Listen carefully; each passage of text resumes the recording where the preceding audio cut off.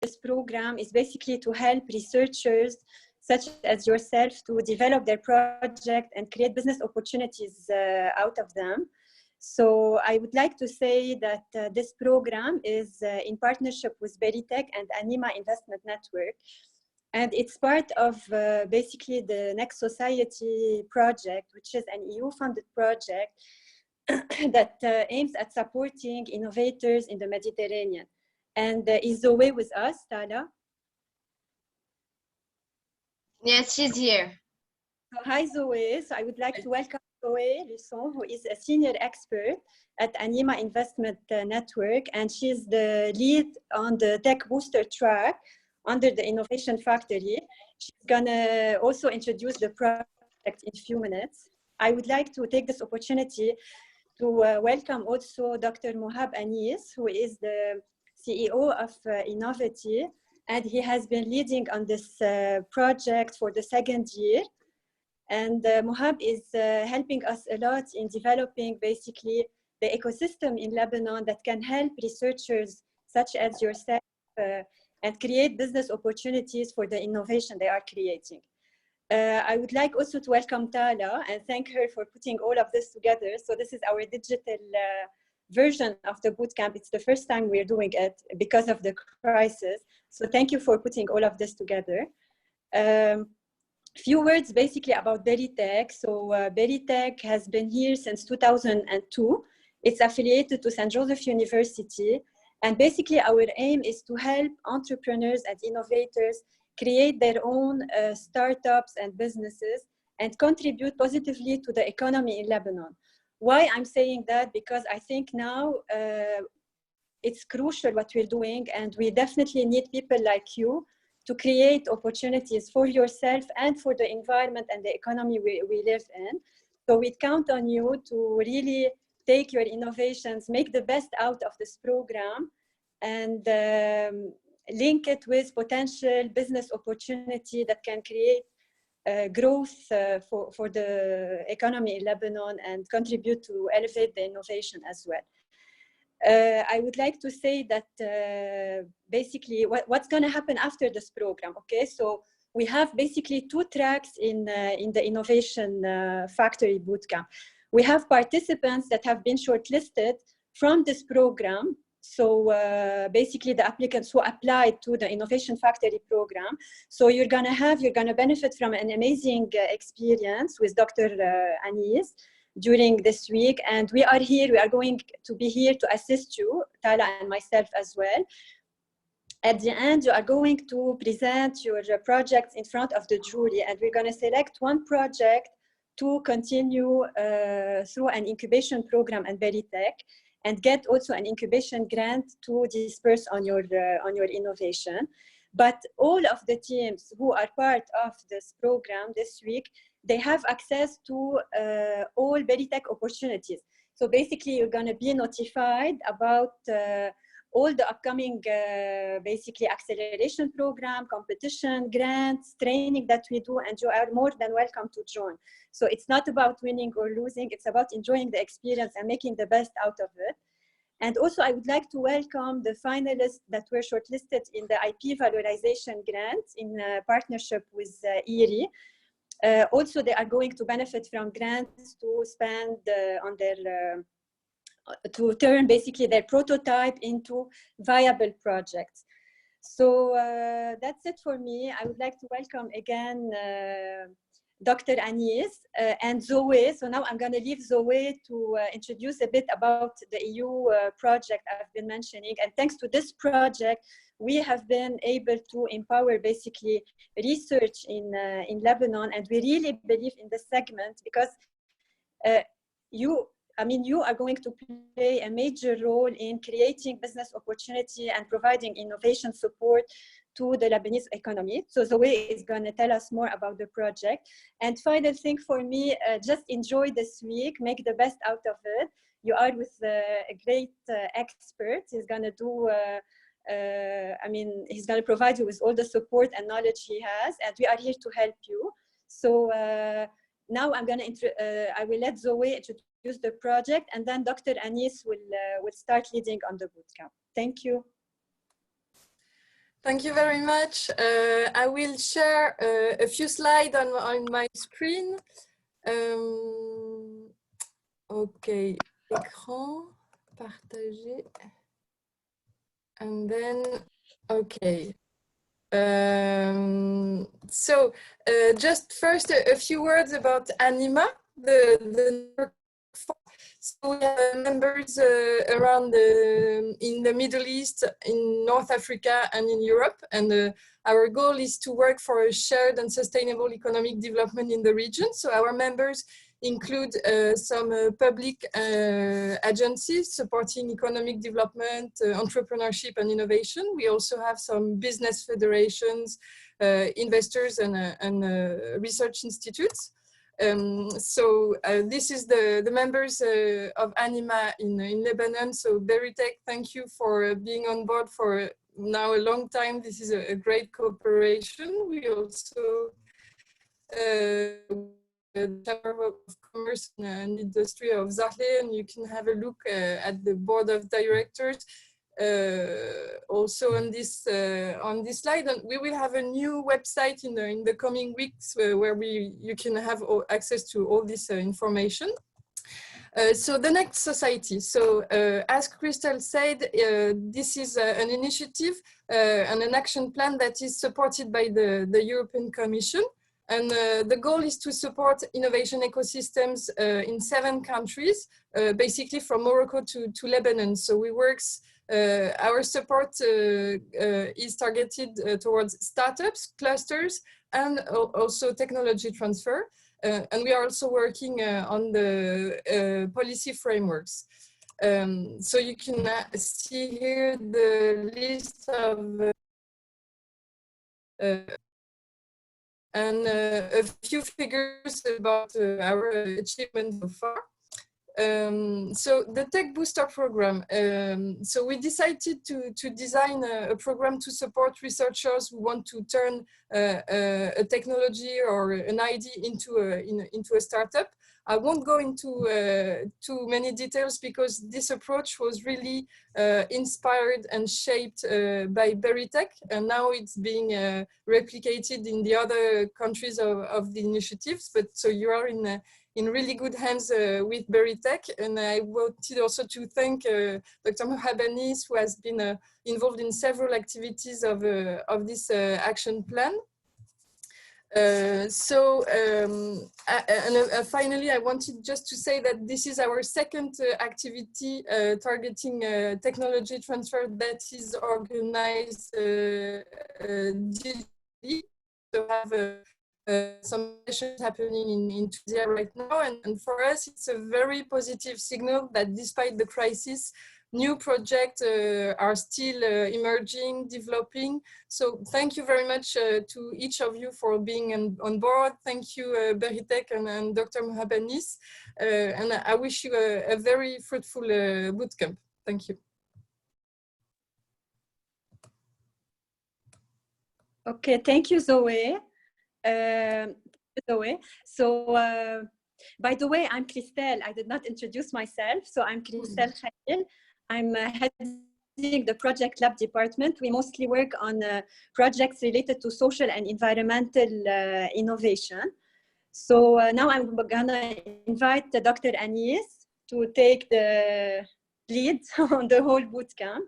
And I wanna thank him again for all his support. Okay, so good morning, everyone. Can everybody hear me well? Yes. Yes? Yes. Fantastic. So first of all, thank you very much, Christelle, for the introduction. Thank you, Tala, for all your efforts organizing this boot camp. And welcome to our friend from Anima. And good morning, everyone. So my name is Mohab Anis. Let me just introduce myself very quickly. I actually wear 2 hats. One hat is that I'm a professor at the American University in Cairo in the School of Sciences and Engineering with a cross appointment with the School of Business. So I teach courses that is the bridge between technology and management, such as innovation strategy, management of technological innovation, economics and management of nanotechnology, and other electronic type of courses. My second hat is that I'm the CEO of Innovity. So Innovity is an innovation management consultancy. In a nutshell, what we do is that we help businesses develop new products, new services, and new business models. And we've done quite a bit of work over the past 12, 13 years in the region to support startups, SMEs, and even larger corporations to grow and to be able to scale. I'm very happy that this is actually my second time to be part of this boot camp. Hopefully it will not be the last time.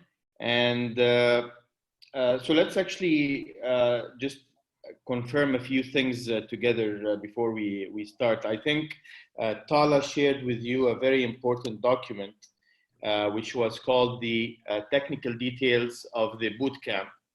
It's basically an Excel file, right? It's an Excel file that has the different guidelines that we are going to be following over the next 4 days.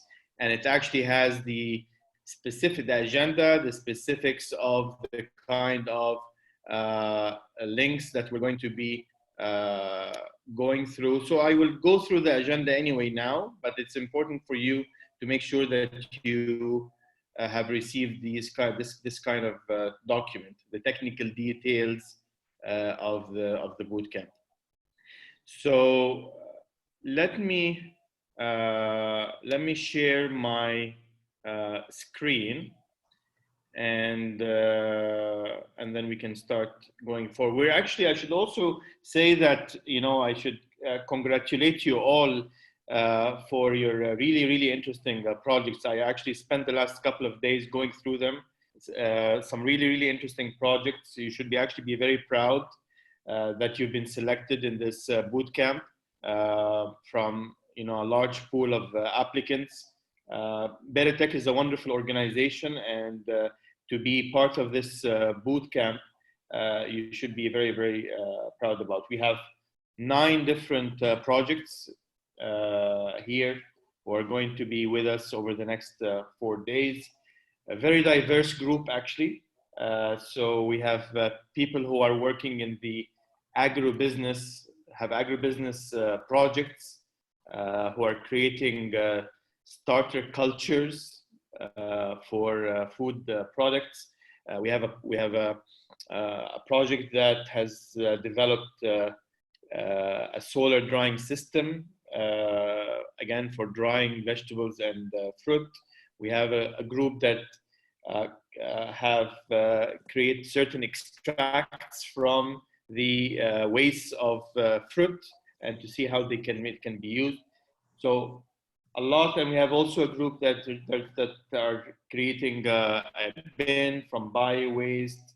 Again, other ones who are using phase change materials, PCM materials, in the construction phase of designing house envelopes. So I'll definitely give you all a chance to when we go through the bootcamp, to introduce yourself and to talk more about your project. But I just want to say that it's a very diverse group of participants. I hope that you can learn from each other. I'm here, just so that you understand, I'm here to provide you with certain knowledge that you can use in order to develop your business plan. But I'm also here to answer any other questions that you might have related to how you can commercialize your technology. So we have, of course, the chat. The chat, I'm sure that you're all familiar with Zoom. So we have the chat part, which is on your right. You can always write down, if you have a question, you can just, you know, type your question here. I will be able to see your question. I will be able to respond to it right away. And I will definitely give you the floor. If anybody wants to talk, just raise your hand, and I'll let you. I'll give you the chance to talk. Okay. All right. Does anybody have any questions before we start? Let me just start with that.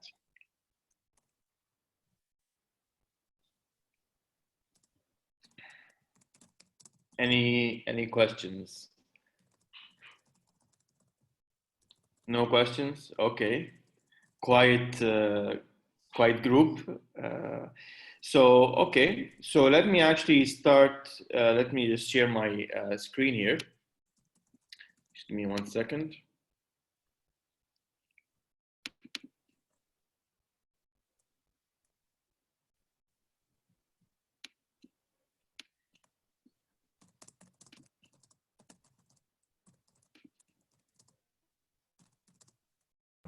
Seems we have some questions on chat group.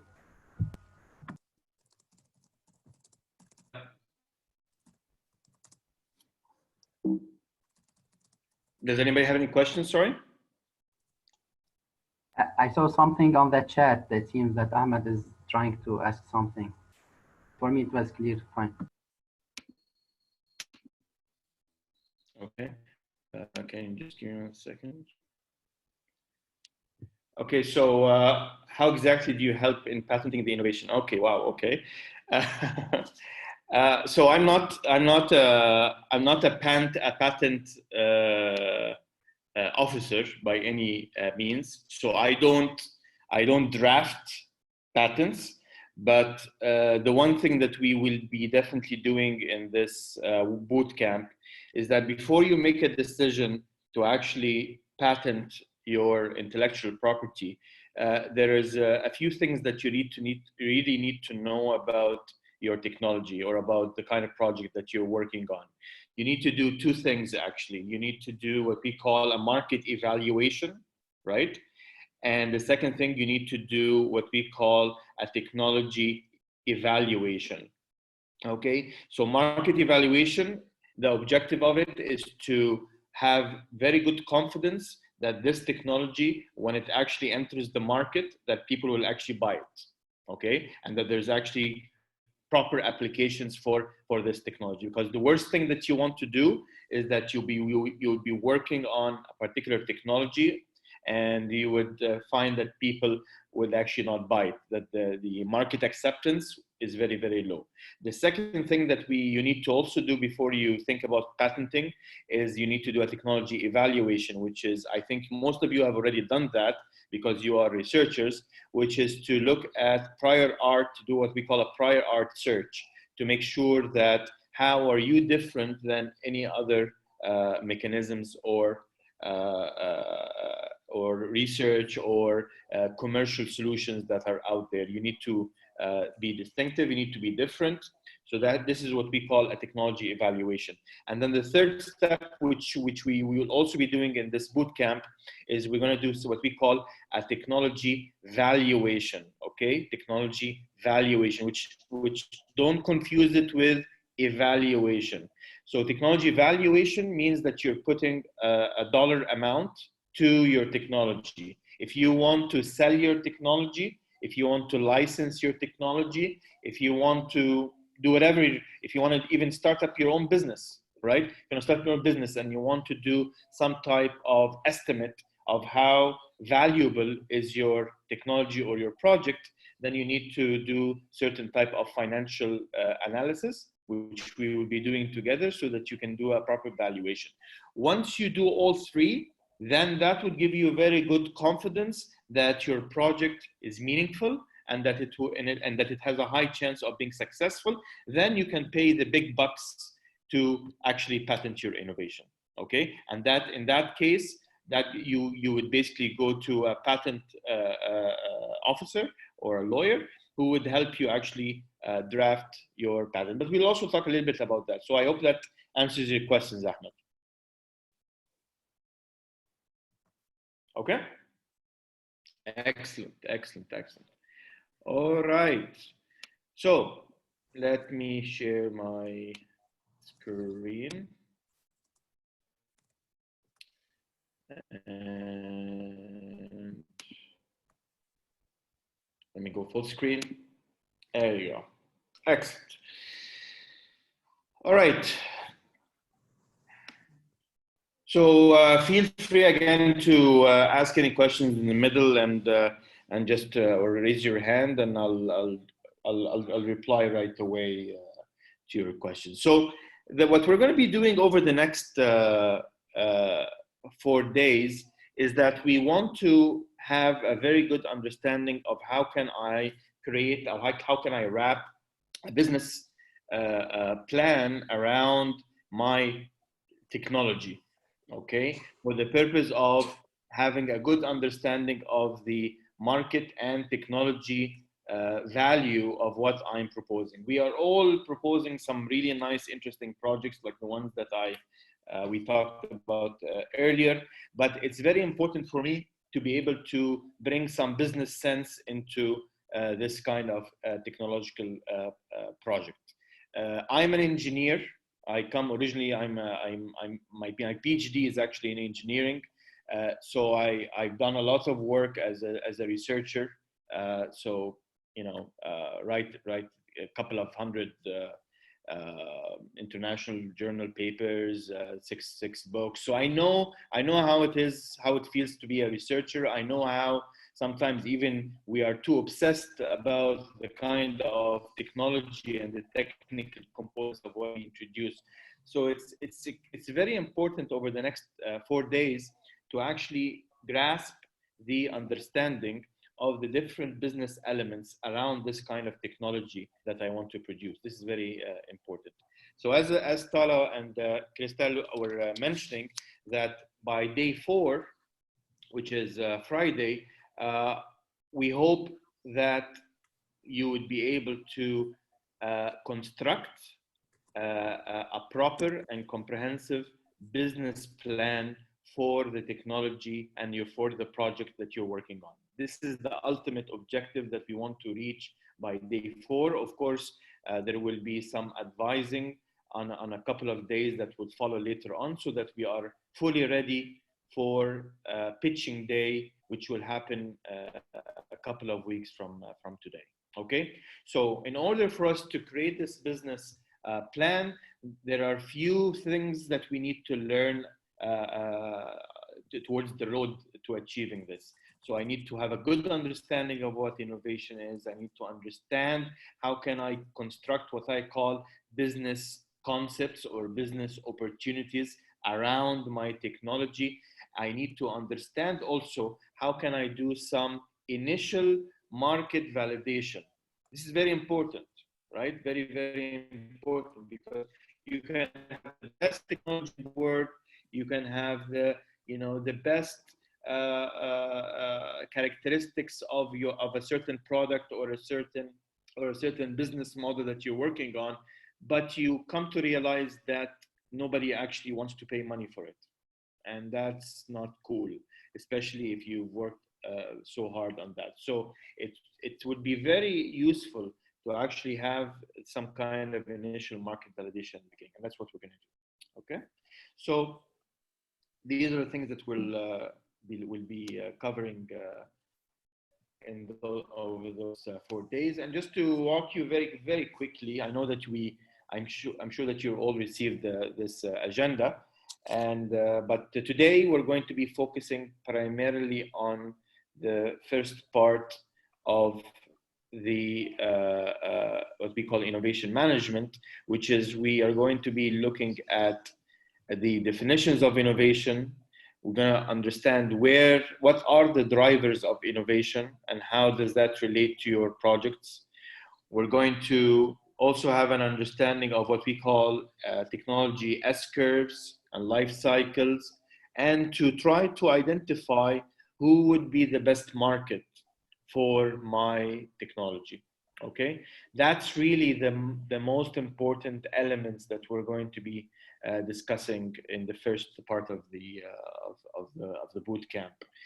That would be followed later on also with a very good understanding of the characteristics of what I'm introducing, which is the offering. And on day 2, we're going to wrap this offering with what we call a business model. right? A business model. I've seen some of you actually write down some examples of their business models. How are you going to make money? Who should you partner with? These are all very important to keep in mind while we're working. And we're going to do also tomorrow a couple of hours around how can I validate my business model and technology using some simple digital tools tomorrow. We're going to learn it together. So here we've done the innovation starting point, which is that has to do with the offering, the understanding the market attractiveness. We're going to do the business model part of the story, and then do a validation to my business model, and then you're going to get some tips about how to do your pitching. Day 3, I will assign some homework for you to be working on, and by tomorrow I will give you more information about that. And finally, on day 4, we're going to be doing the part about the financial projections, which is the valuation of your technology. I want to know that if you decide to start up a company tomorrow, right? How can you do a valuation to the startup? If you decide to bring in, if an investor comes in and says, you know what, this is really, really a cool idea, I would really like to invest in this idea, right? How much is this idea worth? How do you do that type of valuation? So we'll learn about that very well. And then we're going to go through a one-to-one mentoring sessions, probably most of the second half of day 4. Okay? So that's really what we're going to be doing over the next 4 days. Any questions so far?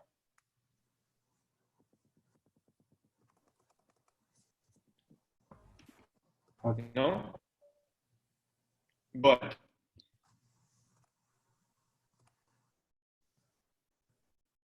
Marwan, any questions, Marwan? Yasmin, Maria? Any questions? Ahmed? No. Yet?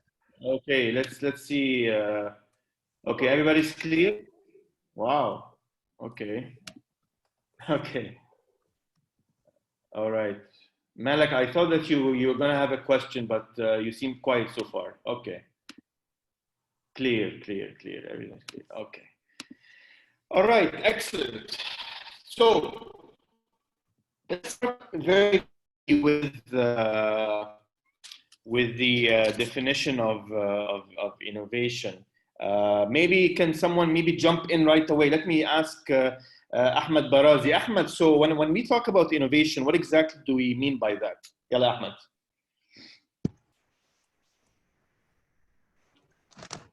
Hi.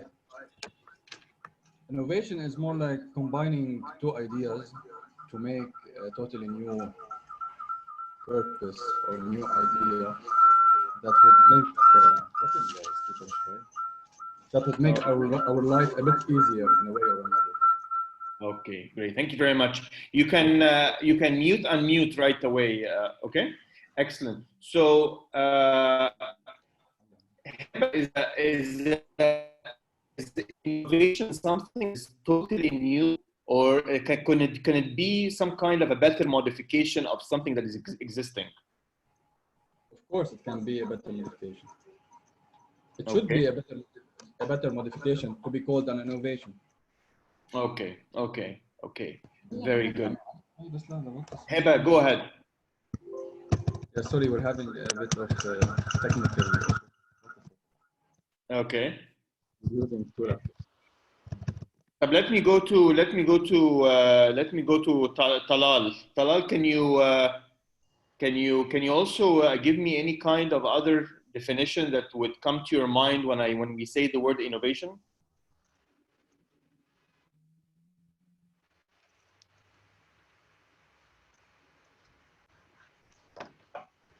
Talal, are you there?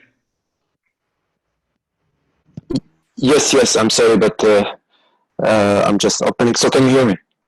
Just was unmuting. Can you? Yes, can you hear me? Good morning. Can you hear me? I hear you very well. Go ahead.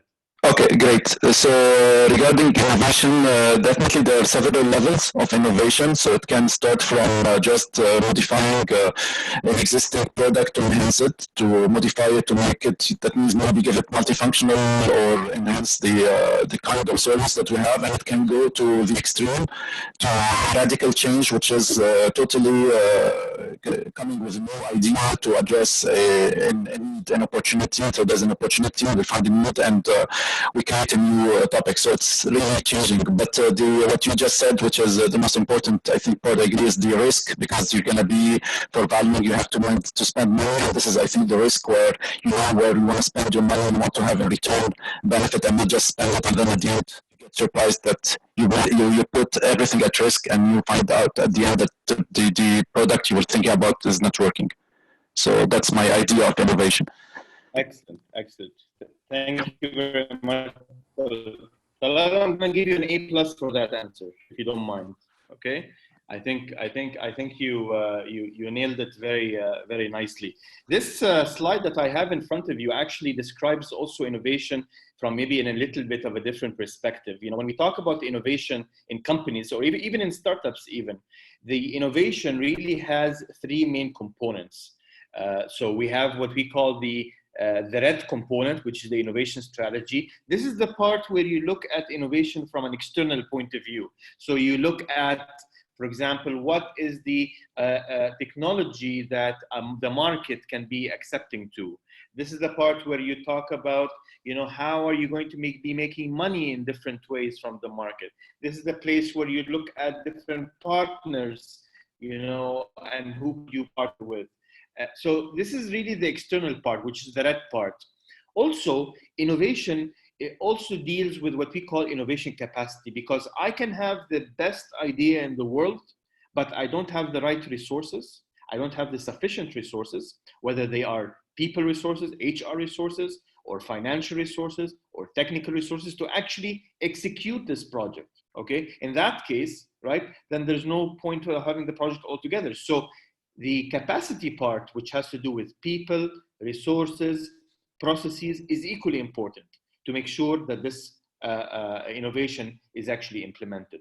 And then finally, there is the green part, which is the what we call the innovation discipline. This has to do with the culture of innovation inside companies. This is something that you have anyway as researchers and as startups, but in bigger organizations, you know, like in very, very big organizations like Amazon, like Google, like Microsoft, the culture of innovation inside is very, very important. And for people to be able to voice their opinions and to communicate easily is very important to be created.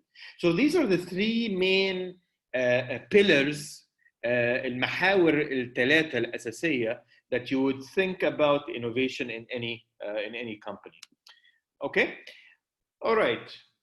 So our objective is to be able to take this wonderful technology that you have developed at your research institution or university, to bring it to light, to bring it to the market, and to hopefully make it accepting to the market in a very, very good way.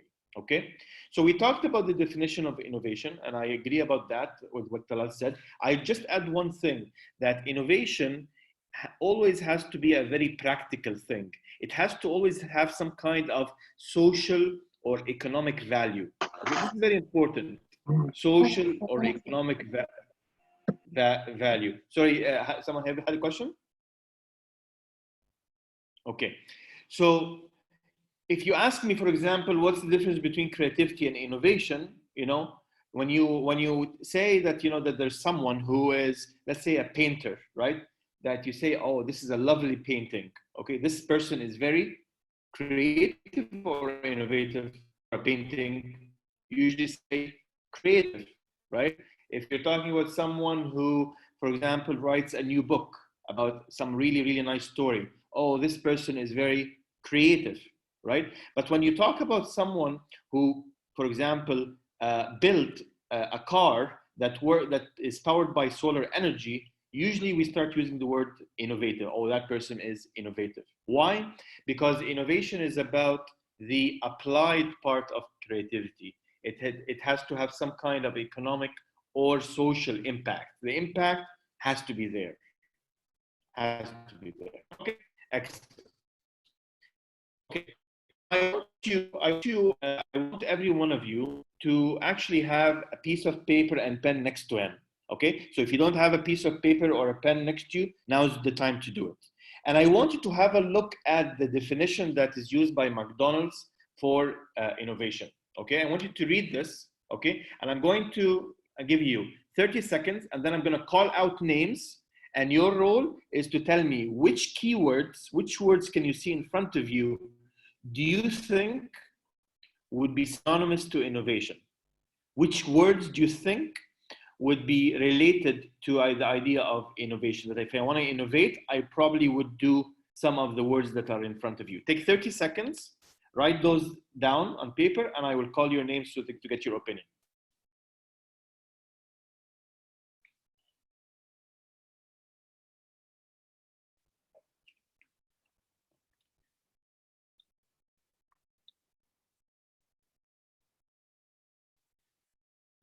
Okay, so when I call your names, please unmute, give your answer, give me like one answer, and then just go back to mute again. All right, excellent. So let's start with Yasmin Jabali. Tell me one keyword that you think would be synonymous to innovation. Quality. Quality. So here when they talk about quality, okay, whether we like McDonald's or not, I personally don't like McDonald's, but that's okay. So the quality here, you are really talking about the product. You are characterizing the product by itself. Okay, so we have quality, which is related to product. Thank you. Shawi, what other words are synonymous to innovation here?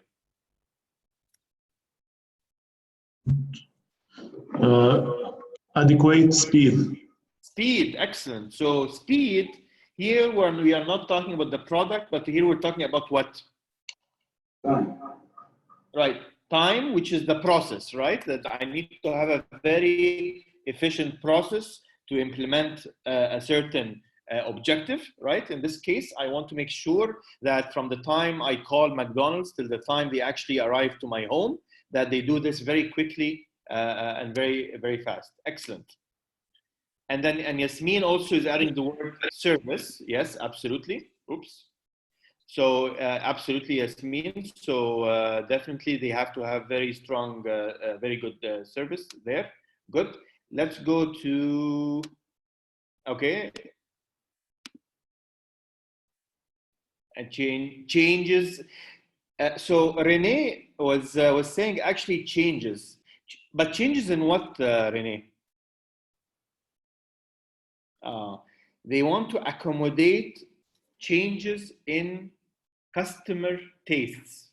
Customer tastes. Here we're talking about exactly. We're talking about things. We're talking about innovating in the product itself, but we are also keeping a very good eye for what for the market, or for the kind of segment that I want to serve, right? So for example, I know that McDonald's has different products in different parts of the world. In Canada, for example, they have the Mac crab. So it's like a crab wrapped in a certain way. I know in Egypt, for example, we used to have the Mac kofta because we like kifta or kifta, I should say it properly in Lebanese, the kifta. So they decided to create a Mac kifta for the Egyptians. In India, for example, they have Mac tandoori, by the way. Or they have the Mac Arabia, exactly, Yasmin. So here we're talking about changes, innovating in the product while keeping a very good eye on the customer. Very good. There's a very important word here that's still missing. Who can write this down for me in the chat part? Thank you, Maria. Excellent, Maria. I also give you an A+. So cost is very important because here we're starting to talk about money. And when we talk about money, we start talking about what we call the business model. Okay, the business model. How can I develop a product that is priced properly and it is also costed properly. So I'll give you an example about this. Sure, I'll give you an example about this. I'll give you an example even that happened here in Egypt. I don't know if it happened in Lebanon or not. They created what they call the menu of 5. The menu of 5. And basically what they did is that they took products from McDonald's, like the ice cream cone, like the small burger, like the fries, right? And they said that every single of those will cost you 5 Egyptian pounds. Okay, so what they did here, they did not change the products. They did not change the products. They took the products that they already had and they just bundled it and they positioned it as the menu of 5. This is what we call a business model, right? It's the way that they positioned and they priced these kind of products. Okay, very good. So here, I want you to understand something very important from this slide, that when we talk about innovation, we can talk about innovation from the perspective of the product.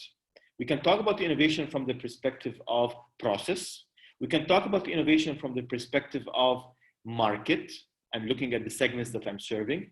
And we can talk about innovation from the perspective of the business model, because where you can come up with the money comes into the picture.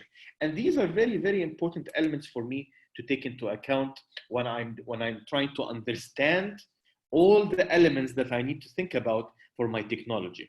Okay, I'm giving you some examples, simple example, and then we're going to go obviously converge to your project in a, okay. So I have another here. So when you are market leader in the area, you are innovative. Yes. Again, the market leader obviously means that you have a good market share of what you are doing, and when you're having a high market share, obviously you're doing something right. Okay, either you have excellent products that everybody is buying, or you have products that have been priced very reasonable, so people are interested by the product, right? Or you have, again, you have an excellent service that is coupled with the product that you're introducing in the market. So people are really, really, really interested to actually buy that product because they know that they will get excellent service. Okay, so all these factors let people actually buy that product, and therefore you become a market leader. So yes, you can be different, you can be innovative in different perspectives. Correct. Sorry, I have a question. So you cannot identify yourself as market leader unless you start selling your product? This is what I understand from yours. So say question again. You cannot qualify yourself as market leader unless you start selling your product? Yeah, I mean the word market leader. You start making revenues? Typically talks about a company that has strong acceptance in the market for its products, has a decent market share, okay? And therefore, yes, you would need to actually start selling your products in the market, having acceptance, because again, who's going to determine whether you are a market leader or not is the customer, are the kind of financials and the revenues that you can be generating. So yes. Okay, Yasmin? Okay, lovely. Right. To put this all in perspective, this is what we call an innovation funnel. An innovation funnel, right? And the innovation funnel basically says that innovation goes through different steps in order to materialize at the end and to have some kind of economic return at the end or financial return at the end. So the first step is to have an idea of what you want to do, and then after that to couple it and to valorize it. I use the word that Christelle was using this morning, to valorize this technology, which means to put elements of business to it so that you can have a higher chance of commercializing these kind of ideas, and then develop a business plan or a business case around this technology, and then finally prototype it and start and hopefully be able to enter the market and get some kind of economic return. This is what we call the innovation pipeline. From what I have been seeing in the projects, where do you think you are? Are you in the ideas phase, or are you in the business concept phase? I know that some of you have prototypes, right? So maybe some of you are maybe in stage 1 and 4, but most of you are typically where do you think?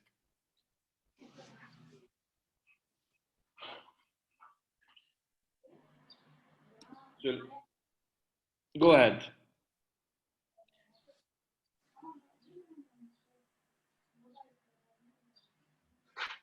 Marwan, let me pick someone. Marwan Brush, if I'm pronouncing it correctly. Marwan, what's your project and where are you exactly right now in the innovation pipeline?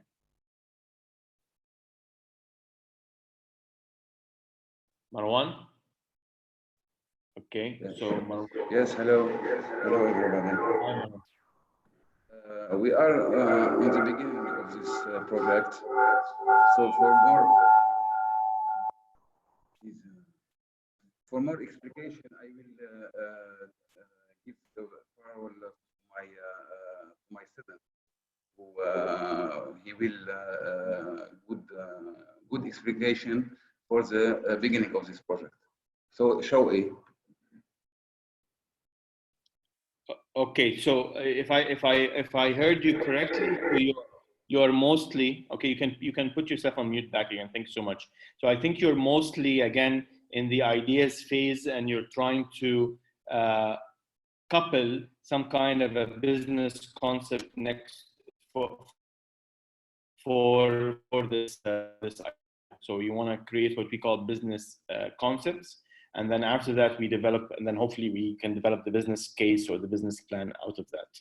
Okay, most of you are here right now. If you can see my cursor, are mostly in the ideas phase. I know that some of you have created prototypes, which is fantastic, right? But you have not really, you didn't really dive into some of the business elements that are very important to construct your business plan, and that you can eventually actually use to pitch to potential investors. Okay, so that's really what we're going to be doing in this course. And so Tala, if you are using 2 devices, okay. So Tala was mentioning that if you're using 2 devices, make sure the second device is muted when you're talking to avoid any echoes, please. Yes, thank you so much, Tala. Okay, now I just to get you a little bit excited about this, because sometimes this is a problem, not a problem. I mean, I'm a researcher like you guys, but sometimes researchers are too confined and very, very, very critical about what they are doing. And oh, I have the best idea in the world. This is going to change the world, right? And sometimes you miss some elements. So let me ask you this question. You all know the company which is called BIC, right? Okay, I think you know so what does BIC do? Okay, so what does BIC do? BIC basically produces pens. That's easy, right? Do they produce anything else? Yes, they do. They produce lighters and they produce razors. Okay, now why would a company, and if you can write, if you would like to text in the chat, why would a company who produces pens decide to actually produce lighters and razors? Why would they do that? What's really common between those 3 elements, or these 3 products, that would make it sense for BIC? Maybe the raw material. Yeah, excellent. The same raw material. Bravo. So they are using the same, more or less the same raw material, which is the plastic. Okay. What else? Okay, so I have here daily use. Excellent. So Ayman says plastics. Salam says daily use. Yasmin says for men. Ooh, that's a strong statement. So women use pens too, by the way, and they also use lighters and so forth. Okay, size. Yes, low cost. Okay, I'm kidding, Yasmin. I'm kidding. Product diversification, yes, but why those in particular? The most stolen items in the world, yes. Thank you, Emilio, very much. Probably this was not something that they considered at the time of producing the product, but you are absolutely correct. They are all using probably the same raw material, which is plastic. That's number one. Number two, they are inexpensive. And number three, they are actually disposable. They can be used once, twice, and then they are thrown. So the idea here is that if I, as a company like BIC, if I think about myself that I'm a company that only produces pens, right? A razor and a lighter would not make a lot of sense if I'm a company that is a pen manufacturer. However, if I take one step back and I say, you know what? I'm a company that produces plastic, inexpensive and disposable products. All of a sudden, the lighter and the razor would actually make a lot of sense in that case. And that's what I would like you actually to do for your project. I want you to try to open up the horizons a little bit and to see the full extent of how can you apply your technologies and for different fields. This is very, very important for you to do. The question is, am I going to do this? Am I going to do this on my own, or do I, or like I'm just gonna, you know, wake up in the morning, take a shower, and then this lovely idea is going to come to my mind? Or is there actually a process? Is there actually steps that I can follow so that I can do that? And of course, the answer is yes, there are always steps for you to follow to do something like this. Okay, and this is the slide that I always like to use. It's the idea is that if you, as a researcher, if you're at night and you're looking in the sky and you see three stars, you can see only one shape from those three stars, which is a triangle, right? So 3 stars, triangle. How about 4 stars? Square or rectangle, right? How about 20 stars? What kind of shape can you see? 20 stars, you can see many shapes, right? Depending on how you connect the different dots and depending on how many dots you have. The more dots you have, the more stars you have, the more opportunities for you to be able to connect in different ways, and therefore to find more and more type of applications for your technology. So our objective by the end of day 4 is to be able to see the full extent of my technology and to see how can I best commercialize this technology in the market. And the only way to do that is to have more stars. I can be able to see more stars as a researcher. And what we're going to understand in a bit, what are these stars? What is the meaning of stars for me as a researcher? And where do I come up with these stars? And most importantly, how do I connect these stars? Because I want, if I have a technology, if I'm creating some kind of nanomaterial that is hydrophobic, that it repels humidity and repels water in a certain way, I want to take this nano coating, which is hydrophobic, and to see how I can use it in many different applications. So I want to be able to see many stars as a researcher to make that decision. Okay? Let me just very quickly, I don't want to dwell too much on this because I want to go straight, but this exercise actually is very important. And I want you to start writing down in the chat button your thoughts about this. I want you to look at those 4-5 different companies, okay? Maybe one of them you're not clear about, but if you take a company like Toys R Us, a company like Kodak, a company like Nokia, a company like Al-Ahram. Al-Ahram, by the way, is one of the, or used to be one of the huge newspaper publishing houses in Egypt, okay? And they had a huge monopoly at one point in time, okay? What's common between those 4 or 5 companies, okay? Are they doing well? Are they not doing too well? What can you tell me? Okay, Talal, they were leaders at some point, but they did not adapt. Okay, so when you say the word adapt, Talal, very good. So Heba is using also the word adapt. So when you say adapt, then something has changed. Something has definitely changed. Let's talk about al-ahram. Okay, so you in Lebanon, you have al-nahar. So if I ask people to raise their hand, how many people actually buy a hard copy of Garidat al-Nahar in Lebanon? Probably everyone will not raise their hand. Absolutely. So the reason why they are suffering or they're having issues is that they did not capitalize. And I want you to start writing this down on your paper. Number one, what we call the technology trend. Okay, so they did not capitalize on the technology trend, which in this case is digital. Absolutely, that everything now is online, and this is where you actually get all your knowledge. But let me ask you a question, and let me ask the question to Talal, since he's the one who raised the digital, and I want you to write down your answer, Talal, and everybody else, of course. Why would a company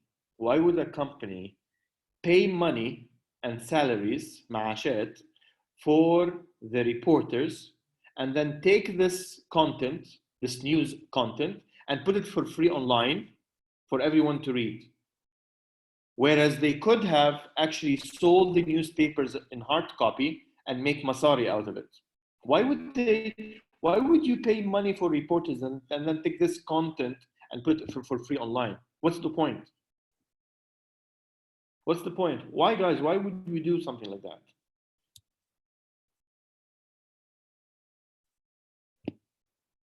Exactly. Lovely. Very happy.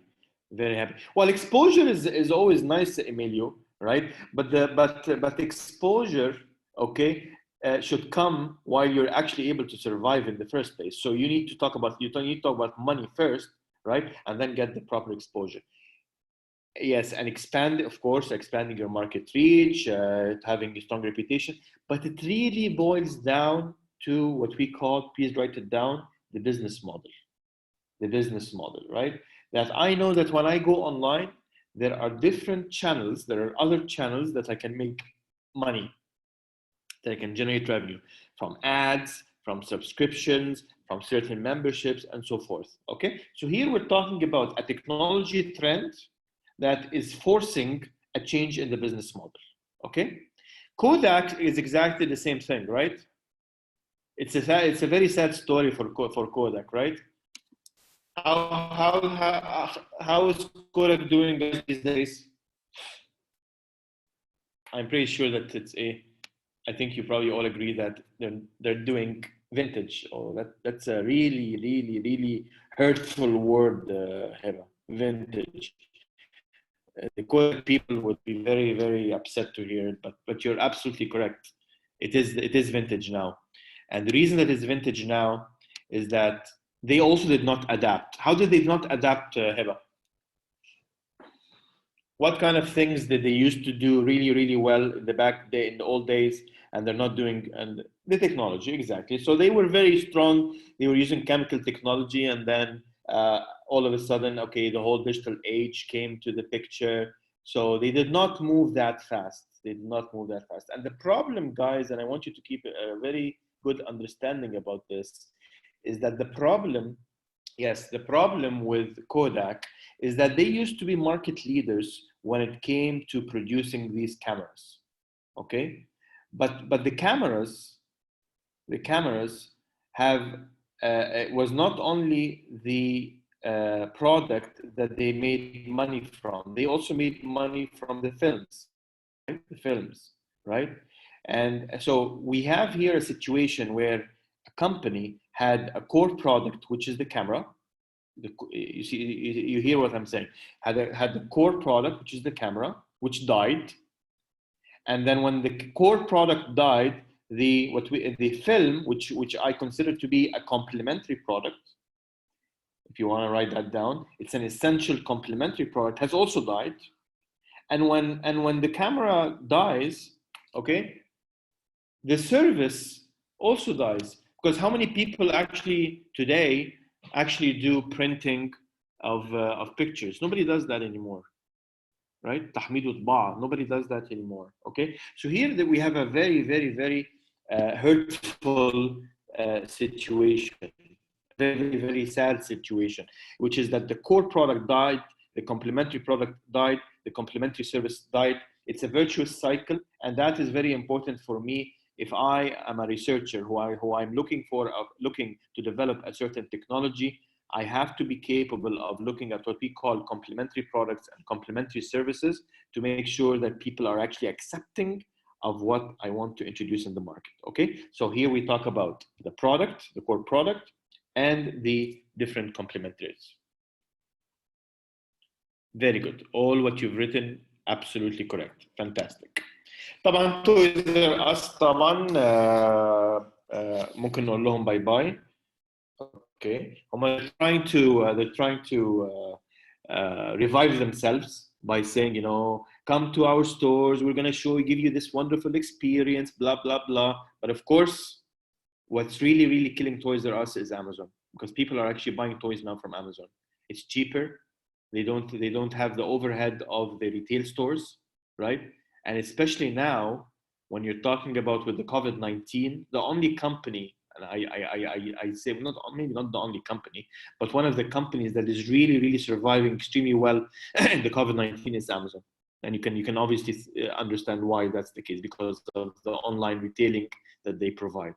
Okay, so Toys R Us is struggling again for the fact of that the technology trend of going online and capitalizing on e-commerce. They have been very, very slow to do something like that. And of course, we have the Blockbuster situation where we know very well that Blockbuster is a place where you can rent movies.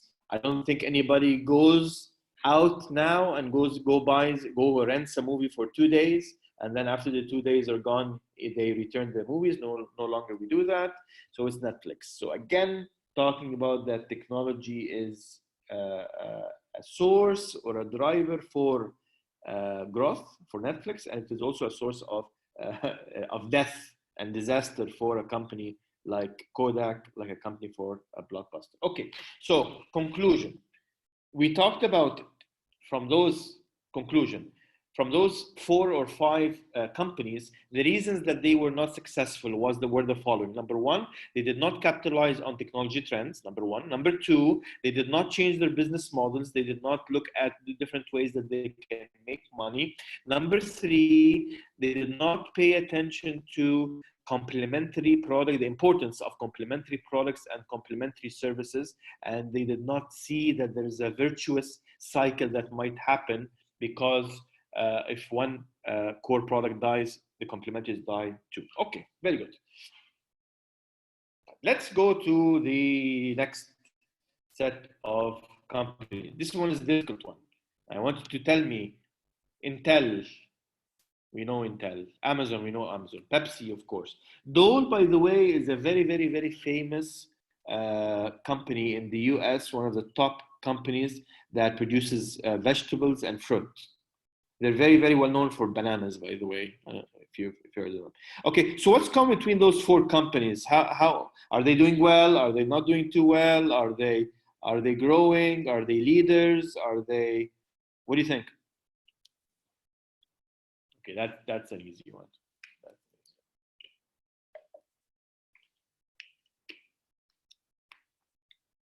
Okay, so they're leaders. So they must be doing something. They must be doing something well, and they're probably doing it in a consistent way too. For Ahmed Barazi to use the word sustainable, they must be doing something well, and they must be consistently doing. And the word consistently doing means that they are not going to put themselves in a situation like what happened with Kodak, that some technology comes around and they're incapable of adapting to it. No, these companies are leaders. These companies are going to adapt to change. These companies are going to adapt to technology. These companies are going to do something different when there is a pandemic like the one that we have right now in COVID-19, right? Each one of them is going to adapt because they want to sustain their business, they want to grow their business, and they want to continue serving their clients. Okay, let's take them one by one. Okay, so Pepsi, I think we all agree that it's a wonderful company. Yes, very diversified products. You know, they start off with beverages. They create different tastes. So they have, you know, with Pepsi, they have 7-Up, they have Mountain Dew, they have Aquafina, water. They started going into snacks division like Lay's. So Lay's is owned by Pepsi, like Doritos, like Tortillos, like Cheetos. Okay, so they have basically the snacks division, and they have, or business unit, and or business line, and then they have also the beverages business line. So you have 2 business lines, and they've been innovating like crazy in the different products, as I mentioned to you, right? By the way, does Pepsi innovate in the packaging? Do they innovate in the packaging, guys? Or can I innovate in the packaging? Yeah. Yeah. So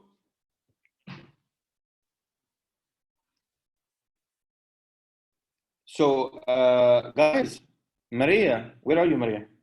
Where is Ziad? I can only see Emilio, Yasmin, Heba, and Marwan answering.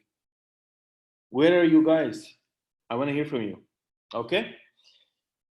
So absolutely. So the answer is absolutely. You can definitely innovate in the packaging, right? And there's this, you know, there's this classical story is that, you know, when Pepsi introduced the Diet Pepsi in the market, it was a huge hit, right? It went very, very well at the beginning, right? And then Pepsi realized something very interesting is that men were perceiving the Diet Pepsi as a feminine drink, right? And what added insult to injury, as we say, is that the color packaging, the original color of the packaging of Diet Pepsi was actually light blue, very, very light blue or baby blue. And that was, again, was kind of synonymous to maybe women or to having a feminine taste.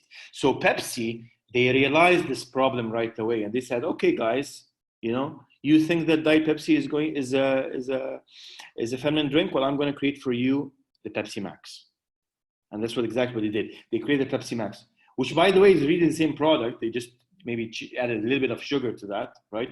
But they called it the Pepsi Max. And if you look at the color of the packaging of the Pepsi Max, it's black. Why? Again, they're trying to accommodate changing needs of consumers. Remember McDonald's, the changing needs of consumers. So here you can, I want you to write down, here you can do also innovation for the packaging. Here I want you to write down also segments, the word segments, market segments. Here clearly, I am introducing the Pepsi Max because I want to target men.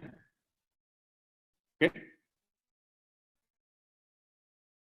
Good, very good. Okay, now let's go straight to Dole. So Dole, can a company who is producing vegetables and fruit, can it be innovative?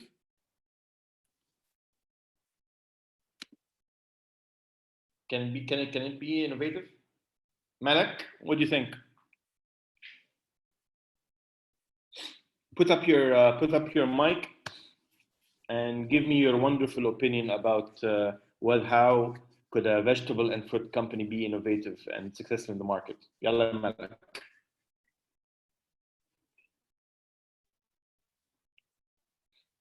No? Malak is not there? Okay. So yes, you can introduce organic products following the healthy trend, new forms of fruit. Yes, I think Malak, are you back? Okay, so new forms of fruits, you can create chips. So a lot of different products. And you can also innovate in the packaging itself. I mean, the one, if you can see the picture on the right, you see this red button? Sorry, not button, but it's a red circle. Can someone tell me what is this red circle? Can you write down in the chat button, what do you think this red circle is?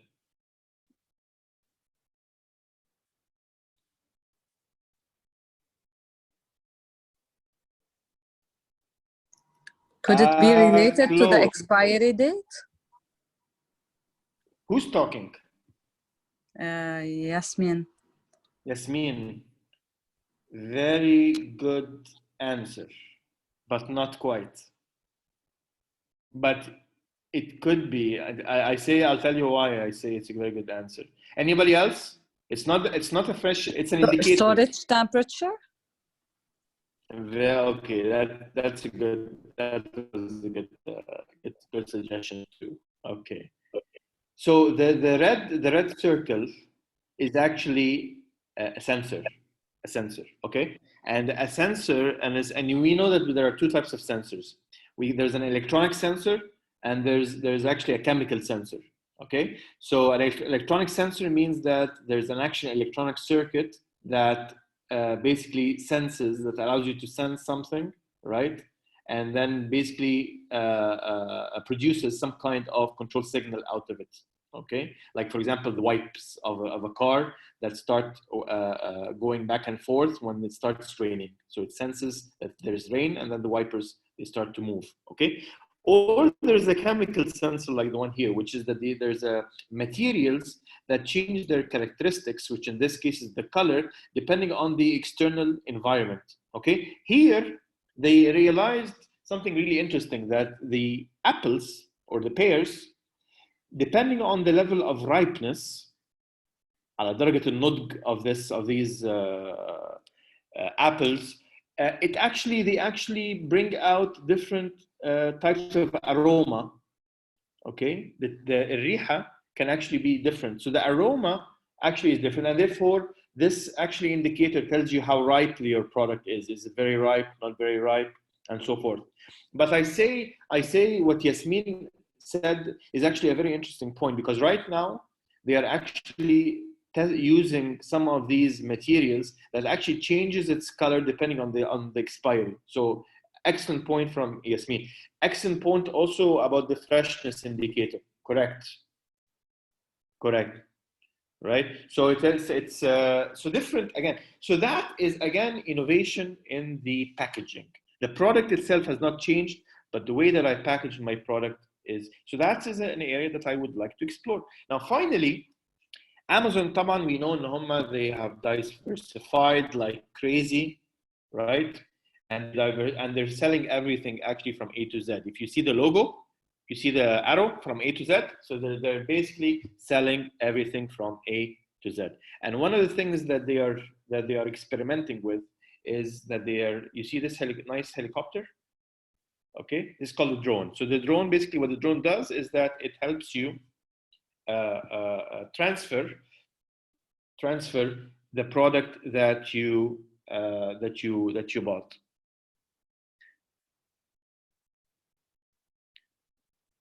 So Malak says, I thought you were talking about the red the logo of the, okay, all right, Malak. Okay. Tab Malak, I'm gonna give you your second chance. Next slide. So be prepared, please, Malak. Okay. Now here, what this drone does is that Malak goes online and goes to Amazon.com and tries to buy a certain product. Let's say a book or a couple of books. Okay, so she goes to Amazon.com. She picks her book. She puts down the order. She places the order, and then this order goes to the warehouse of Amazon, right? So what they do in the warehouse of Amazon is that they get the two books, they put it inside this orange box. You see this orange box? Orange box here? They put this orange box, and then they hook it to the drone. So the drone is like a small helicopter. The helicopter actually flies in the air, right? From the warehouse, and then it goes all the way to Malak's house. And then Malak gets a notification on her mobile. It says, Alf Mabruk, Malak, your parcel has just arrived. Malak acknowledges, and she steps down her stairs, and she takes her books, places back the box to the drone, and then the drone flies back to the warehouse. Okay.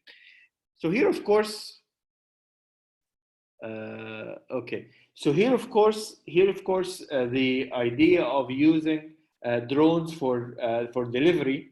Of course, this is probably going to be extremely difficult in Lebanon and Egypt for reasons that we all know.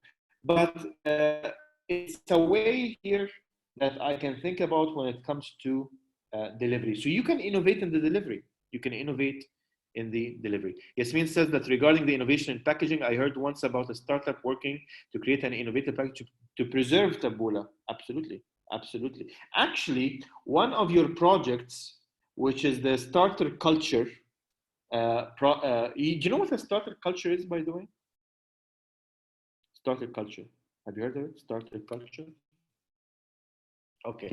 So a starter culture is basically these kind of bacteria or that come from microbes, certain microbes, right? That they actually use it to act as a catalyst for the fermentation process of so many things like for cheese, you know, exactly. Like for cheese, you know the blue cheese. What gives this blue cheese its color and its taste is the bacteria that's in it, right? So there's good bacteria. I'm sorry if you're a cheese lover, but what you're eating is actually full of bacteria. No, I'm just kidding. But the point is that the starter cultures is very exactly lactic acid bacteria. Thank you, Malik. So why I was saying that? Because starter cultures can actually be used to preserve products like cheese. They can actually prolong the shelf lifetime of some of these products. Very good. Excellent. So what's the conclusion so far? I just want us to be concise. What is the conclusion so far? We talked about companies that are doing very well. We talked about companies that were doing not very well. And the reasons were that we said that technology trends are very important to understand and to capitalize on. That's number one. Number two, I need to have a very good understanding of my business model. That's number two. Number three, I have a very good understanding of complementary products and services. Number four, packaging is a way that I can definitely innovate in the way that I introduce my product in the market. Number five, I need to be very, very good by looking at the market needs and who am I going to be serving as a segment in the market. And number six, I can actually innovate in the way that I deliver my product in the market. Okay, very good. Now, the last group of companies that I want you to look at is Chipsy, which is Lay's, Apple, and Renault, the car manufacturer. Okay. Now, these companies, they're doing well. These companies historically have one thing in common, is that at one point in time they were doing very well, and then they had a small drop, and then they were able to emerge very, very well. How did they emerge? Let's see together. Of course, the Apple, you know all the different types of products that they have. So they have been very innovative when it comes to products. Okay, so I want to just add the word products here. Products, okay? Now, one of the things that they did very well in Apple, that yes, they had these fantastic products, but they also had what we call excellent complementary products. Excellent complementary products. These complementary products enable you as a user to use the core product, which in this case was, for example, the iTunes. I think you've all heard about the iTunes. So the iTunes is basically a platform, right? Like the Apple Store, where you can actually buy content, you can download content, right? And there's this lovely user interface with your product, so you can easily use it. So the iTunes or the Apple Store, right, is one of the main reasons why people actually buy the products of Apple. So here we're talking about the core product again, and the complementary product, and the importance of the complementary product. Okay. Now, another thing that I also want you to write down, which is another element that you would take into account, is the word partnership. The word partnerships. El-Shirakat. Okay. So here, Apple actually is really, really good at this. So they actually partnered with Disney to create content for kids and for children, right? That they put on the iTunes for kids to download. They also partnered with Nike, right? Where I don't know if you've if you know the story, but basically they had a sensor that was put in the shoe sole from the bottom, and then this sensor was to 3G to an electronic device, which could be your iPod or your iPhone. And then basically the idea that as you run, the sensor basically records the distance that you've ran. It also records things like how many calories you've burned and so forth. So here, this is a clear partnership between two entities, Apple and Nike, who by the way, and this is very, very important, we're going to talk about it later on, who by the way are actually coming from two different sectors, completely different sectors. Apple is a consumer electronics company, and Nike is sportswear company, right? So they decided to partner together so that they can introduce something successful in the market. Okay, something successful in the market. And the reason that this partnership worked is that the target segment for both Apple and Nike is the same. Who is that segment? Well, probably both of them will be targeting youth or people who are athletes. Okay, so the partnership actually made a lot of sense. Okay. Now, Malak, I promised you that I'm going to give you your second chance. Are you ready, Malak? Right, Malak, congratulations. I'm going to give you this new car.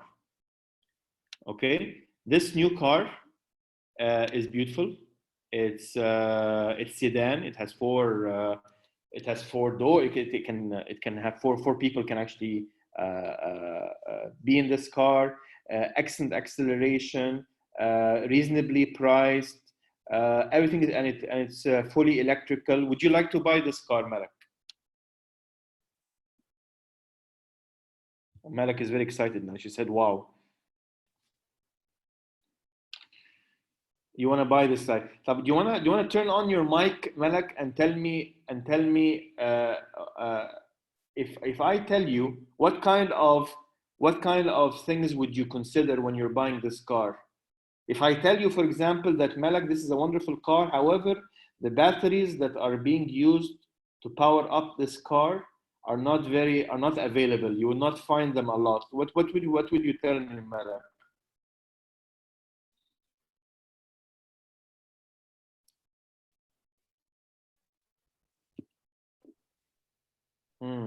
Malak.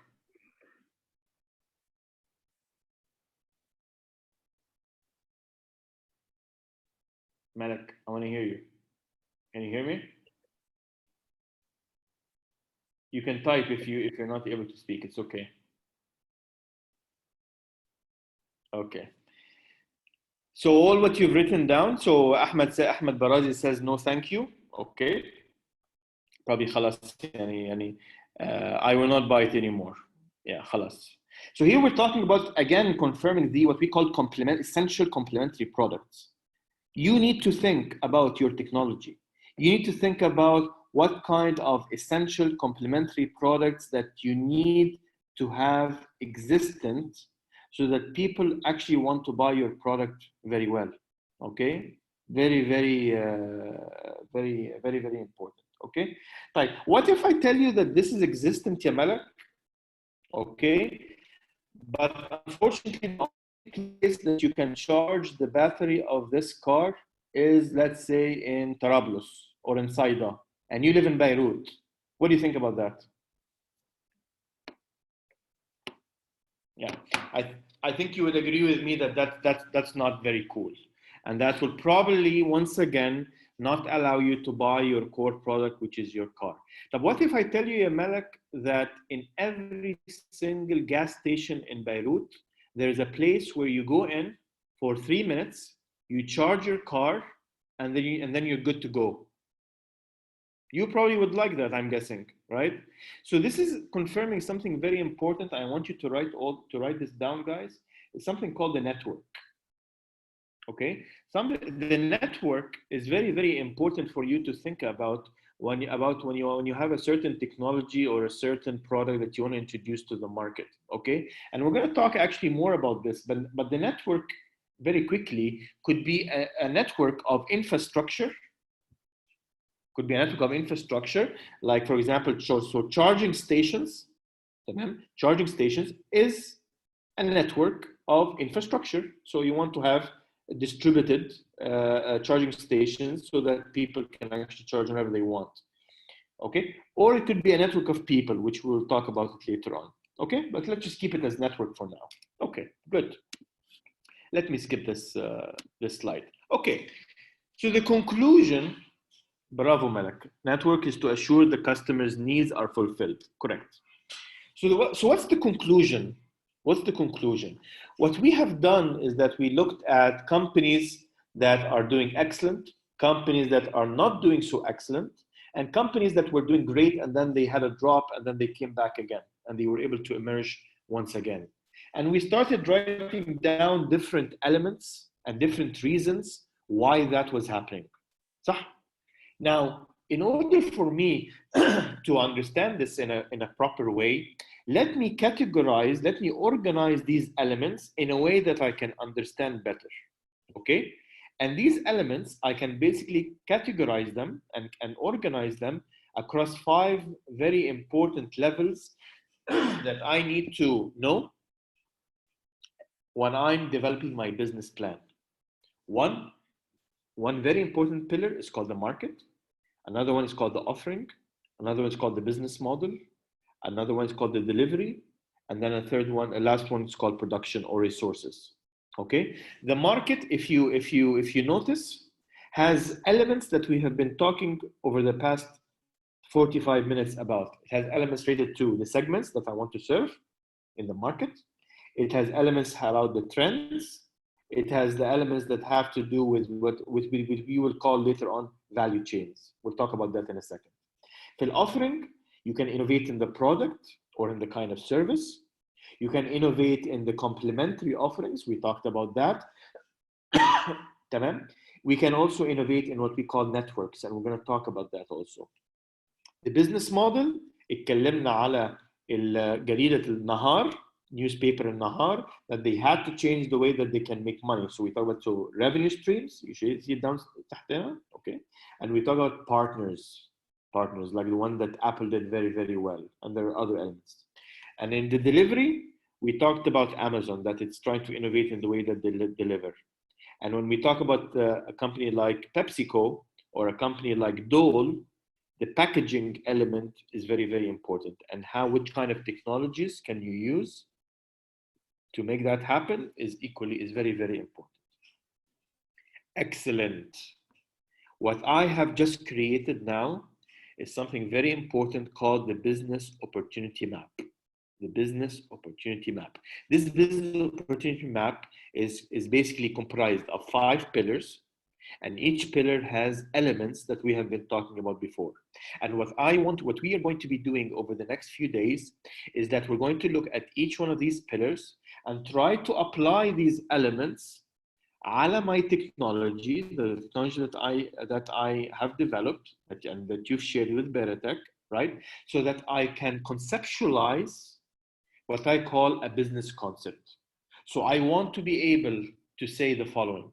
I want to say that I have a wonderful technology that is described in a certain form. It is serving the following segments. It is capitalizing on these kind of trends. It is serving these kind of industrial value chains. I would like to introduce the following complementary product to it so that it is successful. I need to keep in mind the kind of networks to make this successful, and we'll talk about that. This is how I'm going to be making money from my business model. I need to partner with these entities so that I am successful. So this is the partnership part. And I believe that I should be delivering this kind of technology or product through the following delivery channels. And in order for me to be successful, these are the kind of resources or production elements that I need to take into consideration so that I know what is my cost and to project my financials. Okay? I hope that, did you hear what I just said now? This is a description, it's a storyboard for your business concept. And this is what you are going to be pitching, first of all, documenting, obviously, in a presentation, pitch presentation, which I will share with you, right? But more importantly, that's the one that you're going to be pitching to investors next week. Is this clear to everyone? Is this business opportunity map clear, and you understand where are we going to be proceeding from here?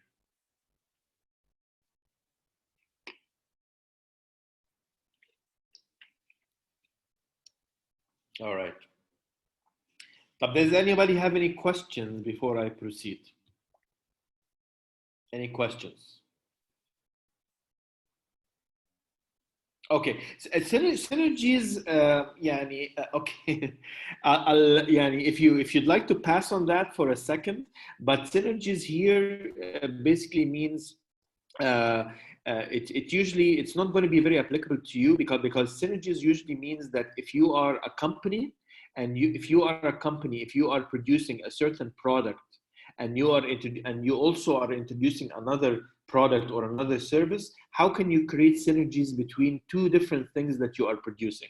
Okay, so for example, if you are a company that produces, let's say, computers, and at the same time, as a company, you own a fleet of trucks, okay? How can I create synergies between both of them? Well, I can use, for example, the trucks to distribute and to deliver, for example, my computer systems. Or if I'm a company that has some kind of a software for payment services, I can use the software for payment services for the computers that I manufacture. So here it really relates to maybe bigger companies that have multiple products and multiple services that I try to see the synergies between them. In your case, we don't have that because you are a startup. Is this clear?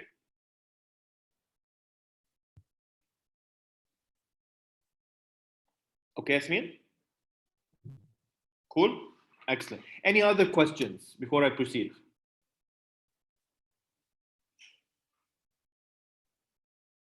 Okay, excellent. Okay, so let's keep going.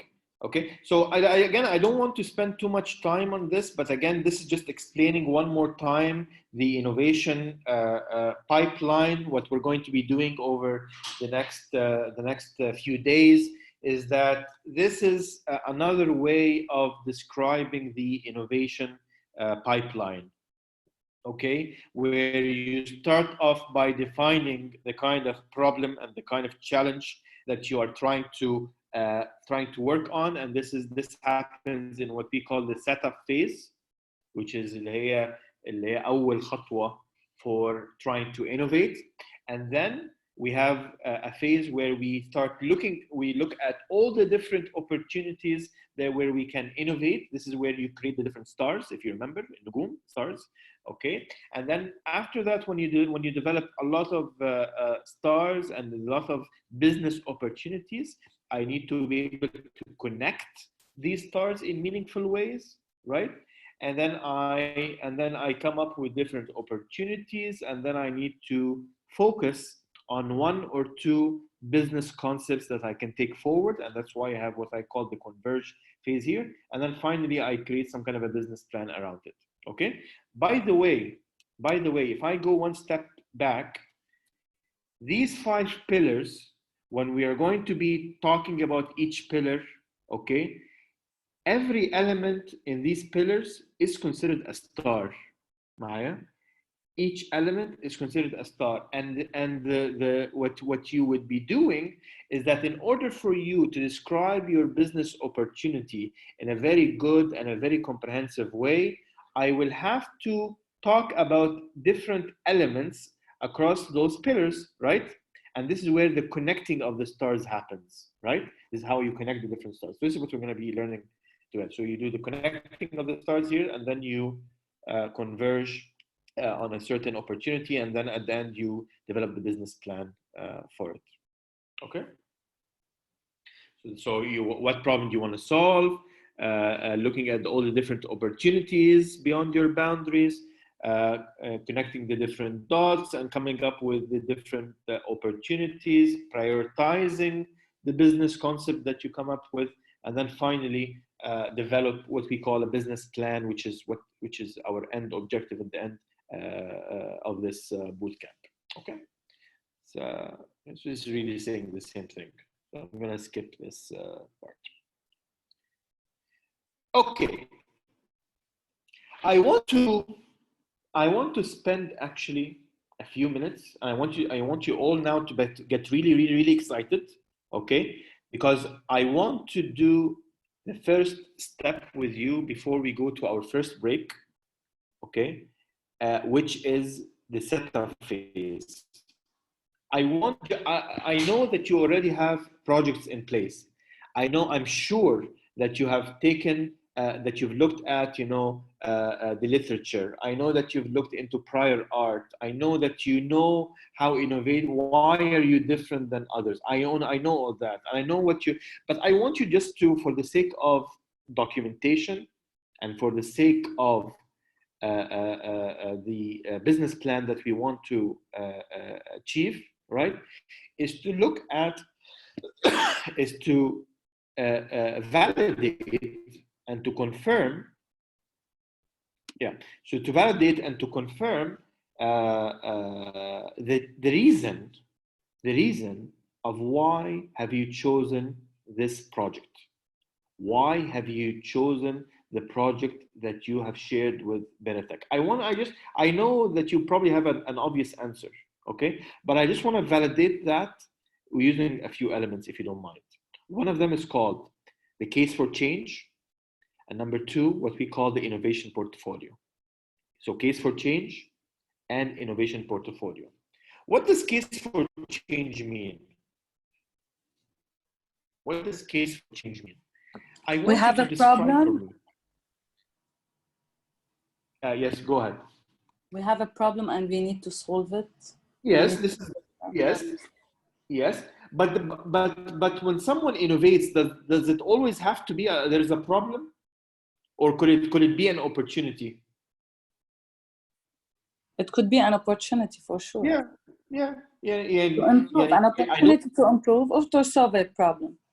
Correct, exactly. So it doesn't. I don't have to innovate because something bad happened, right? Always, but maybe there's an opportunity, for example, that I'm starting to see, for example, that people are preferring healthy food these days. So I see that as an opportunity, and I start to introduce certain products certain products or services to those people. Okay, so I need to look at where is the fire happening, which is the problem, or the opportunity. Okay. So again, we're going to look at the case for change, and we're going to look at what we call the innovation portfolio. Okay, I think someone had a question. Okay. Now, when you look at the case let's start with the case of change, okay? I'm 100% sure that in order for you to come up with the idea of your research project, something went into your mind. And typically the things that come to your mind, okay, they can be one of 4 factors, or maybe there is a 5th or 6th factor. One of the reason that someone comes up with a new innovation or a new technology or a new one of something happened. Either there's an ambitious CEO, which in this case would be you, right? You're the one who's the researcher. You're the one who's coming up with this idea. So you're very, very ambitious about what you do.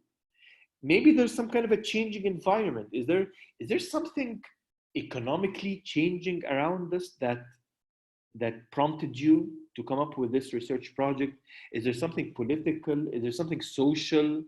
Is there something? What exactly is the changing environment around that actually would prompt you to come up with this idea? How about competition, right? Do you see that there's an opportunity in the market? Do you see that the existing commercial products in the market right today, that there's a clear gap that you think you should be filling in. This is what competition means. And the next one is demanding customers. Do you know that the people who are probably going to be using your product or your technology or consuming your product or technology, do they have special needs now? Do they want something that is organic? Do they want something that is natural? Is there some kind of, is there a certain need that I must fulfill? Okay, so what I want you to do, okay, so that's the first part of the, this is the first part of the case for change. So as an example, just to give you two examples. So the man on the left is Rajan Tata, and the one on the right is Carlos Ghosn. And Carlos Ghosn, I don't know if you know the story of Carlos Ghosn or not. Anyway, we can, in our break, maybe I can, you probably read the news. Yeah, he's Lebanese, by the way, originally Lebanese, and he was one of the very, very successful businessmen, and who was the CEO of Mitsubishi and Nissan, and then he had some problems that we can, anyway. So those two, which is Rajan and Carlos Ghosn, they were able to apply this concept of case for change. Why? Rajan, right? He is the CEO of Tata Motors. So, for example, he saw the changing environment right away. He said that, you know what?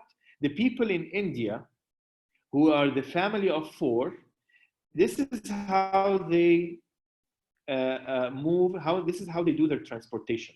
And it was very clear that this is unacceptable. This is unsafe.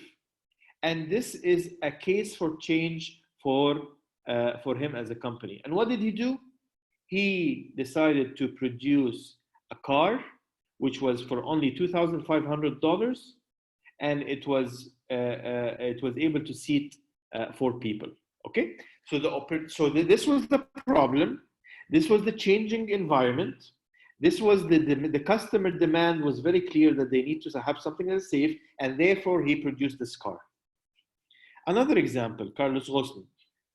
The changing environment for cars was that everything is going to renewable energy. Okay, that zero emission, effectively, like zero emission cars. Okay, so he said, okay, so the changing environment is that I have the electric cars taking place, and people are more interested in that renewable energy. There are certain subsidies coming from the government, مثلا, okay, like tax breaks معينة or custom breaks معينة. So he decided to actually introduce the first zero emission car back in 2011. So again, this was his case for change, that he saw that there is demand for electric vehicles. He saw that the changing environment, people are going more green, and therefore he decided to introduce this product. So what I want you to do, so it could be different things, right? It could be changes بتحصل حوالينا because of market forces. It could be because of economical changes بتحصل حوالينا. وطبعا لبنان, يعني, you know very well that there's a lot of challenges that are in Lebanon these days, right? Which could also be, which, by the way, and I tell you this with a very strong tone. Maybe you don't believe me, but this is very, very true, because what Lebanon is going through now is really deja vu Egypt 9 years ago. Okay, the time where there is a downturn in the economy, or there are certain challenges in the economy, is a huge opportunity for innovation. Huge opportunity for innovation. All right, so this is the time. This is the time for you to actually take this forward. So it could be changing in economic conditions. It could be changing in demographic patterns. So, for example, you find, for example, that the income level of people is going down in a certain way. The question. Yeah, so in Lebanon, so Yasmin is saying that in Lebanon we have problems in a way that we can create every day a solution and innovation.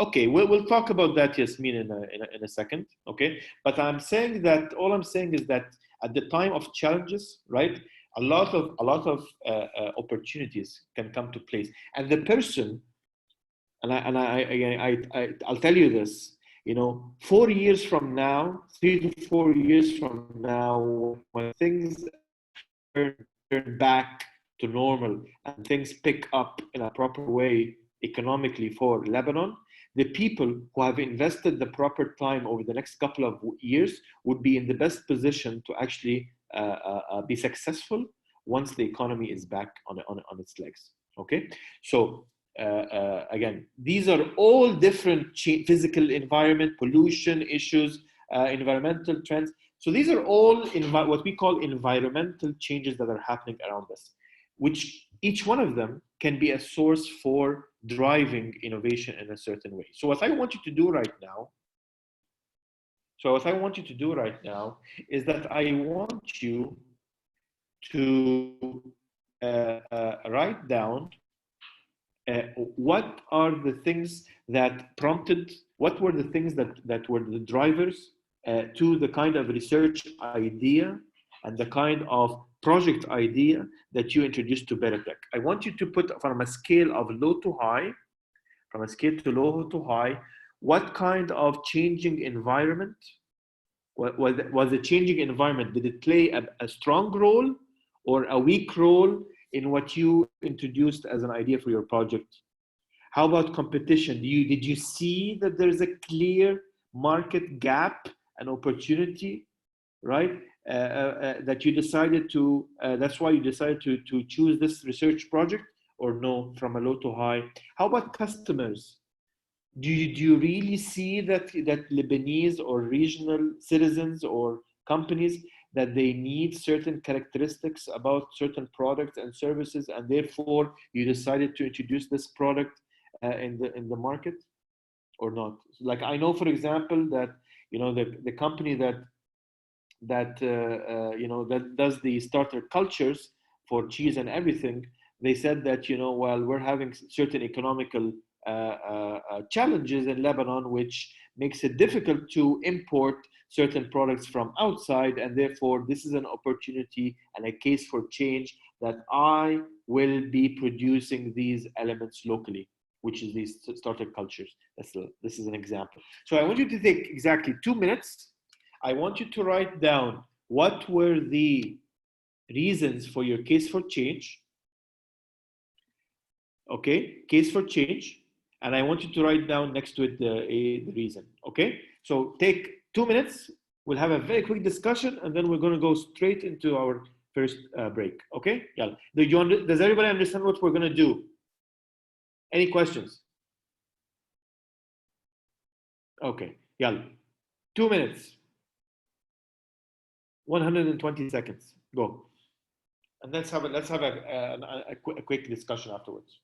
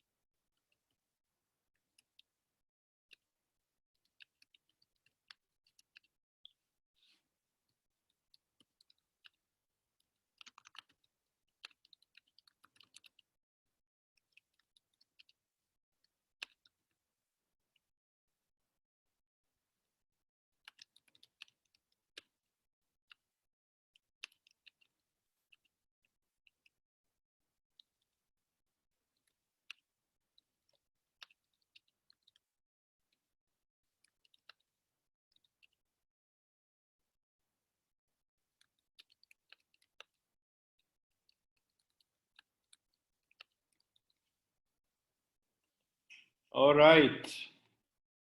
I'm very, very interested. So I want you to tell me now,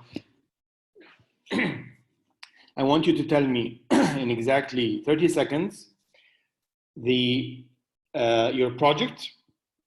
Okay.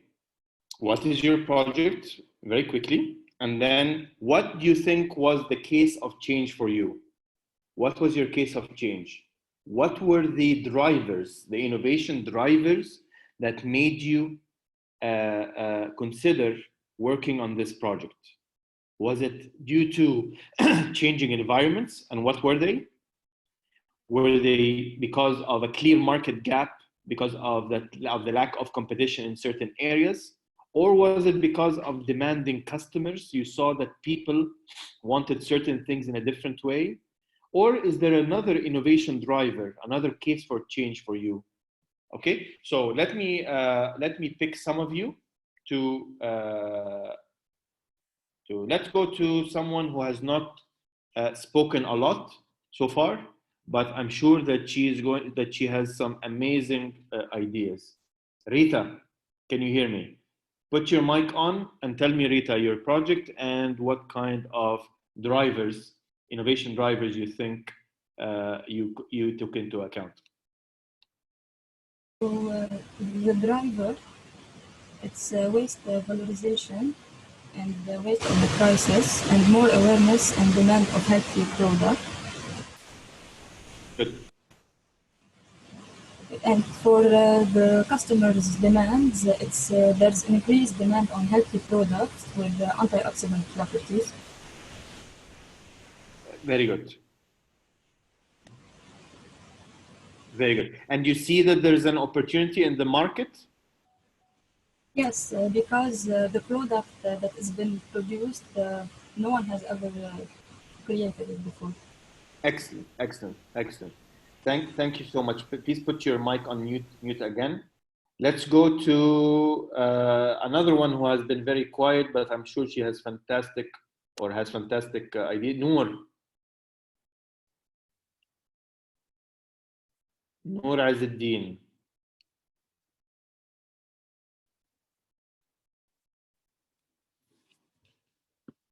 Noor?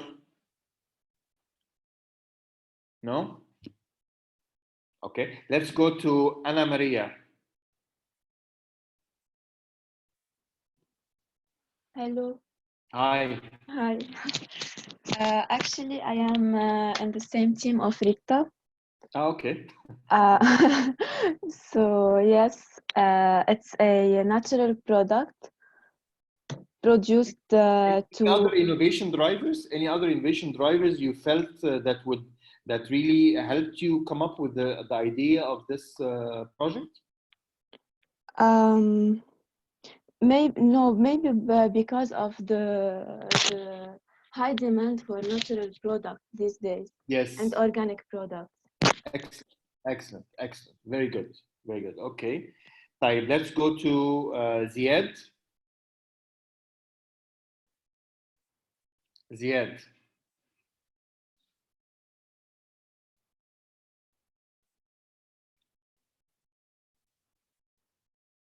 طيب, let's go to Marwan.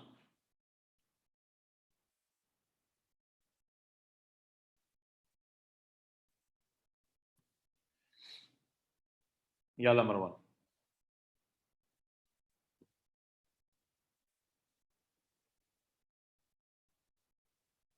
Marwan, are you there?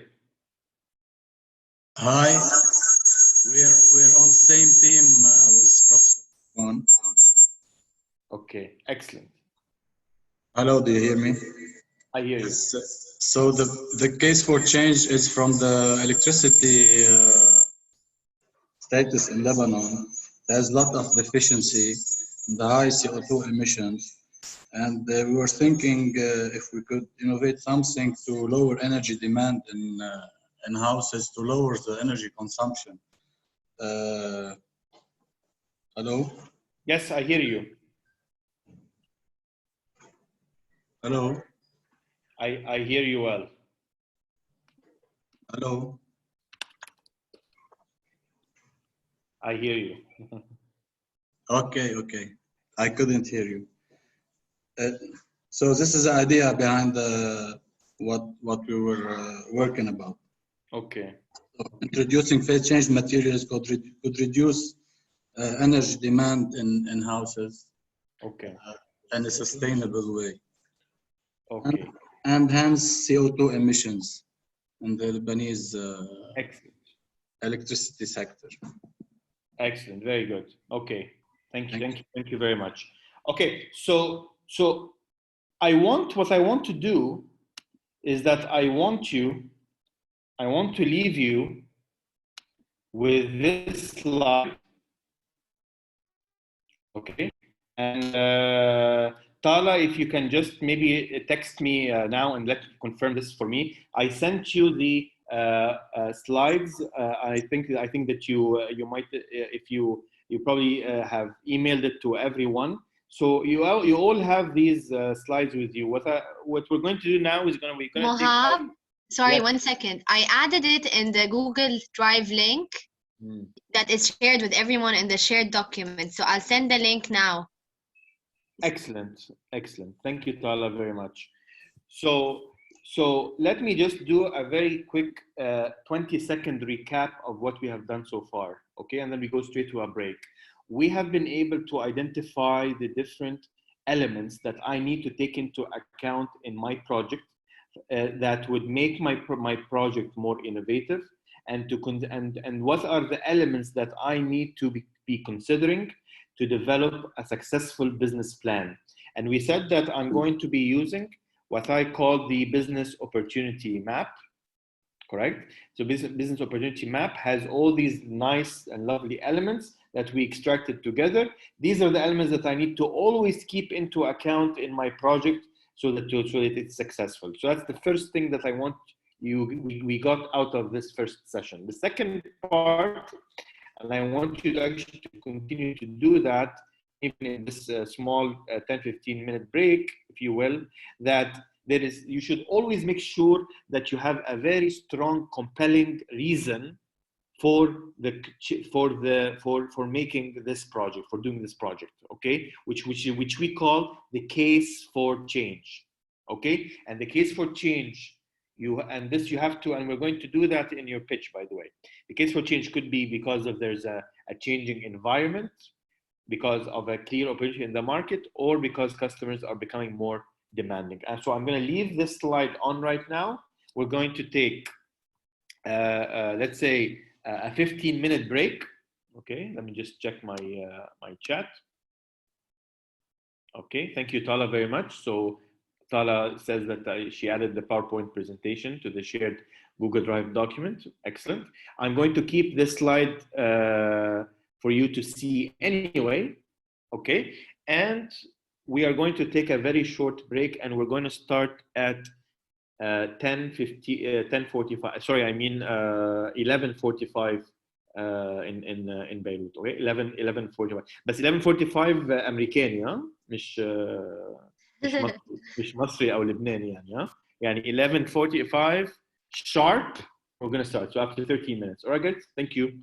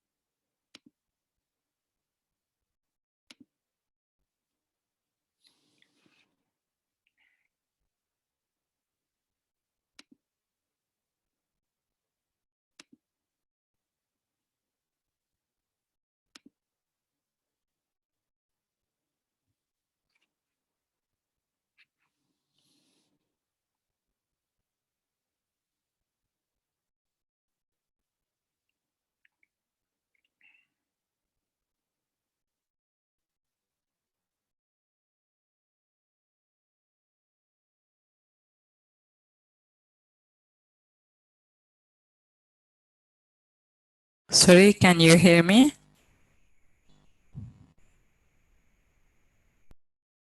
I hear you, Yasmin. Okay, thank you. I was just trying to test the audio on my PC. Thank you so much. Sure.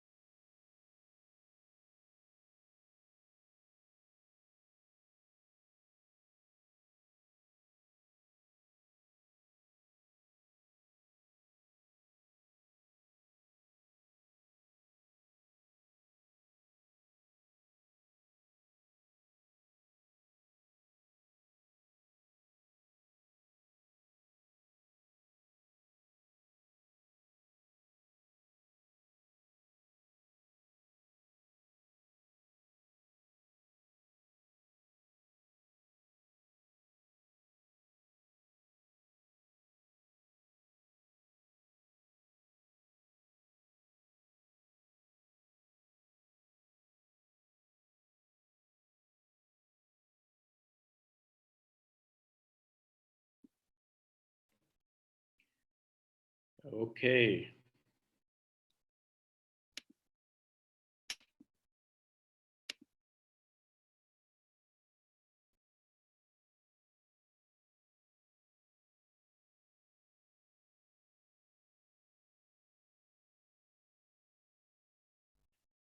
So Muhammad Kazma, I'm looking forward back to your excellent contributions back في السيشن الجاية دي. Right? Shawi Bardu, looking forward to your excellent contributions.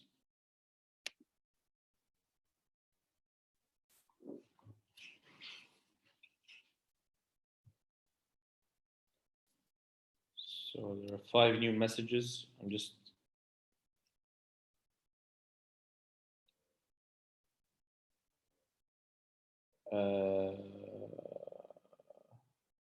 Yasmin, you're saying amazing idea about what?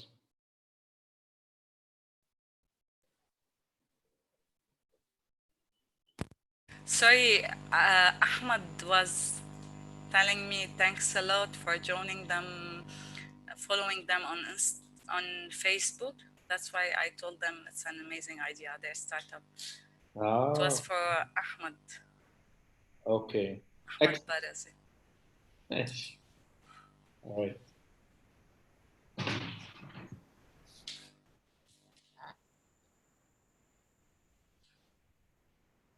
All right. Excellent. So let's keep going. So how are we doing so far? Online this online boot camp, is it clear? Is it good? All right. All right, let's keep going. So I'm gonna let me just do a very quick recap. So again, first first hour and a half, we were talking about the different elements that I need to consider as a researcher or as an innovator to build my description for my business concept or my business opportunity. And we came to realize that there is this wonderful framework which is called the Business Opportunity Map, the BOM, the Business Opportunity Map, that actually is comprised of 5 main pillars: the market, the offering, the business model, the delivery, and the production or resources. And each one of these pillars has specific elements that I, as a researcher, or I, as an innovator, need to take into account. Okay, and we're going to do that, inshallah, ma ba'd.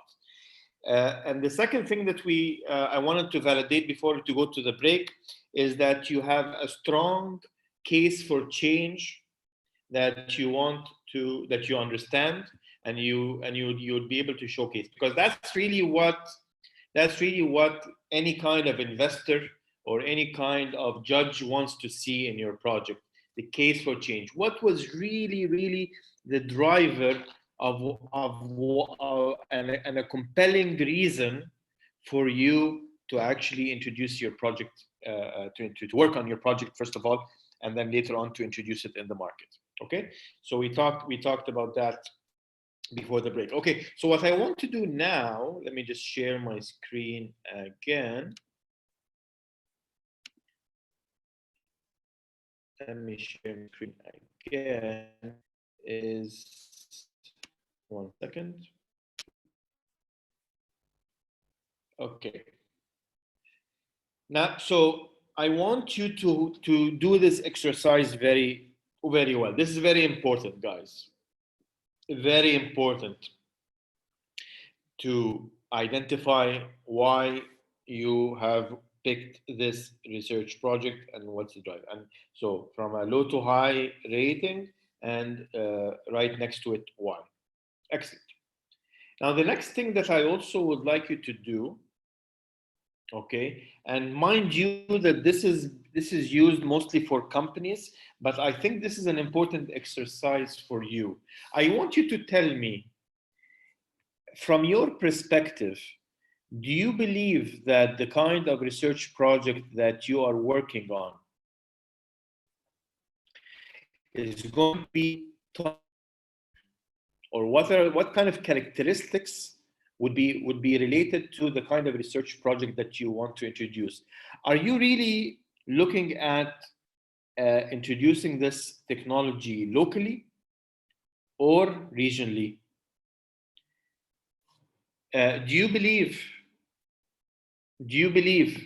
that that the kind of innovation that you are introducing, do you think it's incremental, or do you think it's a breakthrough? Do you think that what you're introducing has never done before, and it is strikingly different than anything else that exists in the market, and therefore you would qualify that to being a breakthrough?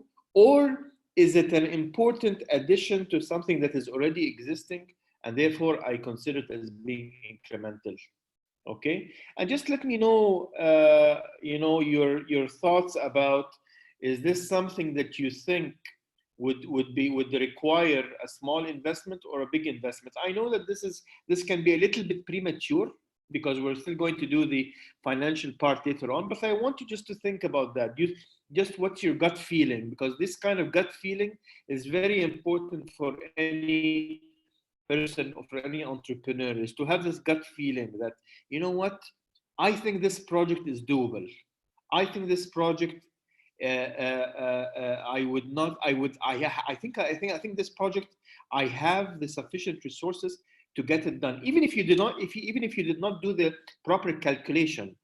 But this gut feeling is very important. So I want you just to put X's. I want you to put X's, okay, against each part of these criteria, and then let's have a like a 1-minute discussion about it. Tell me, what do you think about your project? Local versus regional? Is it something that you can work on it, you can introduce immediately, and it's very easy for you to bring it down, to bring it to the market on the short term? Or is it something that you think will take a long time to introduce to the market? Is your project incremental innovation, or is it something that is totally something that is breakthrough? Do you think that it would require a small investment to implement, or do you think that it's something that would require a bigger investment and the kind of resources, small resources, big resources? So take 60 seconds and think about this. Put some X's here on a scale of 1 to 10, and let's have a discussion, okay? Yeah.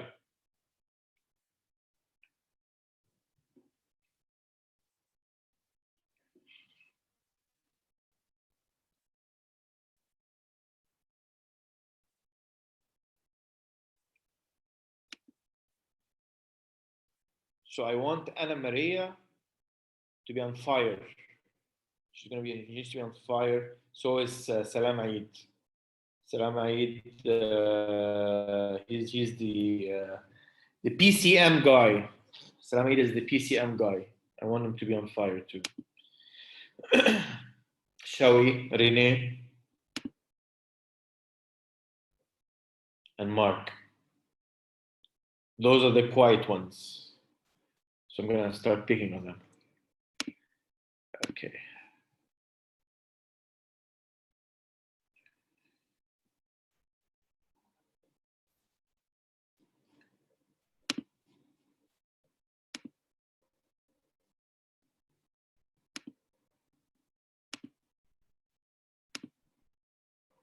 All right. Okay.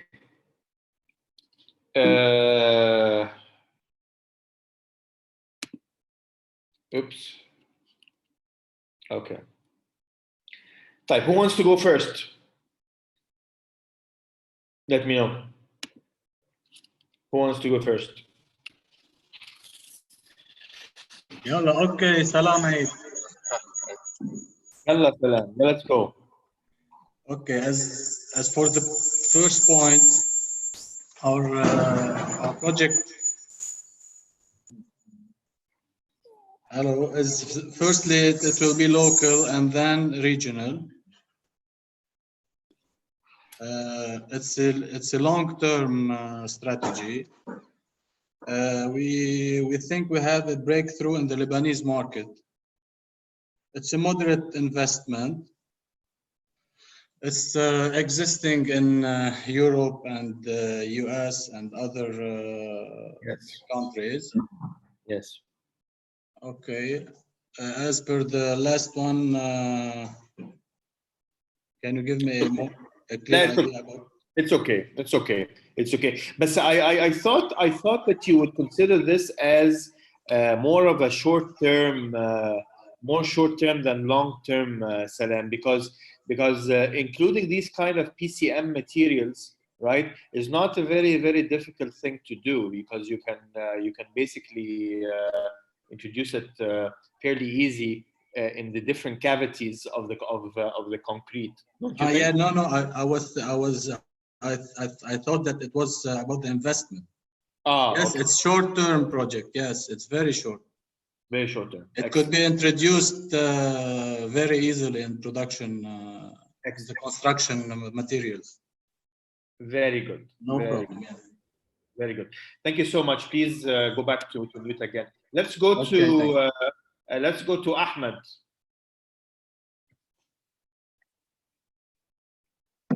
Remind everyone, Ahmed, about your project again, and then just state how you see it. Okay, our project is called Petcrete. We simply have innovated an alternative to steel reinforcement in concrete. So in every building you see there's a steel reinforcement to hold the structure. We have found an alternative made from plastic, mainly PET plastic, yes. Plastic bottles. Yeah. Okay, so first, of course, we're aiming for global, because this is a worldwide problem. Because, as you know, steel reinforcement causes corrosion and limits the age of the building. Plus, we have a lot of plastic. We cannot recycle all of it.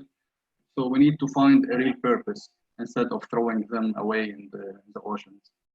It is a long-term strategy, of course. It is a breakthrough because there are not much alternatives to steel reinforcement other than fibers. Fibers are known to be very expensive, such as carbon fibers and glass fibers. It can start with a small investment, but it should be scaled quickly. Okay. To make benefit of this innovation. It would create definitely new opportunities because we will make small factories in each city to transform the plastic bottles to Petcrete fibers. Very good.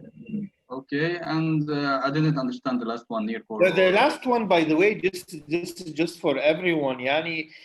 This is when a company wants to innovate and they want to decide on whether they should innovate around something that they understand very well, which is considered to be near to their core, or do they need to innovate in an area that is totally away from their core. So, for example, if a company like, let's say, Apple, for example, they decide to introduce a new electronic device, that would be considered that they are innovating near to their core, because that's where their core competence is. But if Apple decides, for example, to introduce a new chair, iChair, for example, or go into the automotive sector, that would be, which they are considering, by the way, to do, that they're considering actually to buy, there were rumors that they want to buy Tesla, right? That would be considered to be far from their core, okay? So in our case, the last point will not be too relevant because, again, we're talking about researchers.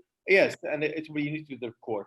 By the way, Ahmed, the fibers for the PET, are you the ones who are going to be extracting these fibers, or are you going to get these fibers جاهزة and then you include it in the concrete materials? No, we have created the machines to turn the bottle to fibers from A to Z.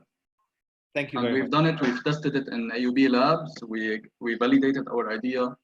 We also have won several competitions so far and lost some. Yeah, but we're planning to take it to the next step. Excellent. Well, let's do one more. Let's do one more. Who wants to go next? I'll give a bonus. في bonus يا جماعة. في bonus. I can if you want. يلا please. Okay, so we will start locally and then we're thinking to extend our market globally. Please, can you tell me everyone the project, your project, please? Okay. It's a decentralized enclosed system that allows the conversion of organic waste, such as food waste, into biogas and biofertilizer. Yes.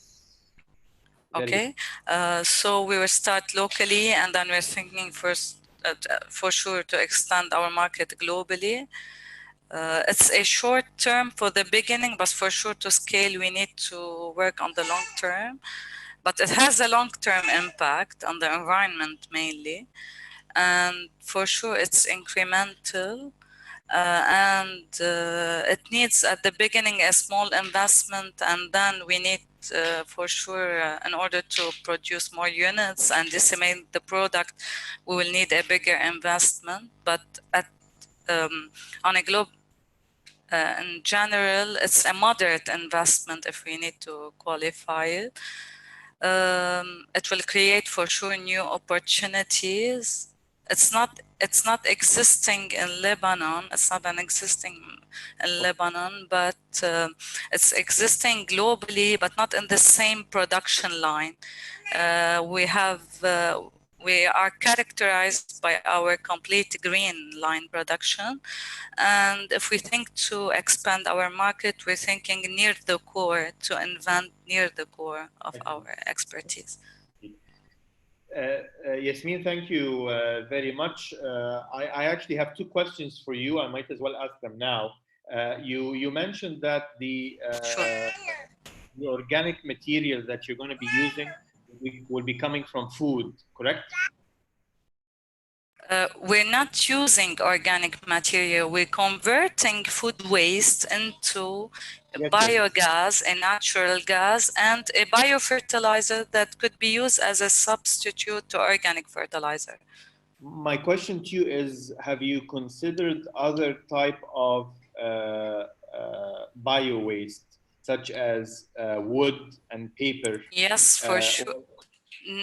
No, not wood. It's mainly related to all the bio waste, not only regarding to food, but biodegradable waste. Okay, very good. And aside from the biogas that you mentioned as an extract, you're also a going biofertilizer that could be used as a substitute to organic fertilizer. Very good, excellent. That was my question. Excellent. Okay. Yes, it is. Maria was asking, is it related to a compost? And the answer is yes. Correct, Yasmin? No, this is not. In fact, we're not only producing a compost. The biofertilizer is a little bit similar to the compost, but we're producing an additional biogas that could be used as a natural gas for cooking, for example. Yes, what I'm saying is that there are two outputs that you can get. Yes, two outputs. That's what I'm saying. One of them is a biogas, and the other one could be considered as a kind of compost. Yes. You're welcome, Maria. Thank you. Thank you very much. Excellent. Okay, so I want you to have those two components very clear in your mind. Okay, well, number one, which is the need for changing, the case for change. Okay, this has to be very clear in your mind. That should actually be the starting point of introducing your project. Okay, and number two, okay, it's good also to characterize your project in terms of whether you think that it would be something related to, is it going to be local versus regional, something that you can do short term versus longer term, incremental versus breakthrough. So those are two characteristics. I think it's very important for us to be able to understand very well for my project. Okay, let's keep going. Right. Once we are done Let me just put this on the side, 1 second.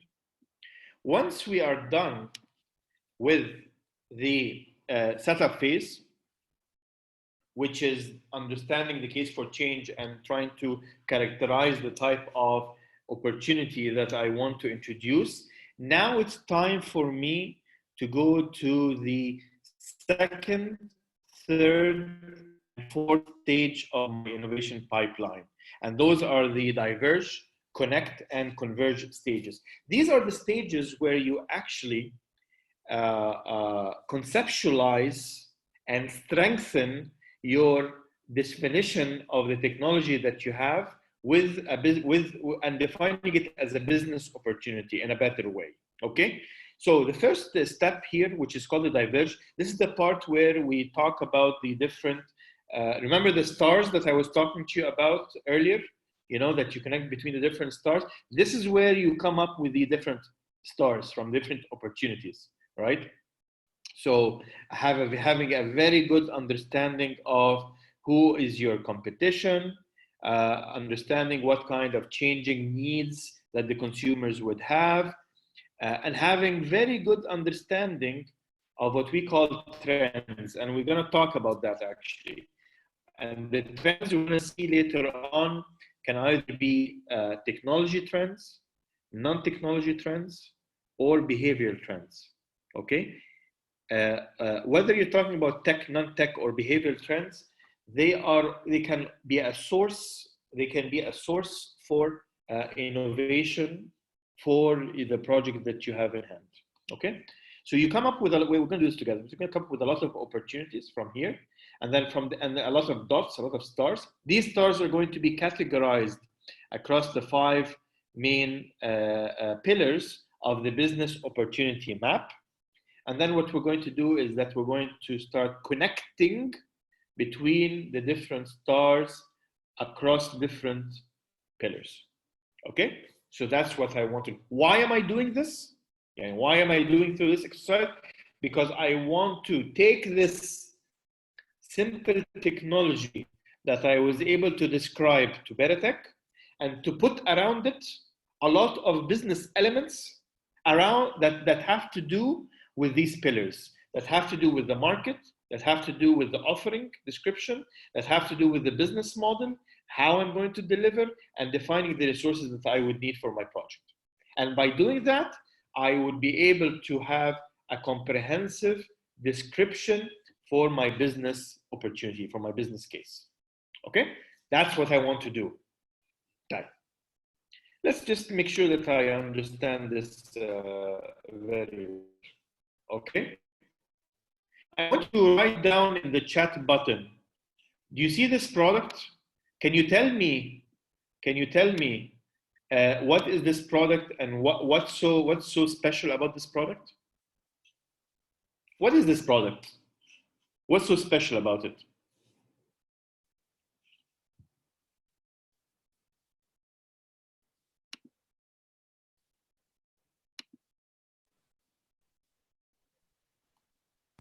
Maybe it's a fridge, but it's divided. What's special about it is that you don't need to open all the fridge to take one of your.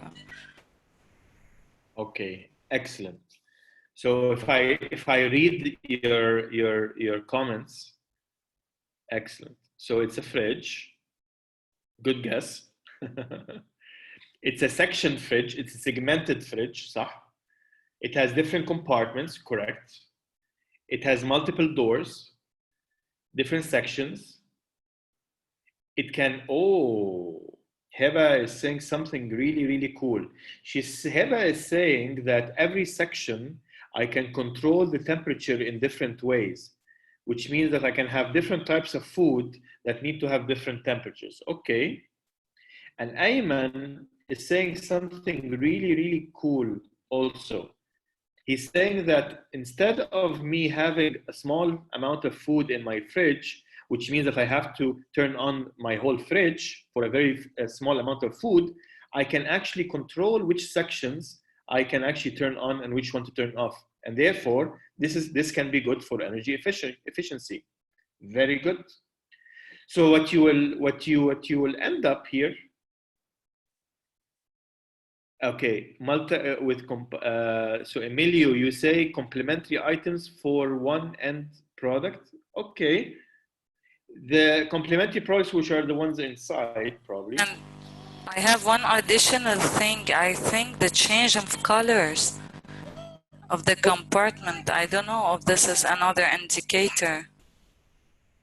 Okay. Hey, again, there are different ways that I can look into that. Yani. And if I look at, and what am I doing here? I'm creating a case for change for my fridge. يا جماعة,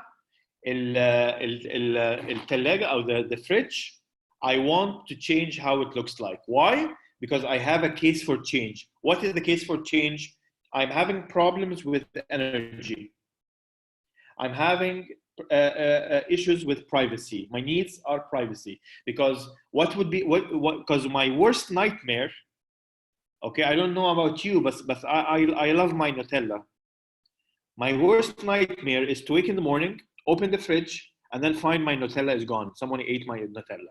So I don't want that to happen again. So what I'm going to do is that I'm going to put my Nutella in one of these compartments, and maybe even it can have some kind of a lock that I would only the one open. And therefore, so you have something that is segmented, energy efficient, it provides privacy, and you can control the different temperatures in different ways. And yeah, it probably could suit places where more than one person is using this fridge, right? Where would you find those places? In offices, absolutely correct. Thank you, Ahmed. You would probably find those in dorms where you have students that are sharing the same room, right? So here, what is my objective from showing you this? My objective here is that the شكل الثلاجة دي, the way that this fridge looks like, right? The starting point of me to come up with this, it started by looking at the trends, the needs, and perhaps the segments that I'm going to be serving. That's always my starting point, always, okay? And therefore, this made me think about creating this segmented fridge by looking at these different parameters. And that's why what's interesting here is that those three parameters, which are the trends, the needs, human needs, and the segments, they are all under which pillar?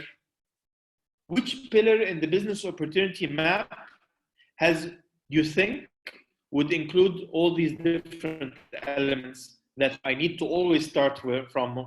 Which pillar? Is it the market pillar? Is that my starting point? Is it my offering? Is it my business model? Is my delivery? Is my production? Where is my starting point? I always have to keep an eye on. Definitely my market. So my market is always my starting point. Always my market. And the market includes the needs, includes the trends that I want to capitalize on. It includes the segments that I want to serve. دايما السوق, دايما المارket, always the market. And that's why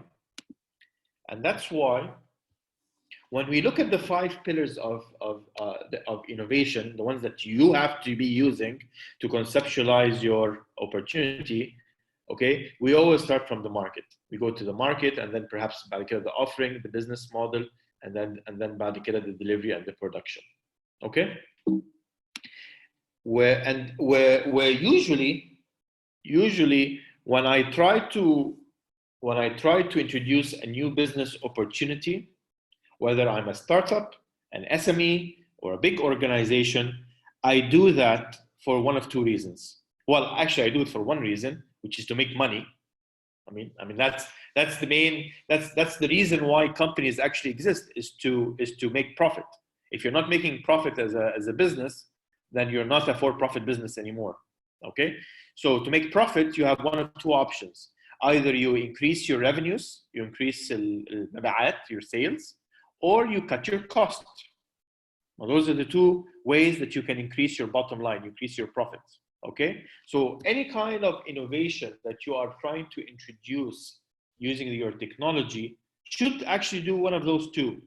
Either would allow you to make money or would help you cut costs. And that's exactly what I can see in this slide. Right. Let's try to understand how this works. Let's try to understand how this works. The way, and this is again a very, very, very high level way of conceptualizing my business opportunity. Okay. Let's go here. Let's go back to the business opportunity map. Let's go back to the business opportunity map. Okay. Now, let me pick someone from you to help me with this. How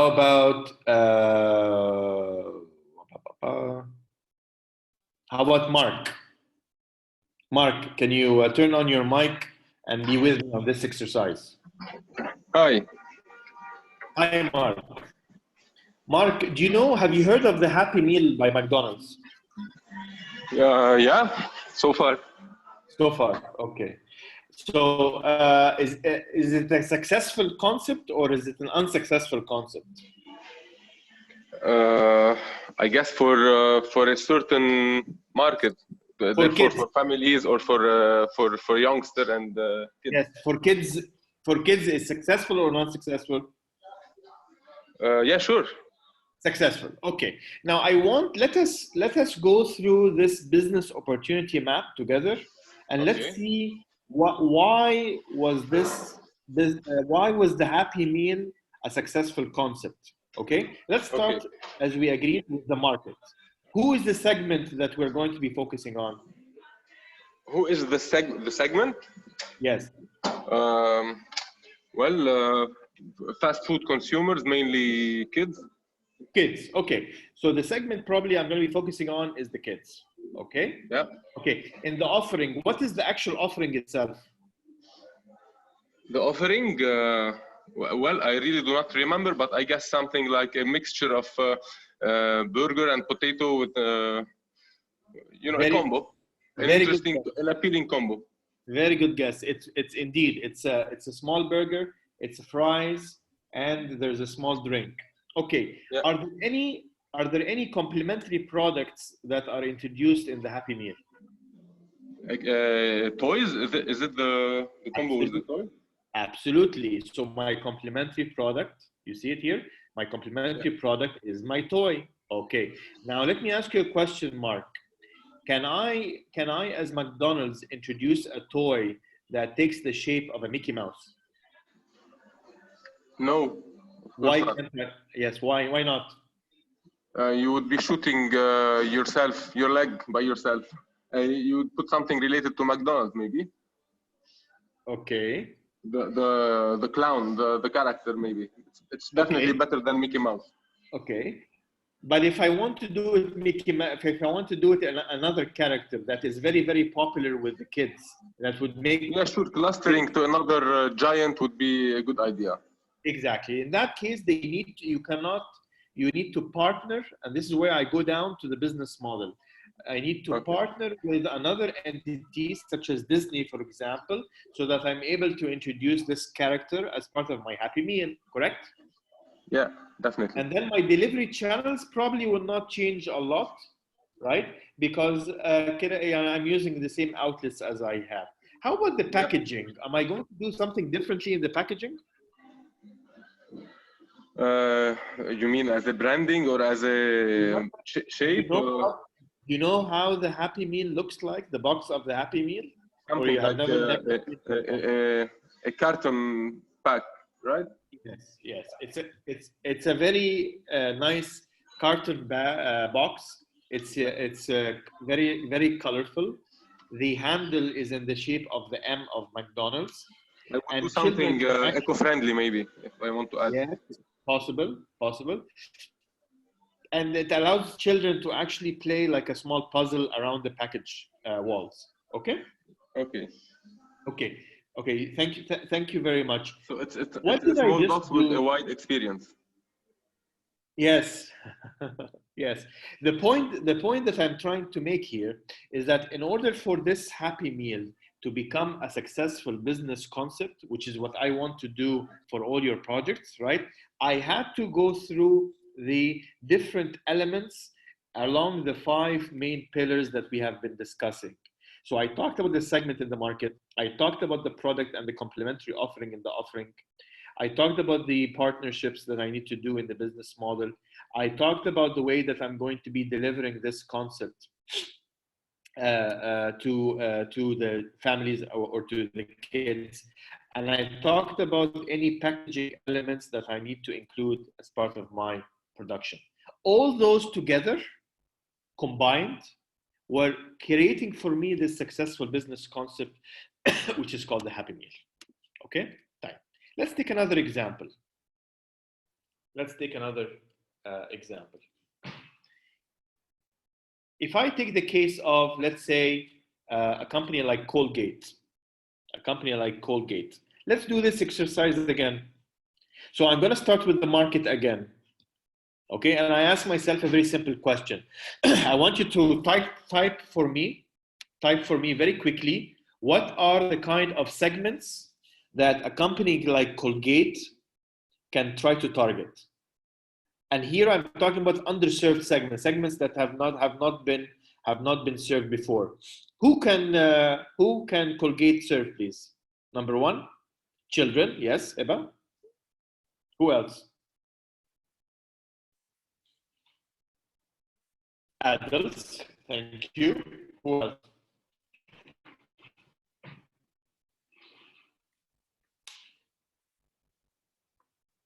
Okay. Young people. Okay. Anna Maria said, why are you asking me this question? You know what? Everyone. My answer to you, Maria and Anna, is that the answer here is that yes, I understand that everyone, but there are certain characteristics that about my product that I have to tailor according to my segment. Okay. For example, when we say everyone, are we talking women versus men? Okay, we're going to talk about that subsegmentation later on, right? Because if it's men versus women versus men, maybe the kind of characteristic of the product would be different. Even when you're talking about adults, are you talking about adults with sensitive teeth, or adults that are not with sensitive? Exactly, with sensitive teeth. Thank you very much. Exactly. Okay. How about segments such as, like, exactly, something for yes, under 10 years old, correct. Children under 10 years old, something that is tasteful, something that if it is swallowed, it is safe, something that is colorful, absolutely, right? Or maybe for travelers, maybe I can introduce a new product for travelers. Okay, and listen, how about this? What happens if Colgate introduces a new product for pets? Like the number of people who actually have dogs and cats at home are quite a few, actually. Okay, and if I come up with some kind of a toothpaste by Colgate, maybe branded in a different name, that is targeting these pets, maybe that could be a business opportunity for me. So my point here is that you start off with your segment, with your market, always, and the kind of needs that you find in your market. That would be step number 1. Step number 2, you start going into the offering. So if I take, for example, kids as my target segment, then my offering, as I mentioned to you, would be something that is orange in color, tastes like mango, and if it is swallowed, it would be safe. Okay, that is a characteristic of the product. Okay, will there be a complementary product to this? Yes, I can introduce maybe a brush. Okay, so a small brush could be a complementary product to something like this. Okay, right. How about the packaging? Right? How about the packaging of something like this? Okay, well, maybe I need to partner with an entity. Exactly, thank you, Heba. I need, or thank you, Salam. Maybe it can be for a superhero that I can maybe, you know, hit its head, you know, and then push the head, and then the toothpaste comes out of the mouth in a certain way, and therefore I need to partner with an entity. Okay, how about the delivery channels? Where would be the best channels for me to maybe build awareness or to introduce this product to people? Where would I go? Yes, the normal ones are schools. Sorry, the normal ones are supermarkets and pharmacies. I agree with you. But when you start at the very beginning, you can ask yourself maybe that this target segment, which are the kids, where do they normally go to? Where do kids normally go to? They go to schools, they go to clubs, right? They go to camps. So maybe these places could be a place where I can they go to, maybe I can introduce this new product to them in a certain way. Maybe they would like it, and therefore, okay, maybe dentists in particular, those who are focusing on kids. Absolutely. Okay. What did I just do here? I had kid zones. They are in Zoom these days. Yes, right. So the idea here is that I had to go through the different elements, or I explored the different elements across my business opportunity map to introduce this new business concept. Okay. Yes, the parents are the ones buying. I agree with you. I agree with you. Okay, and therefore you would pick the places where both the parent and the kids will be together. So that, because yes, the parents are going to be paying, but the kid is the one who's going to be trying it out. So you need to, yeah, agree, and the kids will be nagging to buy it. Exactly. So and again, when we talk about more about these technology trends, it can be very useful. Okay, now let's take the second example very quickly. And I continue to be talking about Colgate. Please understand, I want to introduce a business opportunity in direction, which is Colgate. All you need to do is that you would change the segment in the market, and then all the rest of the elements of the business opportunity map will change automatically. So, for example, if I start to serve, let's say, travelers instead of kids. So I'm going to be الناس اللي بيسافروا كتير. Okay, الناس اللي بتسافر كتير. That is going to be my target segment. Okay, so my offering, what will be my offering? Type. Heba says size. Let me disagree with Heba. A small. Sorry. Let me disagree with this. You don't have to cry, Heba. It's okay. It's okay. خلي بالك. Lightweight. I disagree برضو. I disagree. I'll tell you why. I want you to differentiate between the product and the packaging. The product and the packaging. Size and what to bundle with what, that's a packaging issue.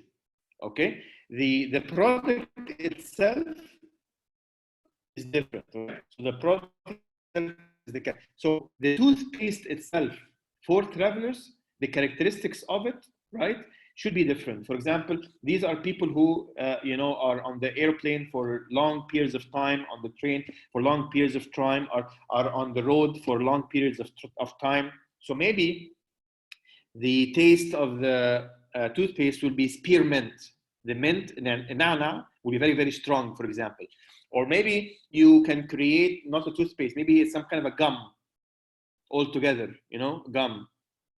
Okay, or maybe it's something more powerful, exactly. Or maybe some kind of toothpaste that you don't need to rinse after it. You don't need water because you're traveling and you don't have access to water. Okay, so this is all describing the product itself. Okay, and then if you want to think about the complementary product, which maybe you can bundle with it a toothbrush, that's fine. Okay, the size relates to packaging. The size. Ah, yes, yes, yes. You need, so we're talking, so the size mostly relates to the packaging part, okay? When you look into partnerships, who would you partner with as Colgate when you have these small sized things for travelers? Okay, you probably partner with entities like travel agencies. Okay, airlines مليون في المية. يعني Middle East Airlines would definitely go with something like that, right? Hotels, exactly. You just ask yourself, where does my target segment go to, and who else serves the same target segment as I do? And then when you know the answer to that question, then you would probably think, okay, then that probably makes a lot of sense to partner with that entity. Okay? Keep that in mind. Let me say something to you now. وزي بالمصري ما بنقول يعني حطها حلقة في ودنك, يعني keep it always in your mind, okay? Is for you to identify the best entity to partner with, ask yourself a very simple question. Who am I targeting as a customer segment? And ask yourself, what other entities are targeting the same customer segment?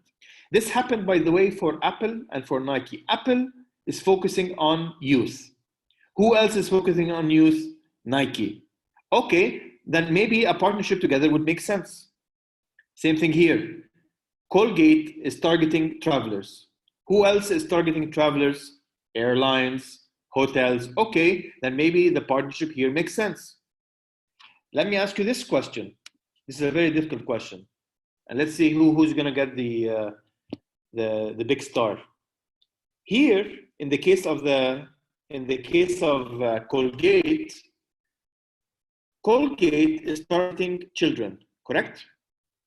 Who would be, and they are offering like this small, they can like flavored toothpaste for children. Who would be the best partner for Colgate for something like this?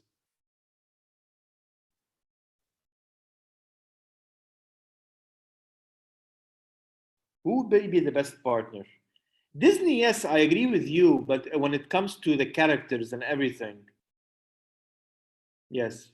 Who else? Playgrounds. Yeah, but practically speaking, I'm not too sure how this will happen. And how would the playground partner with Colgate? Maybe it will be a place for them to get children to try things, to try it out. Possible. Oh, someone says Ahmed Barazi is on fire. School bags suppliers. Interesting.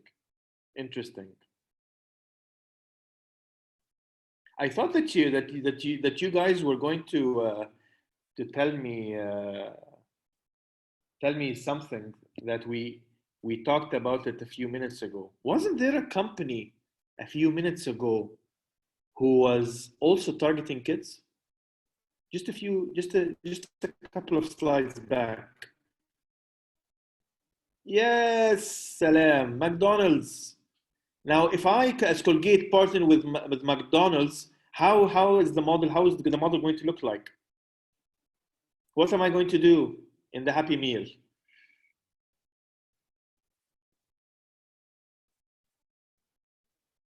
Okay, probably it will be a bit difficult to put a small toothpaste and a small brush inside the Happy Meal.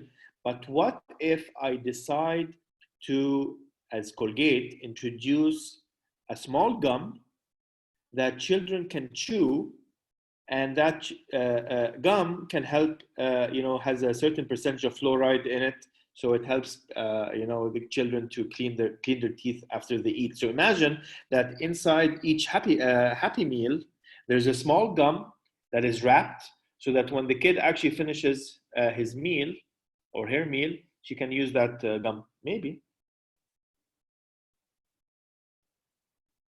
Oh, Heba likes that.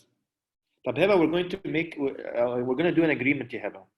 You're going to promise me not to take this idea, okay, and sell it to Colgate without letting me know first, okay?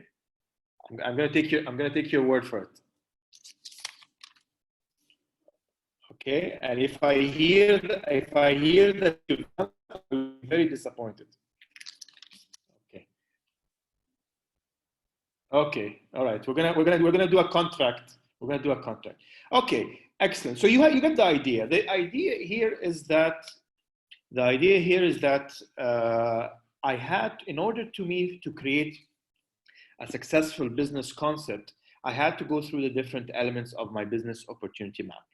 Okay, we demonstrated that in the case of the Happy Meal. We demonstrated that for the case of Colgate, whether they are targeting children, whether they are targeting the travelers. And I assure you that when you apply these principles and these elements to your own project, which we're going to be doing together, okay, hopefully you can be able to crystallize and to strengthen the way that you are describing your technology from a business sense, and so that it is understandable more to customers, that it is addressing the needs of the customers, and that you're able to have a proper and successful pitch when you do so to the judges and to the jury in a couple of weeks. Okay, let's keep going. Let's go back. Let's go straight into each and every one of the 5 pillars. Now everybody's excited. Now you get the idea of how this BOM can be used, this business mapping can be used to conceptualize and to crystallize your opportunity that you've shared with Beratech. Let's take every pillar now. Let's understand it very well, and let's try to apply it على البروجكت بتاعي. Okay, that's what I want to do. And as we know, always my starting point is my market.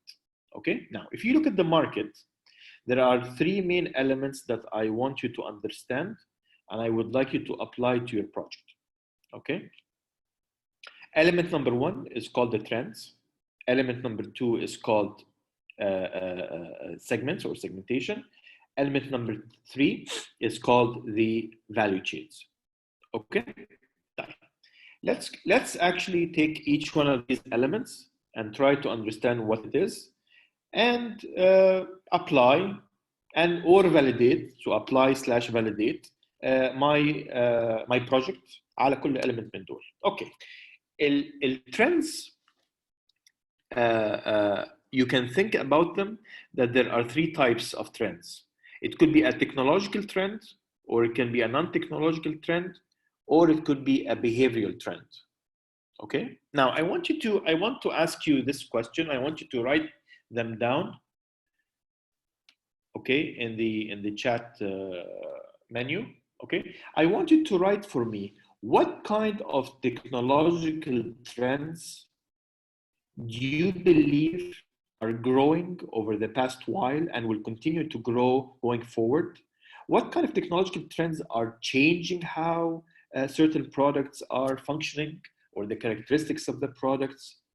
What kind of technologies are considered to be emerging and are going to gain momentum?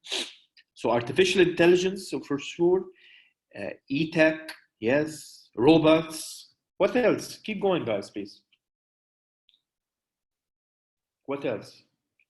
Big data, yes. Sustainable tax, yes. Things like renewable energies, yes. E-learning, right? Zoom. Okay. Yeah, I have a confession about Zoom, but we'll take that offline. يعني أنا خلاص أنا Zoom بالنسبة لي اتهريت Zoom بقالي 2 months يعني. But anyway, so yes, so teleconferencing, let's put it that way. Let's call it teleconferencing platforms are definitely going up. Holography, sustainable. Okay, anything else? Nanotechnology. I thought that you would point that out, very, very quickly. Okay, excellent. So there are many technology trends. There are many technology trends. Now, before I talked to you about the technology trends. It's very important for you because each one of you, in their research project is definitely using a technology. Some of you are actually using a couple of technologies in their project. And I want to make sure that in the technology that I'm using is gaining momentum, is going to be attractive in the market, تمام? So that my product eventually is successful. وده طبيعي. And this prompts me for you to understand something very important called the S-curve. Okay, this is an S-curve. طبعا it's called the S-curve because it looks as the S. Now the S-curve, the x-axis is typically time, so this is time, and the y-axis can be a number of things. It could be the performance of the technology, or it could be the rate of adoption of the technology. Okay, the rate of adoption of technology. So any technology in the world always takes a very, very slow start. It always has a very, very slow start. People are still trying to understand the new technology. They are still investing in it. There's a lot of research and development, R&D that is taking place. The market still really does not really understand this technology that much. Okay, so we always start very, very slow at the beginning. Okay, and as products starts to get introduced in the market, okay, with this technology, people slowly but surely, they start accepting this technology شوية بشوية. Okay, they start accepting it. Okay, and when they accept it, more companies are more encouraged to actually use that technology and to work with this technology. Okay, so a lot of innovation takes place during that time, and the technology actually, its performance becomes better. So the technology characteristics become better over time. Okay, and in most of the cases, it actually gets cheaper too. It gets cheaper for many reasons. Sometimes because this kind of like the supply material becomes more available. Sometimes it has to do with that we have what we call economies of scale. That there's a mass production happening for these kind of different components, so the cost of producing a single component goes down. Many reasons. Okay, so here in the middle region, we have very strong acceptance from the market. And then this curve starts to saturate at the end, which basically means that خلاص, the technology either reached its limits, okay, or that the people have consumed the technology, and there are no new markets now that are open to consume this the same technology. فخلاص يحصل kind of a saturation. Okay. The starting point of this technology until the end point of this technology is called the technology life cycle. تمام? The technology life cycle. Technology life cycle. So, for example, if I'm talking about, for example, a technology such as the medium used to save and to record music, I will find that at the very beginning, in the early 20th century, okay, كان بيبقى عندي حاجة اسمها الريكوردز. عارفين الريكوردز اللي هي بيuse a gramophone ليها. So we have the records, and that worked from the early 20th century لغاية مثلا, I would say, the mid 50s or 60s. That was kind of like the dominant technology, right? In the 60s, there was a new technology that came. What was the new technology? Can someone know? What's the new technology بعد the records that to store music and to save music? Exactly, magnetic tapes. Thank you, Maria. Magnetic tapes. So the magnetic tapes, they came around in the 1960s, okay, and then it took the cycle of the S-curve, عادي خالص, and probably somewhere around the 2000s, او قبل كده يعني in the 1990s جه بعد كده السي دي. برافو بالظبط كده. جه بعد كده السي دي يا محمد. Exactly, CD, and then DVD, and then flash memories, and so forth. So the point here that every technology has a start and an end, and that's the technology life cycle. And sometimes, as you can see in this slide, there's always a time where the technologies are overlapping. Yani it's not as if in the tech, one technology ends, tech, the other technology starts. It doesn't work that way. It's not a light switch. Okay, so there's always going to be a time where both of them are existing in the market at the same time, and then eventually one of them is going to die, is going to be obsolete, and the other one will take over, and so forth. So S curve after S curve after S curve. Okay, type. Let me ask you a question. Let me ask you a question. If you are a researcher and you want to actually start working on a certain technology, okay, and you want to effectively this technology to hopefully to be a basis to your startup after that, where do you want to be in the S curve? Do you want to be here, 0.1, or here, 0.2, or here, 0.3, or here, 0.4? What do you think?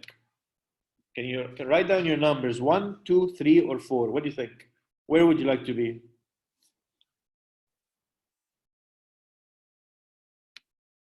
What do you think? How about the others? Come on, guys. Would you like to? No, Emilio, you cannot. You have to start somewhere. You cannot be 1, 2, 3, and 4. You have to start somewhere.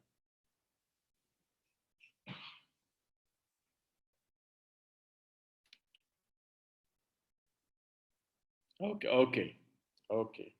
Very good. طبعا هبه as usual she has to تمسك العصايه من النص فبتقول حاجه ما بين 2 and 3. Okay, thank you very much, Heba. All right, so you can see here that some of you said 1, which is the very beginning. The very beginning, which is here. Some of you said 2, which is here. Some of you said 3. The ones who said 1 probably are talking about a technology that is emerging. It's a very new technology. Very new technology. Now, what's the advantage of being at 1? Yeah, let's talk about that. Let me pick one of you. Let's go to Malak. Malak has been very quiet, and Malak picked 1. Malak, can you tell me what is the advantage of being at 1? Why did you pick 1, Malak?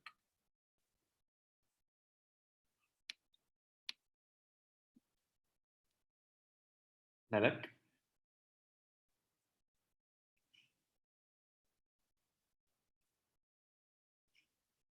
Malak? Okay. طيب. Let's go to Anna Maria. Anna Maria, why did you pick 1, Anna Maria? Can you share that with us?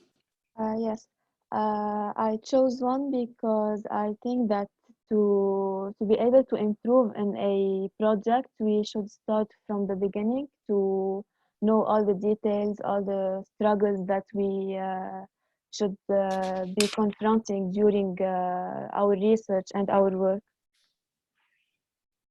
Okay. So maybe like that we will be more. We will yes. Let me ask you a question. What would be the disadvantage, Anna Maria, that you are in 0.1?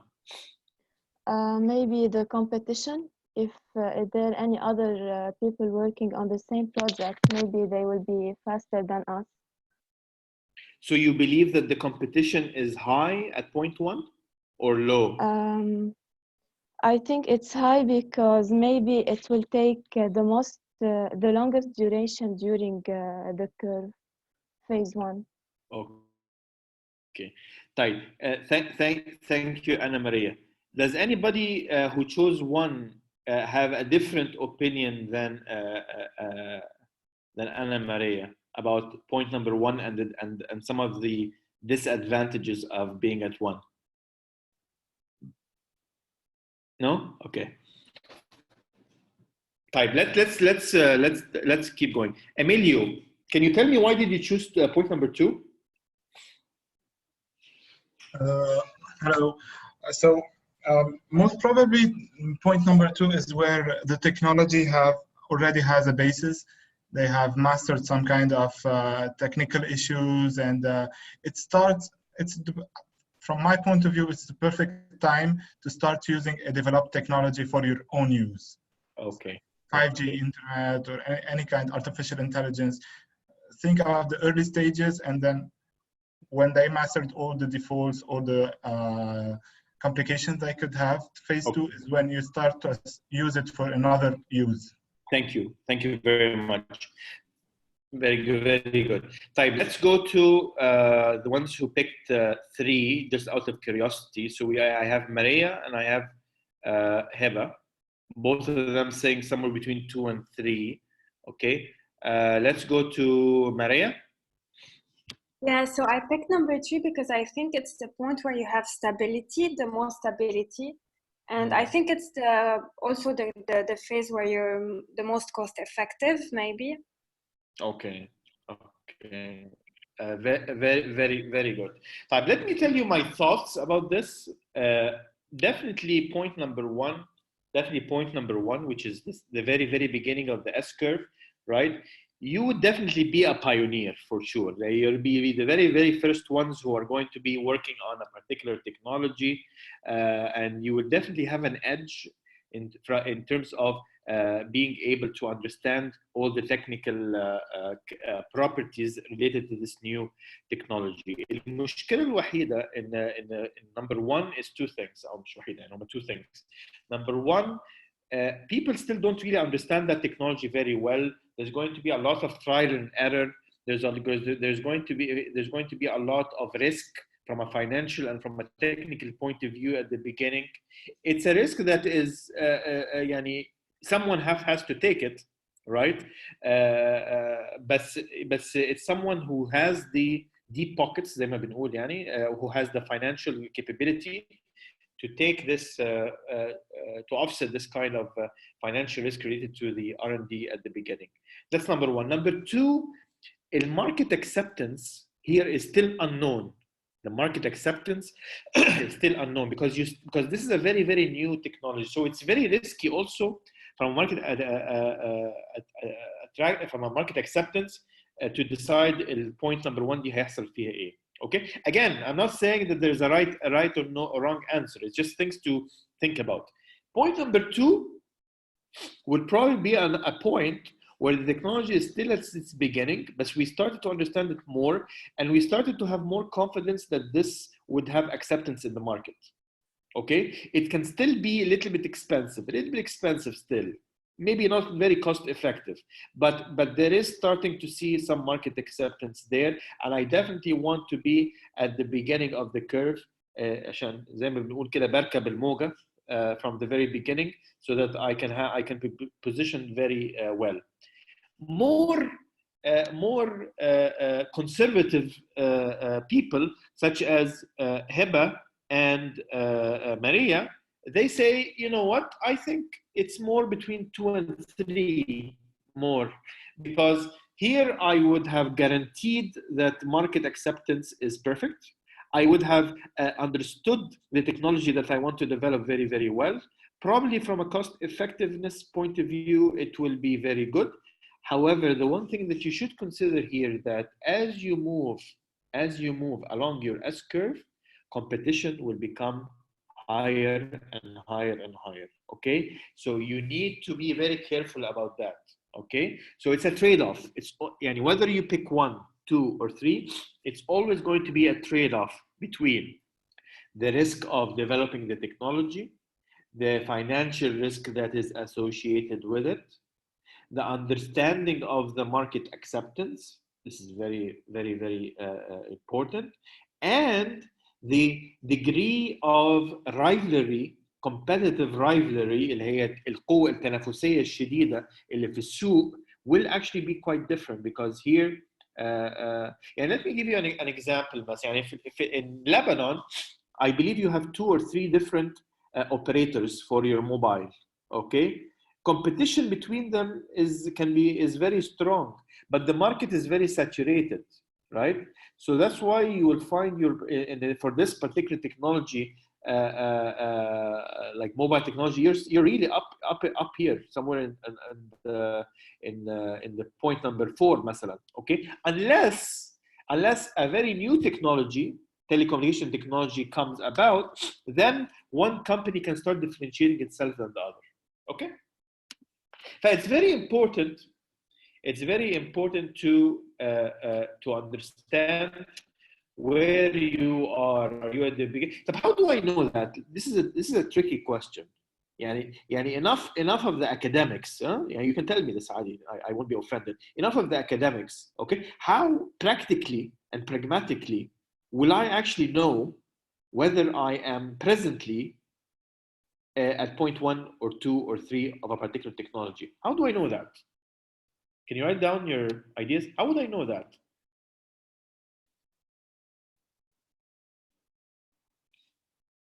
By identifying my competitors, my added value, sources, resources.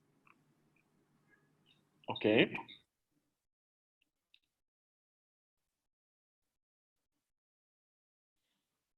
It's a sales rate. Okay, maybe cost. Okay. Hello. Yes, I hear you. Do you hear me? Yes, I do. Okay. By putting myself in the place of the customer. Okay. Maybe. Okay. But when you say, when you bring yourself in the place of the customer, okay. So what you want to ask, what you're saying, that you want to do some kind of like survey or some kind of focus group where you're going to ask customers or potential people certain questions, and it will help you understand the appetite for people for your product. This is what you mean, right? Yes. Yes. Okay. Very good. Definitely. All what you've written down is absolutely correct. You can assess market acceptance by talking to people. This is very important. By doing surveys, by doing focus groups. That's number 1. You can assess how mature a technology is by, you are all researchers, so you know very well, the statistically speaking, how many publications have been talking about a particular technology. Has it been on the rise, or was it slow? Because this curve that you see in front of you, which is the S curve, okay, it actually, the number of publications, the rate of increase of publications will actually follow the S curve too. Okay, so it will be good to see that maybe this is the best time to actually capitalize on this technology and actually start working on it. Why? Because it is going up. It's an opportunity. Very good. طبعا number of service providers. I agree with you, Emilio. Right? Like if the more, which in this case means how many companies existing today are introducing products with this technology. لو عددهم قليل, if they are very few, okay, then maybe that's probably an indication of where you are along this S curve. Okay, so conclusion is that I would like to be in a position. I would like to be in a position where can I ask you to mute your mic? Sorry, if you're not speaking. عشان في echo. Okay.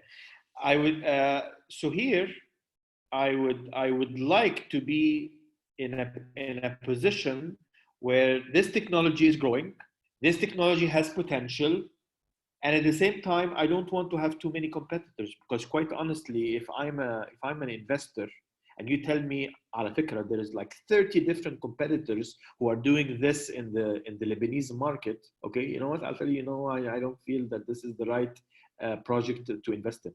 right? So the S curve, this is how S curves are being used. This is very important, guys, and I want you to take it into account, and I'll show you how in a second. طبعا, most of us come from a science background, which I'm very happy. So I'm not going to give you a math quiz. I'm not going to give you a math quiz, but I will ask you, how can you get this curve? How can you get this curve from this curve? Yalla, answer me. This is a math quiz. Math quiz. Quick math quiz. Yalla. How can you get the Gaussian distribution from the cumulative distribution? You know? Okay. All right. Okay. I know that I know that you did not sign up for a math quiz, so I'm going to be a nice guy and I'm going to give you the answer. Okay. Ahmed Okay. All right. So yes, so it's the integration, right. So it's the Gaussian distribution, the integral of that, yes, it's the area underneath the curve, but this is called the cumulative distribution. This is the cumulative distribution. So here you would here it shows you the if the y-axis is the number of people who are using your product, okay, this will give you the final value of the number of people that are going to be using your product. So for example, if this is the S-curve of smartphones, okay, this peak value here for Lebanon مثلا, let's say it's 3 million. خلاص, it's 3 million. خلاص, you reached the peak. 3 million people are using you have smartphones. Okay, it used to be 0, like let's say 20 years ago, and it started going up, and now it reached 3 million people. That's called a cumulative distribution. Okay, however, you can also talk about how does this distribution look like, right? That for example, when you're introducing a new technology in the market, the x-axis here is time. So when you introduce a new product in the market, not everyone is going to be using this technology at the beginning. صح? Because people can be very skeptical. They're very afraid. You know, I'm not really sure about this technology, about this product. I'm not really sure that I want to pay money for this product. Not very sure. So very few people at the very beginning, very small population size. Okay, here it's called 2.5% of the population. They are called innovators. Innovators means they like to use the new things في الأول. And then people start to use the product more and more and more. So we have the early adopters, and then we have the early majority, late majority, and then we have grandma or grandpa who don't really like technology that much, and probably they would be the last people to actually buy this technological product. Okay, and those are called the laggards. Please understand that when you introduce a product or a technology in the market, it will probably follow this kind of distribution, typically, يعني, okay? So you have to be very patient. You have to be very patient. This time could be very short for certain products, and it can be could be much longer for other products that people know less about. Okay, it also depends on how much marketing you put into your product and how much awareness you're able to build for your product. You can make this short or you can make this long. But the point here is that you cannot expect more than 1% of your population to actually use your product in the first year. And we talk about this later on when we talk about certain financial projections that we want to do. So for the first year, only 1% of your population is probably going to be using this. And then after that, maybe 3, 4, 5 would percent for the next year and so forth. Okay. That's why this curve can actually be useful for you to think about and to consider. Okay. Right. Going back to my point here is that it's very important for you انك انتوا تبقوا فاهمين التكنولوجي trend that you're trying to capitalize on. Very important. Okay? And you need to make sure that you are somewhere in the middle to عشان ايه تركب الموجة وتقدر انك انت to introduce something that can scale, can grow. It still has يعني هنا you still have a lot of room to grow. غير مثلا being at point number 4. You don't have a lot of room to grow. خلاص حصل saturation in the market from this particular product. So this is very important. طيب.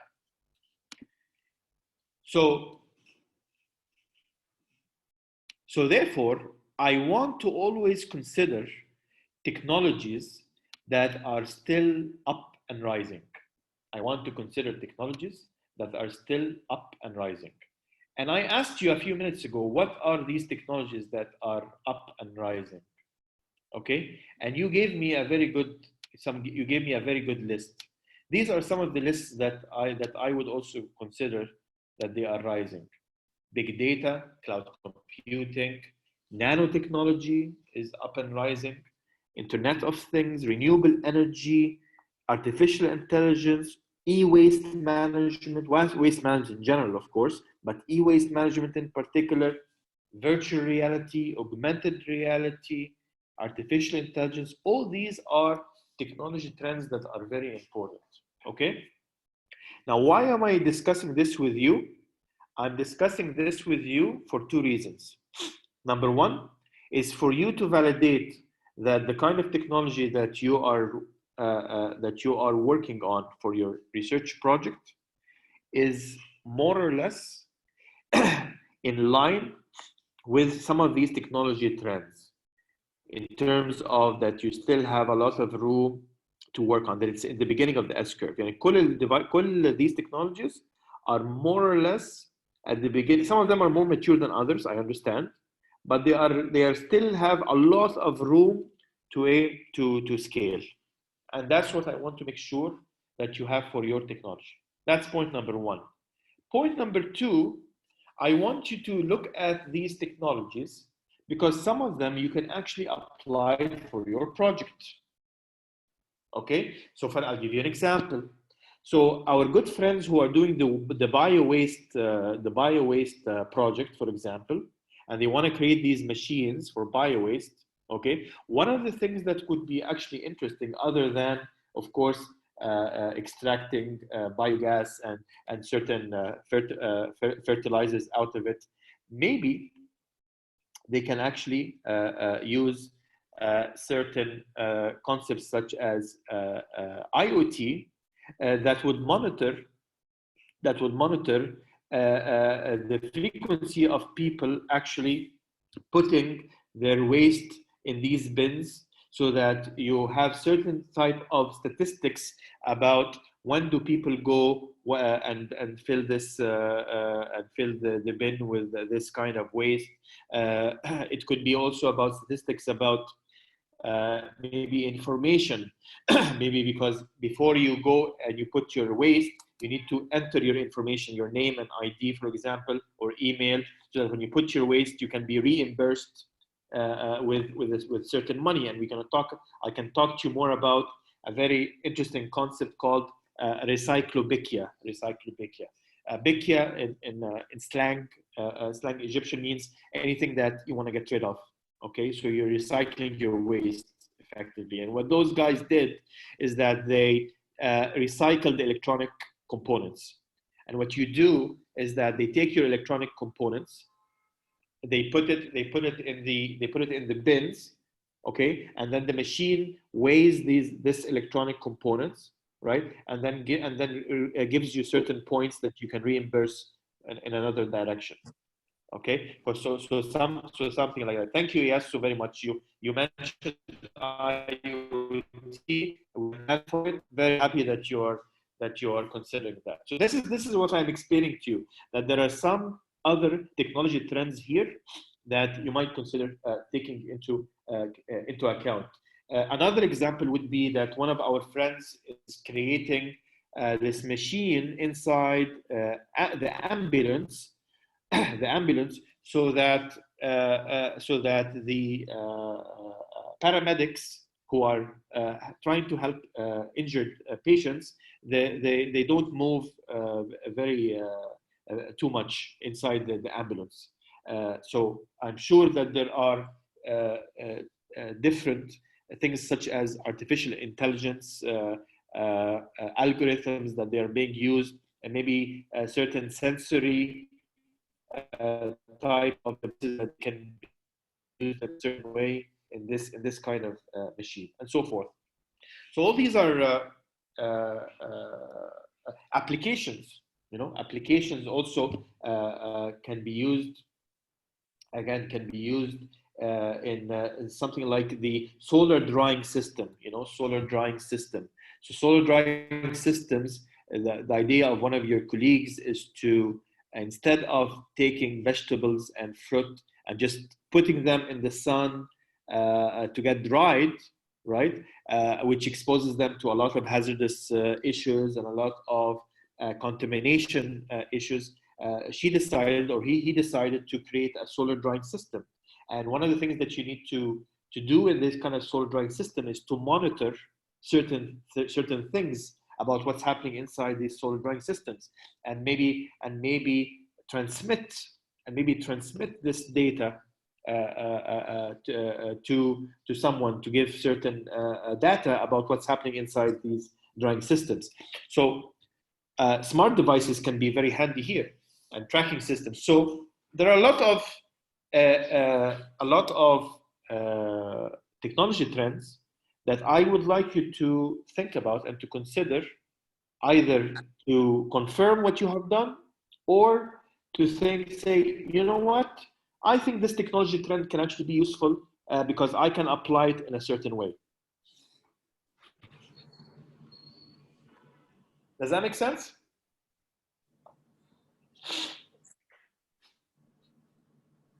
Does that make sense, guys? Yes? No? No, in my opinion. Okay. Who's speaking now? Yasmin. Yasmin.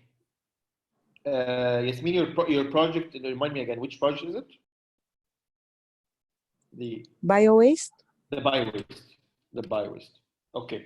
So you don't think that it depends on, again, your sorry, if I heard you well, you were saying that can you just repeat?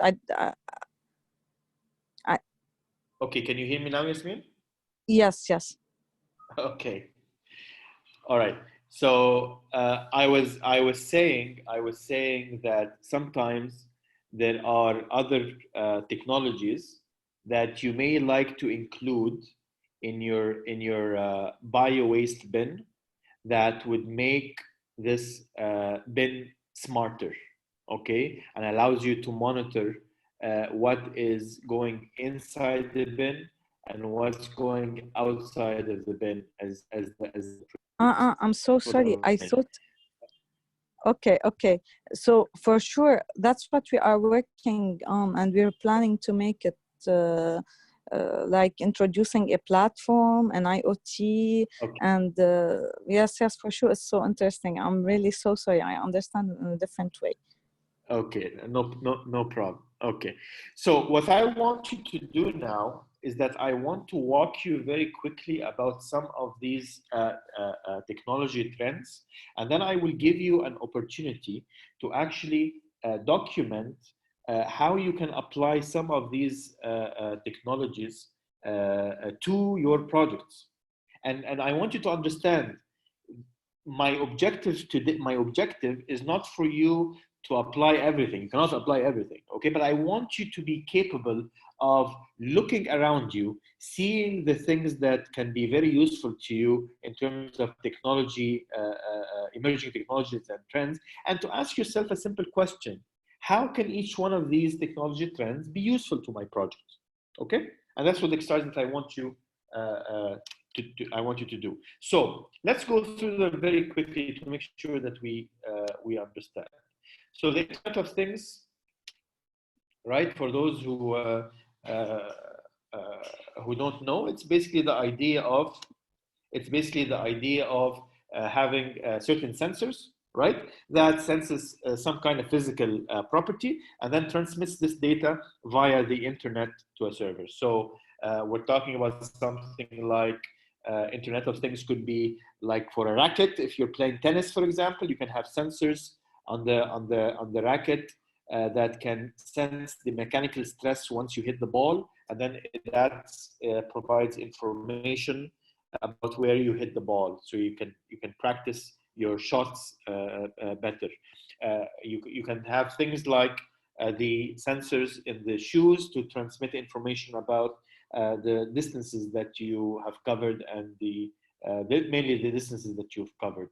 It could be also for medical applications. So for example, لا قدر الله, if someone has a seizure, okay, تشنجات يعني. So if a patient has seizure and you want to make sure that a family member can help that person, you can put some kind of an IoT device on that patient. So once the patient vibrates, the body vibrates in a certain way, that immediately sends a signal to the family members to come back. So IoT, and of course, IoT at homes. You can basically control everything at home, right, intelligently and in a very smart way. Your temperature, your humidity inside, the light intensity, the energy consumption, everything can be sensed or controlled over distance by the internet. Okay, so IoT is a huge opportunity for anyone who's developing a system that requires sensing something and transmitting data in a certain way. Okay, of course, when we talk about IoT, and since there's a lot of data that's being transmitted, okay, then you can have a big data included في حاجة زي كده. يعني for example, our two friends who are doing the phase change materials, the PCM for construction, I can tell them that one of the things that is happening actually now, I'm sure that they've heard of it too, is that in a lot of the construction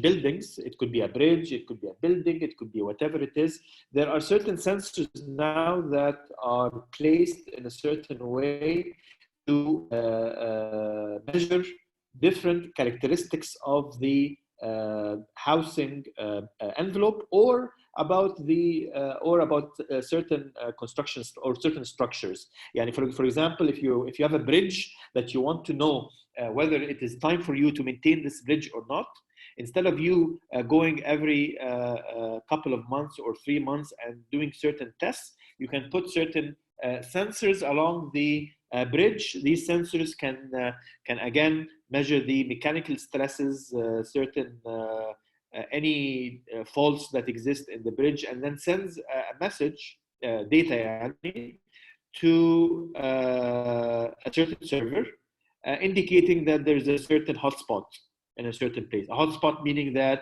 it's a place that I have to try to resolve very quickly. So maybe when we're talking about these type of PCM materials in the kind of construction building envelopes that you want to apply this to, maybe something like that, you can include something which is also smart in nature for these buildings. So something to consider. This is what I was explaining to you a few minutes ago. This is a water dispenser in India, okay, that not only allows people to drink water, but the water dispenser also monitors real-time information about the quality of the water, about the frequency, gives you statistics about the frequency of usage of the water. So something like that, I thought it would also be useful to our friend, to Yasmin, who's working on the bio-waste project. There are other technologies such as virtual and augmented reality. This is, by the way, used a lot in real estate and construction, since we have two people again from that side. Again, I recommend that you check this out. Virtual reality means that you wear the goggles, the glasses, as you can see here. So you see that yourself, you are in a very different world. They used to use that for games. Now they are using it for many different applications. I'll give you actually one example now. The augmented reality, on the other hand, you don't need to wear any glasses. You have your mobile. Okay, if you can see my hand, you take your mobile okay? And you basically put it in front of the paper, as you can see here. And when you have an augmented reality application and you put your mobile over the paper that has, let's say, a picture of a dinosaur, you can actually see the dinosaur moving in 3-dimensional, and starts to, and you can actually get some even information about that. So this is becoming useful in educational purposes, for cultural purposes, even cultural purposes. You go to museums, you put your mobile in front of a statue starts to move. And virtual reality, let me give you an example, because I know that some of you are working in the agribusiness. And here's a question for you. It's going to be a very difficult question, but I hope that, as Salam says, that virtual reality is used to help maintenance teams to see the whole parts of a machine. Absolutely.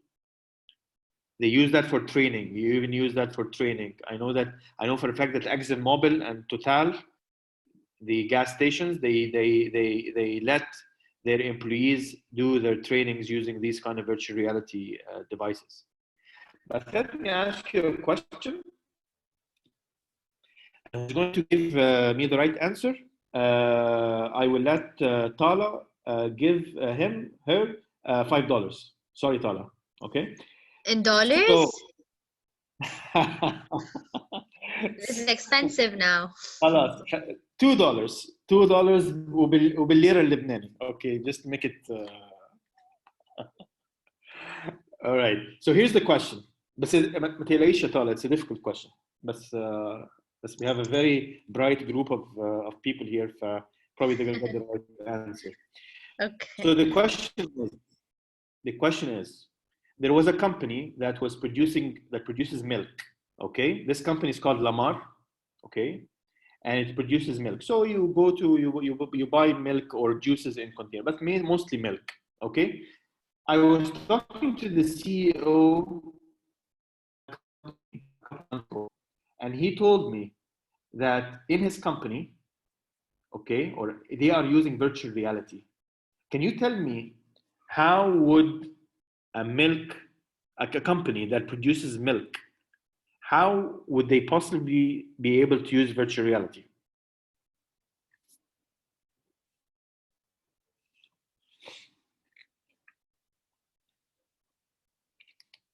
Heba, were you with me in this meeting?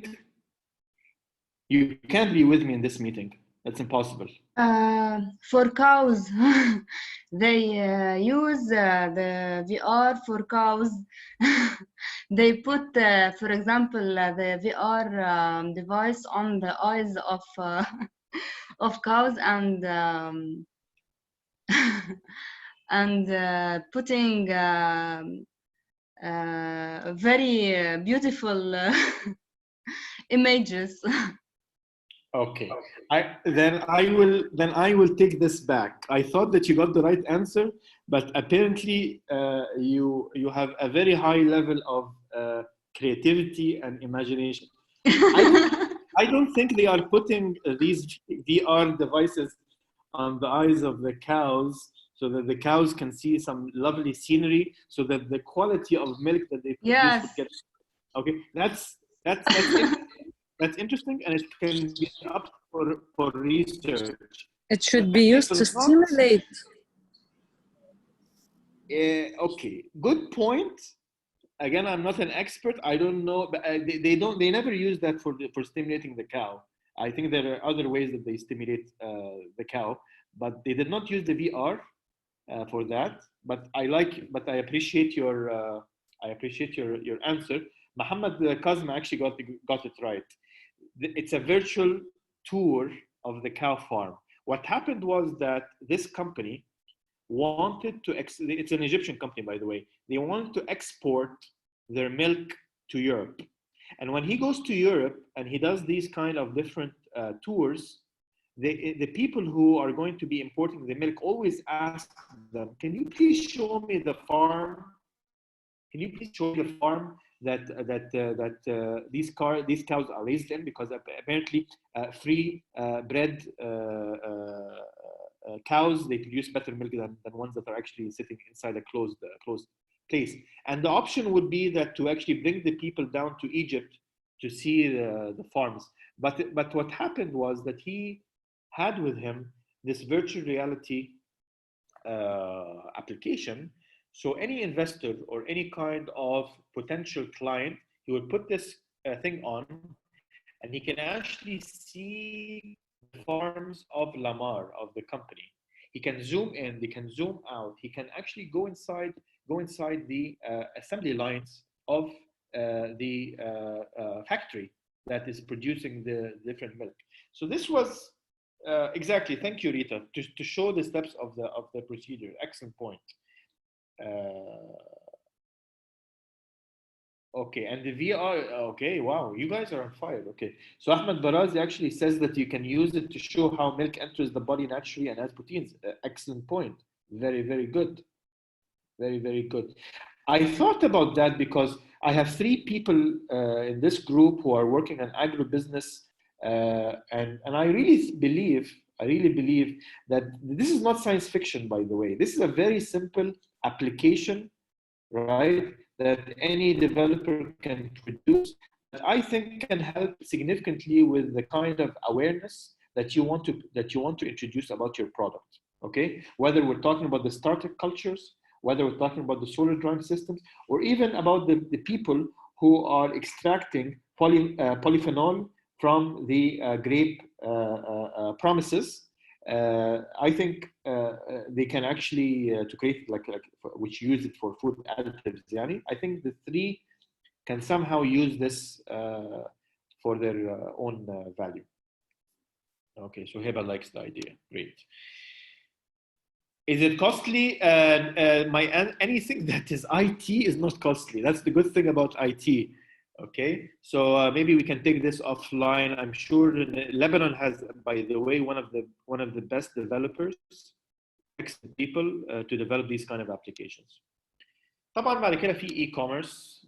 Okay, digital marketing. Digital marketing here we're talking about it also from a market intelligence. Yani tomorrow we're gonna talk about digital marketing is not social media and the stuff that you know about. It's about how can you extract certain information about the market so that I'm very confident that I will be actually successful. طبعا applications, use applications to report things, to send information about your product, about your service. It's a way of monitoring too. يعني خلي بالكم يعني ما انت if you're going to use IoT, this data is going to be transmitted somewhere. Now, where is this going to get displayed? Well, it's going to probably get displayed through some kind of an application. So Riser applications is becoming very strong. Okay, just check the time. Okay, and the last one that I also want to tell you about, and this is actually quite interesting. This is quite interesting, Yani.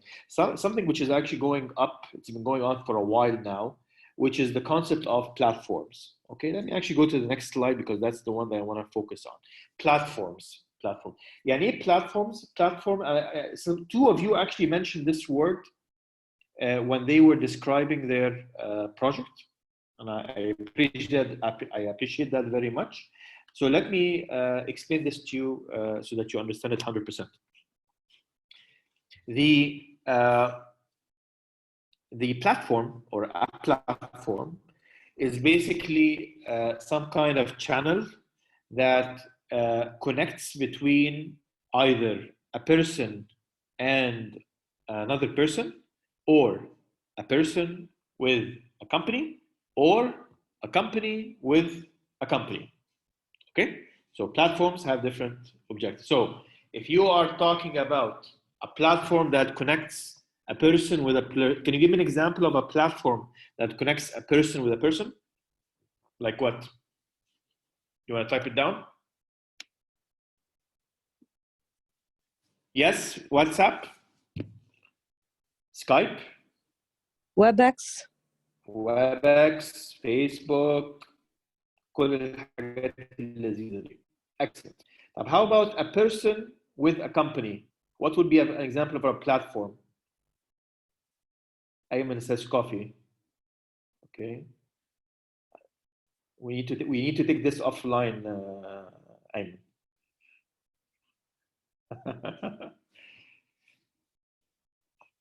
All right.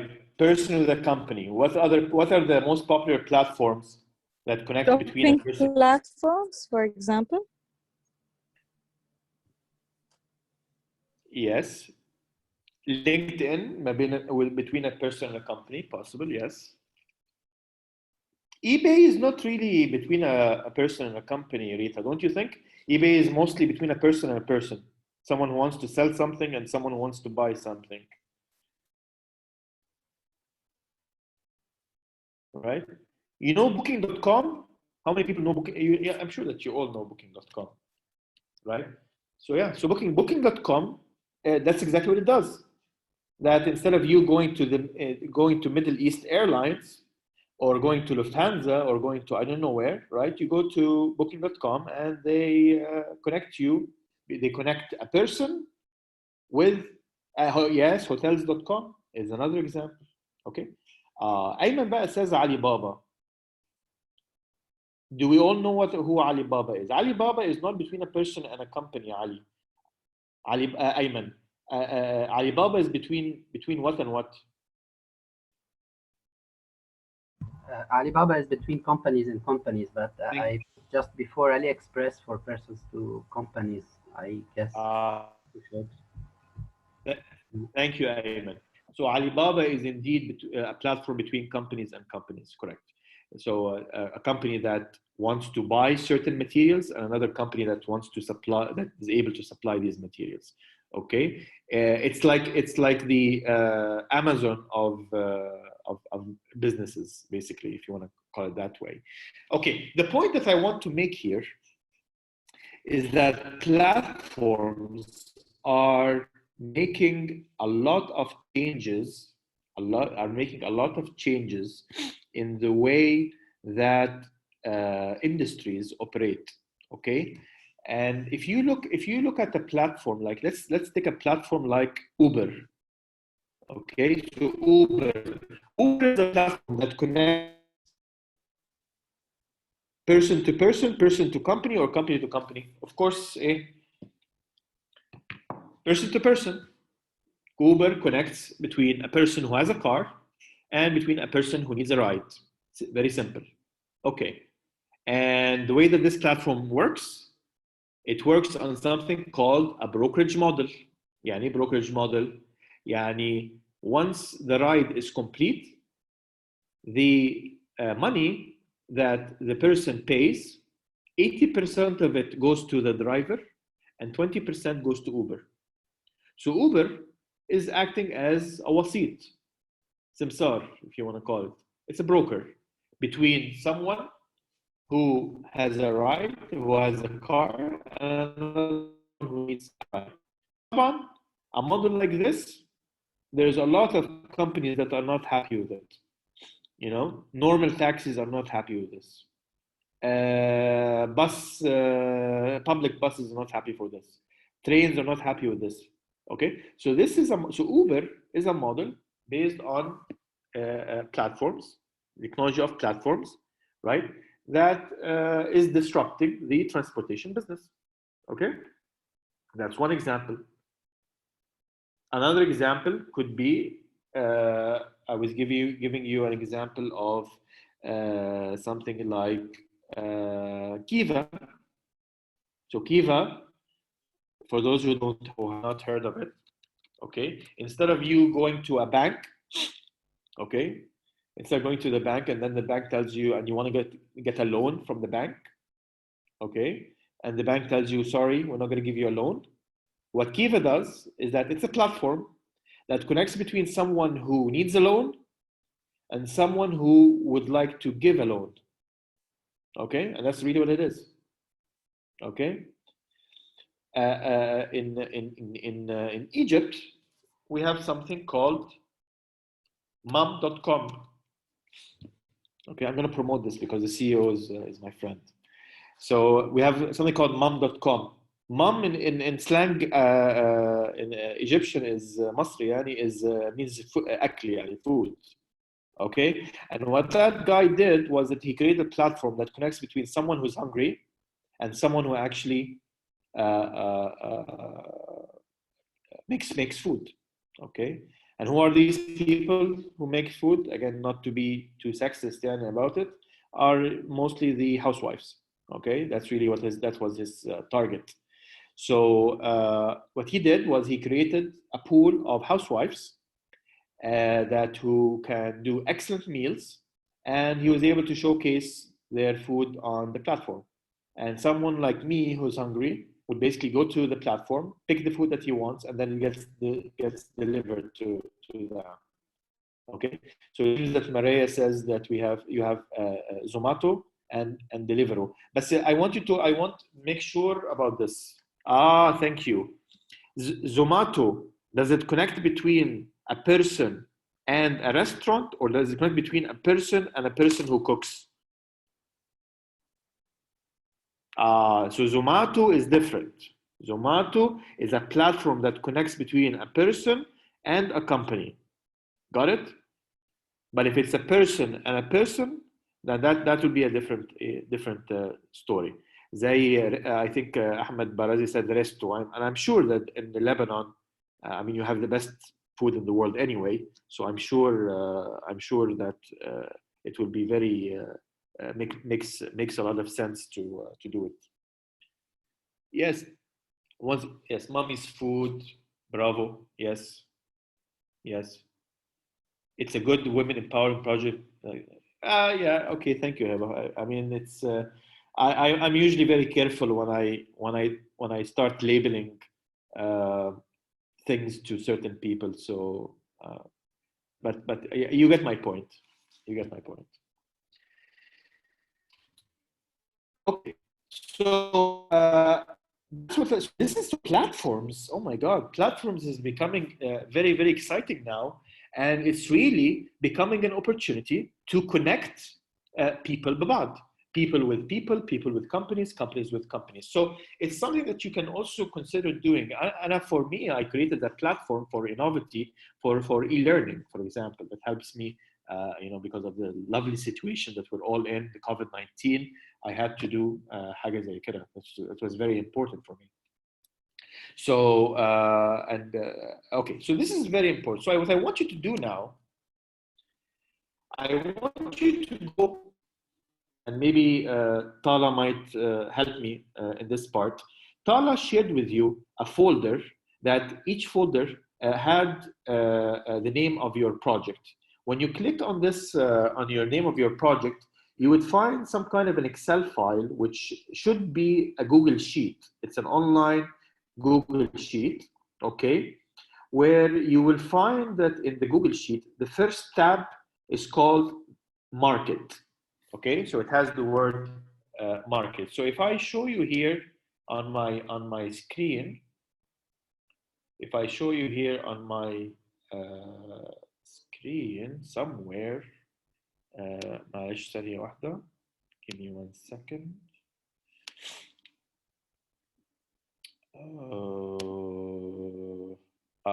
Voila.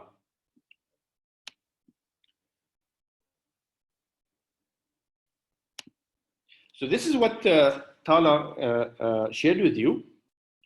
Okay, you will find a Google Sheet that it's an Excel Google Sheet effectively, and you will find that there are different indices or different tabs at the bottom. So one of them is called index, which is basically telling you which tab is to use on which days. Okay, so and then you have different tabs at the bottom. So for today, we're going to be using tab that is called Market and the tab that is called Offering. And if you click on the tab that is called Market, you will find a very small sheet here that I have created for you. And the first part A is called Trends.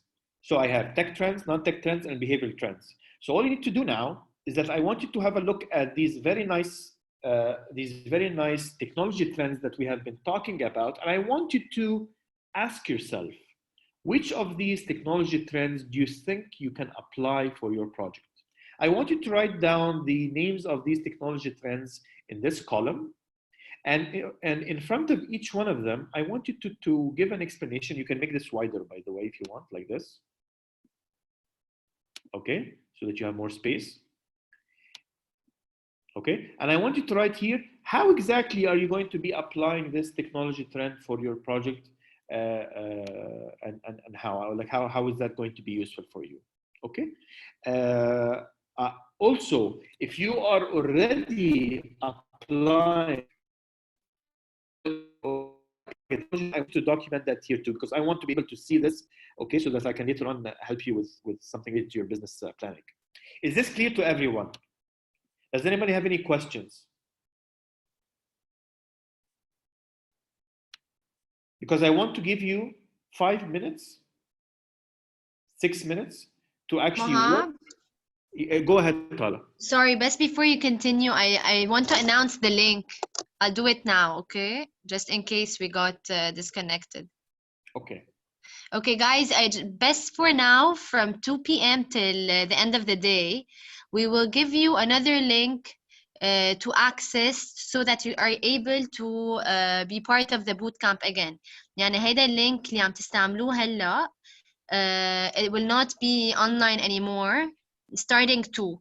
So I will give you another Zoom link that you will access. هحطه هلا I'm gonna add it in the chat box on Zoom, and I'm gonna send it on the Innovation Factory Bootcamp. So make sure that if the other members of your team are not online now, to inform them until the end of the day, only today, use this link. بس لبكرة just follow the technical details sheet. Okay. Okay. If you have any questions, let me know on WhatsApp. Okay. So we're going to work عليه خالص now until 2 p.m. with the existing link that we have right now, and then كده we're going to take a break at 2. Okay. But when you reconnect again, please use the link that Tala will share with you in a few minutes. Okay. Now, until Tala does, which she just did that now. Okay.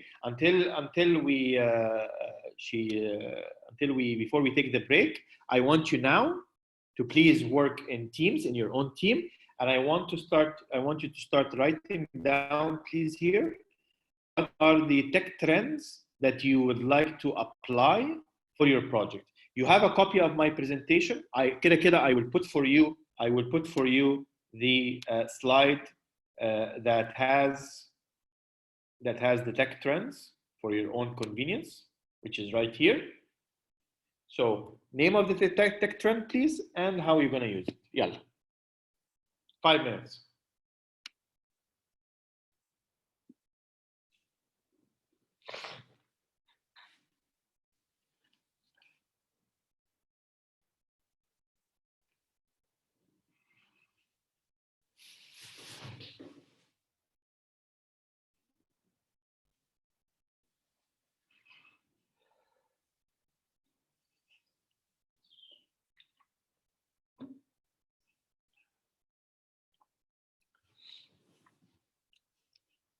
Four minutes.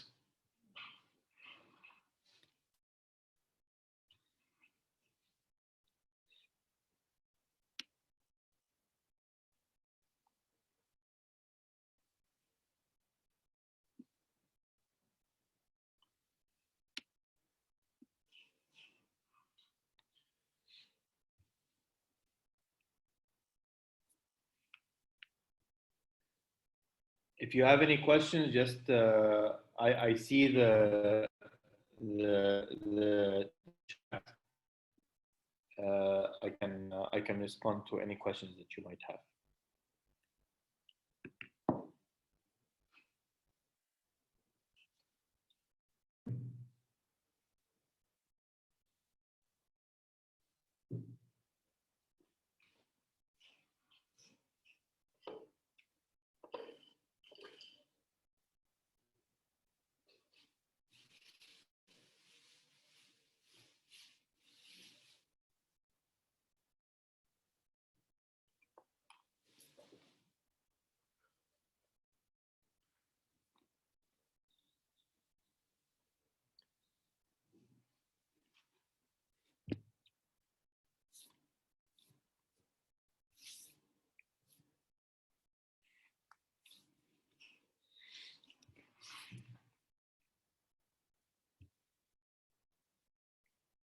I gave you a few examples about some of your projects and how to use some of these tech trends, but I want you to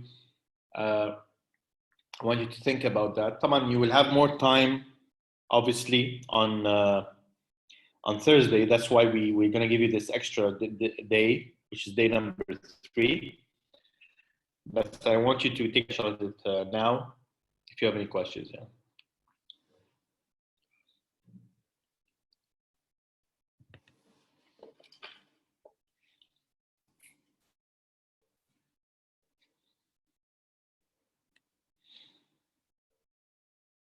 طيب Ayman, if you're struggling to open the Excel, my recommendation is write it down now on a separate sheet of paper, okay? And then in the break, open the Excel براحتك, and then just type whatever you've written, please.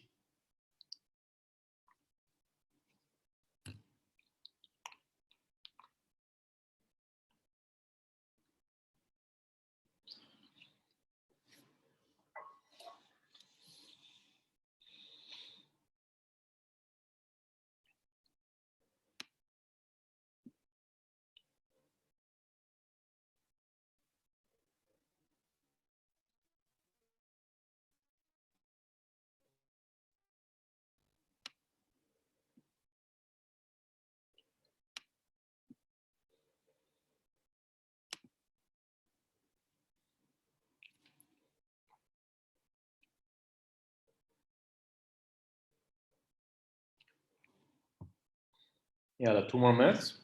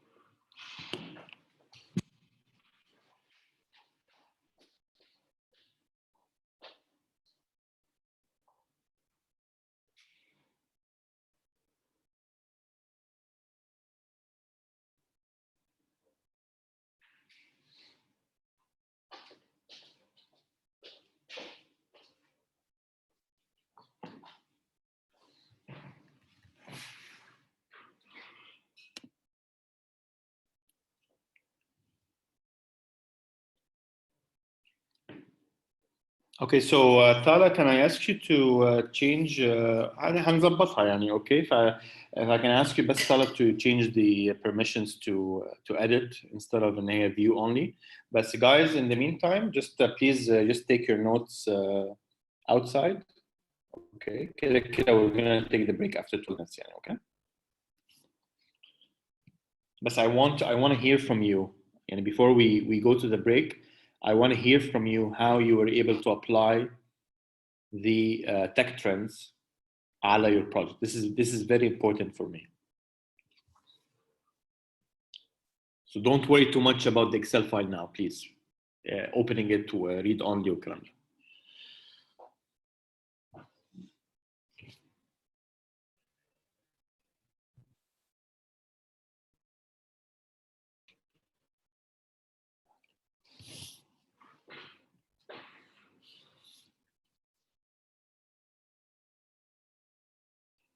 يلا 2 more minutes. I want brilliant ideas. خلاص؟ يعني I want something that is super exciting. Something that says, oh my God, how did I not think about this when I was reading your project yesterday?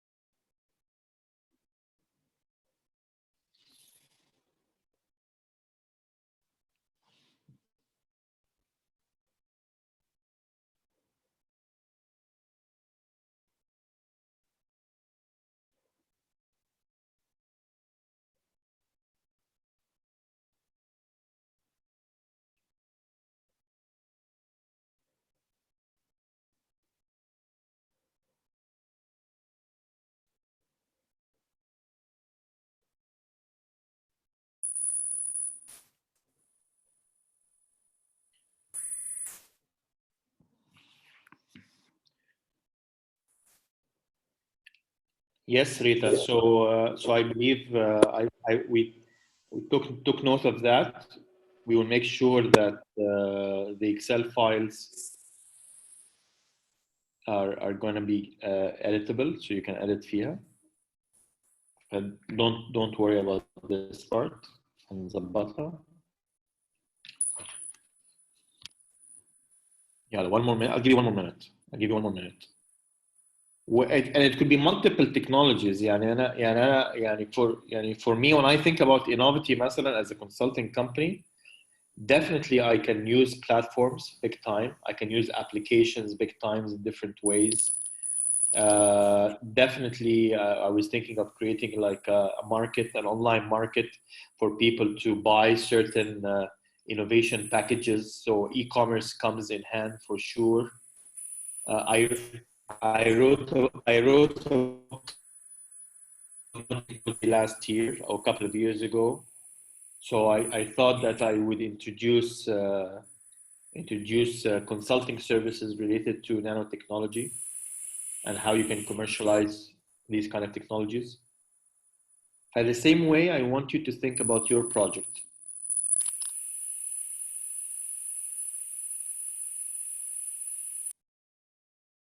Right.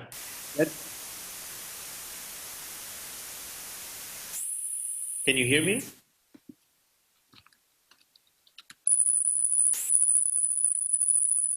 I'm asking, can you all hear me? Mohab, can you put me please as a co-host? I'm not being able to mute 1 second. the people. Yeah, because عم يكون في صدى. 1 second. I did put you on as a co-host. Yes, بس وقت عم يقطع الانترنت عم بيروح Okay, I see. Okay, give me 1 second. Guys, again, if someone's not being able to access the files, let me know, because I think it's for specific people only. I don't know why.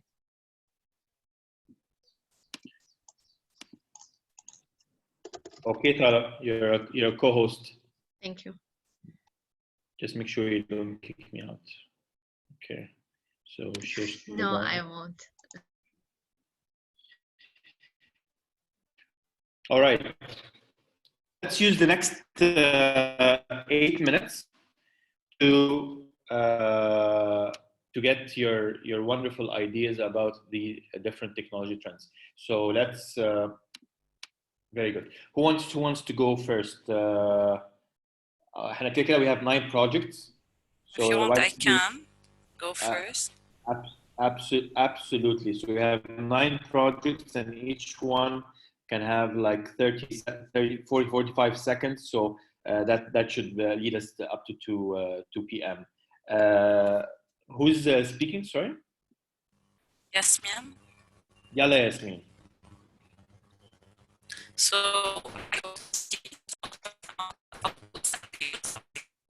and the platform to create a continuous connection with customers, and also in some cases to link our customers to, in our opinion, to farms, and the tracking system to track all machines in different areas, and also in some cases also to link our customers to farmers in different areas. Okay, very good. Very good. Very good. Excellent. Type. I want to hear. I have no comments. I think that makes perfect sense. Very good. Let's go to the. Let me see the chat. Someone is saying. Tala is saying. This is about the. Guys, don't خليكم بس معايا دلوقتي. Okay, and واحنا we will. هنظبط الاكسل files. Don't worry about that. Okay. طيب, let's go to our friends. This was the example of the bio-waste. Let's go to our friends from the starter culture project. Yes. So talking about the starter culture, since they are live microorganisms, mainly bacteria, I thought about virtual reality, VR, about maybe create some kind of simulation of how to use the starter culture, like for small, medium enterprises, or maybe some amateur at home, how to have good agriculture practices, good production practices, or good manufacturing practices. And I think this also can be important, Emilio, especially that you wanted to actually to be a platform for conducting R&D related to starter culture. So you would actually go to the different companies and you would propose to them, you know, the kind of different starter culture that would add certain flavors to their product. So I think this can be quite useful. Definitely, and we can use maybe the IoTs for the fermenters, since they need the constant monitoring, humidity, temperature, and all the growth factors for the bacteria. Also, it could be used. And I don't know, I have doubts about the big data, maybe because within the bacteria or microbial world, we can sequence a full DNA sequencing, which could be used by some very big companies to identify, let's say, characteristics of strains. It could be also something that could be used. Very good. Excellent. I love it.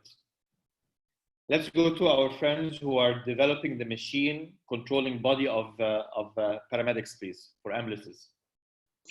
Okay, it's Ziad from Sun Motion. We have a machine. We put it inside the ambulance just to fix the paramedic inside the ambulance to make the CPR process efficiently. We can add the IoT and the artificial intelligence. We have already added artificial intelligence. The chair tells the paramedic where's the place that he should put his hands in the chest of للمريض يعني. والاي او تي نحن بنقدر نحن عاملين سنسر هو بيقول لك انت اذا عم تعمل السي بي ار بكواليتي منيحه بالدبس المضبوط بالريت المضبوط. هي كلها هذه الداتا نحن عايزينها، واصلا نحن عايزين كيف الباراميديك عم يتحرك داخل سياره الاسعاف. كلها هيدي نحن بدنا نحفظها، بس بدل ما نحفظها نحن بنقدر نبعتها بالاي او تي يعني على سيرفر مثلا عند الباراميديك ستيشن. Okay, very good. Very good. Excellent. Excellent. Very good. Let's go to our friends who are. This is a difficult one. Let's see how they were able to apply it. The ones who are doing the PET fibers for the concrete reinforcement.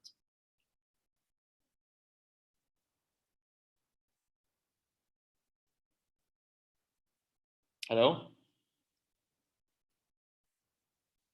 PET fibers, are you there? All right, let's go to the next one. The group that has provided bioagents like the mass-produced natural enemies to control the pests in the fields. Yes, so we were thinking of adding information technology to monitor insects in the field, actually, to monitor their number, their populations, if they're actually decreasing our pests, and then a platform just to give background information of the technology, and maybe an application to send notifications about the status of the diseases. Oh, very good, Maria. I have a question for you. The kind of natural enemies that you're talking about, are they some kind of spider or ladybug, or what exactly are they? So we have one fungi, which is the Bovera bassiana. It's native to the Mediterranean, and then we have two mites. Two mites. Okay. Okay. I would be very interested to talk to you again about how you're going to be using some kind of monitoring to some of these natural enemies. We can take this definitely offline if you wish. Okay, great, for sure. Very good. How about, of course, our good friends from the solar drying system? Can you? I see a lot of things can be applied here, but I want to hear from you. Please go ahead.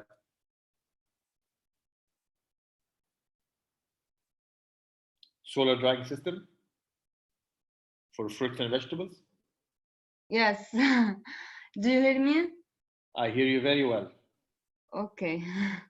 So in order to overcome the constraints and the hazards of direct sun drying, We have proposed a closed system that avoids the contamination and the hazard to get into the products, to fruits and vegetables during drying, and that conditions are used for drying in order to reduce drying time also, and to get a higher quality of final product. So furthermore, this device will benefit from the solar energy that helps in conditioning of drying air, and reduces the operational cost of the system.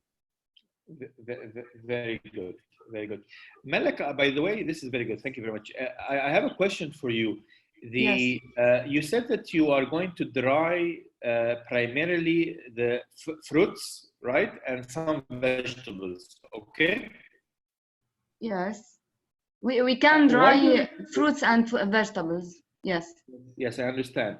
The problem becomes bigger, and your system becomes even more important when you are talking about drying very fine products that turn into a powder after they get dried. يعني for example النعناع الأعشاب الطبية. You understand what I'm saying? Yeah, yes. Because those are عرضة أكتر for contamination and for the hazardous conditions much more than dried fruit and vegetables. Yeah, you know, our essential product, if you want to call it like this, is the kishk. Do you know kishk? No, what is kishk? It's a fermented dairy product. It's made of burghul and and milk, fermented milk. I think that you have like this in Egypt. Yes, we do. This our main product, but our dryer may also dry other vegetables and foods. But the main product is kishk. Okay. And in fact, kishk, the last form of kishk is a powder. That's exactly the issue. Any product that translates into a powder, okay, because of drying, yes, your system is perfect for it. Yes. much more than fruits and vegetables. Yes, yes. Exactly. So this is why I was saying that in your description, this could have been highlighted much better, because there is a lot of need and demand in the market for powders, dried powders coming from things like nana, like أعشاب طبية, زي الملوخية, and so forth. Yes, you're right. Okay. Excellent. Thank you. You're welcome. We'll talk more about the kishk. Polyphenol extracts from grape pomaces. ممكن can they come in, please?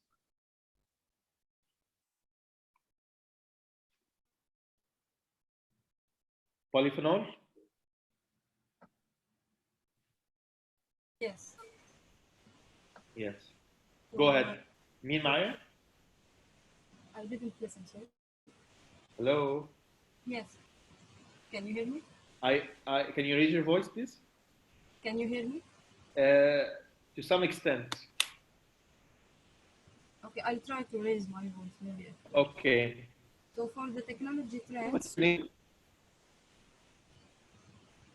For the technology trends, so the virtual reality to show the process of the extraction of polyphenols from the beginning with the raw material till the end product. Okay.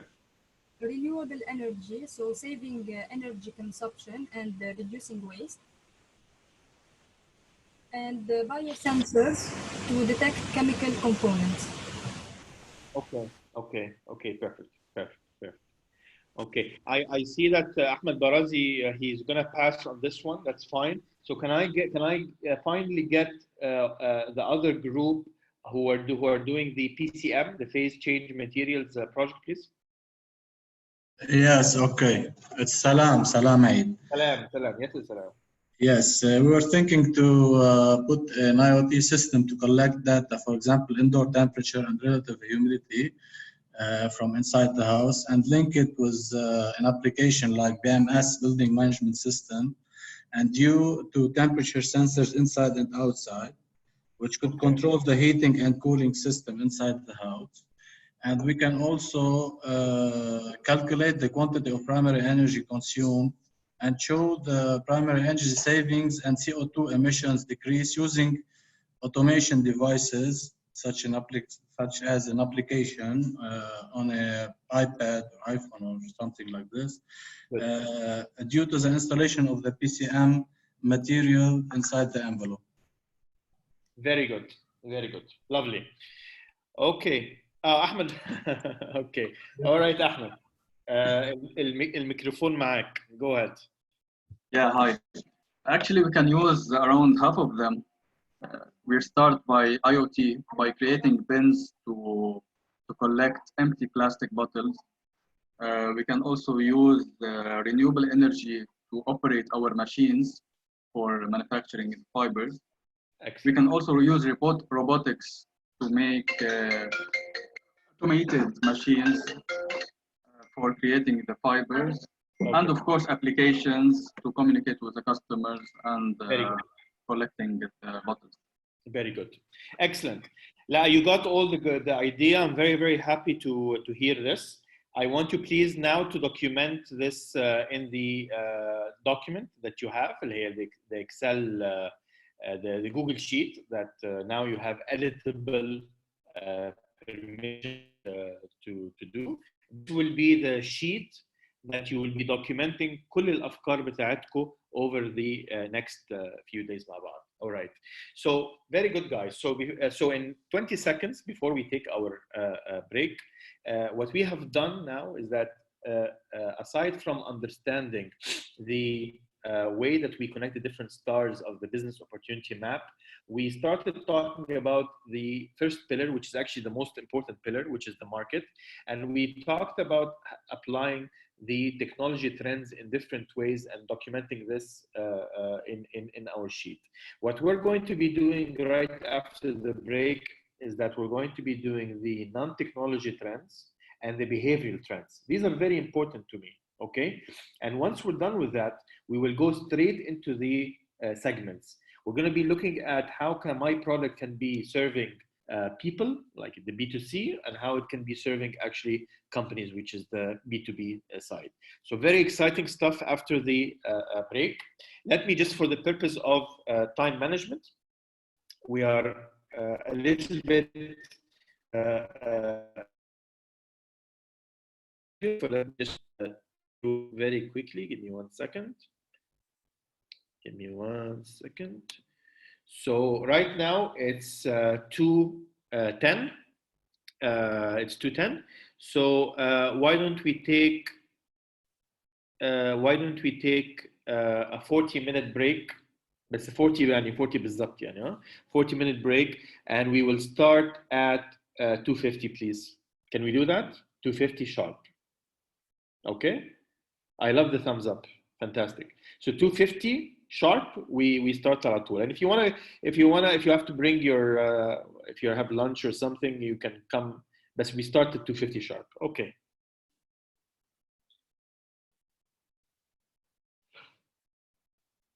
Guys, don't forget to sign on the other link, okay? Yalla, we'll see you at 2:50.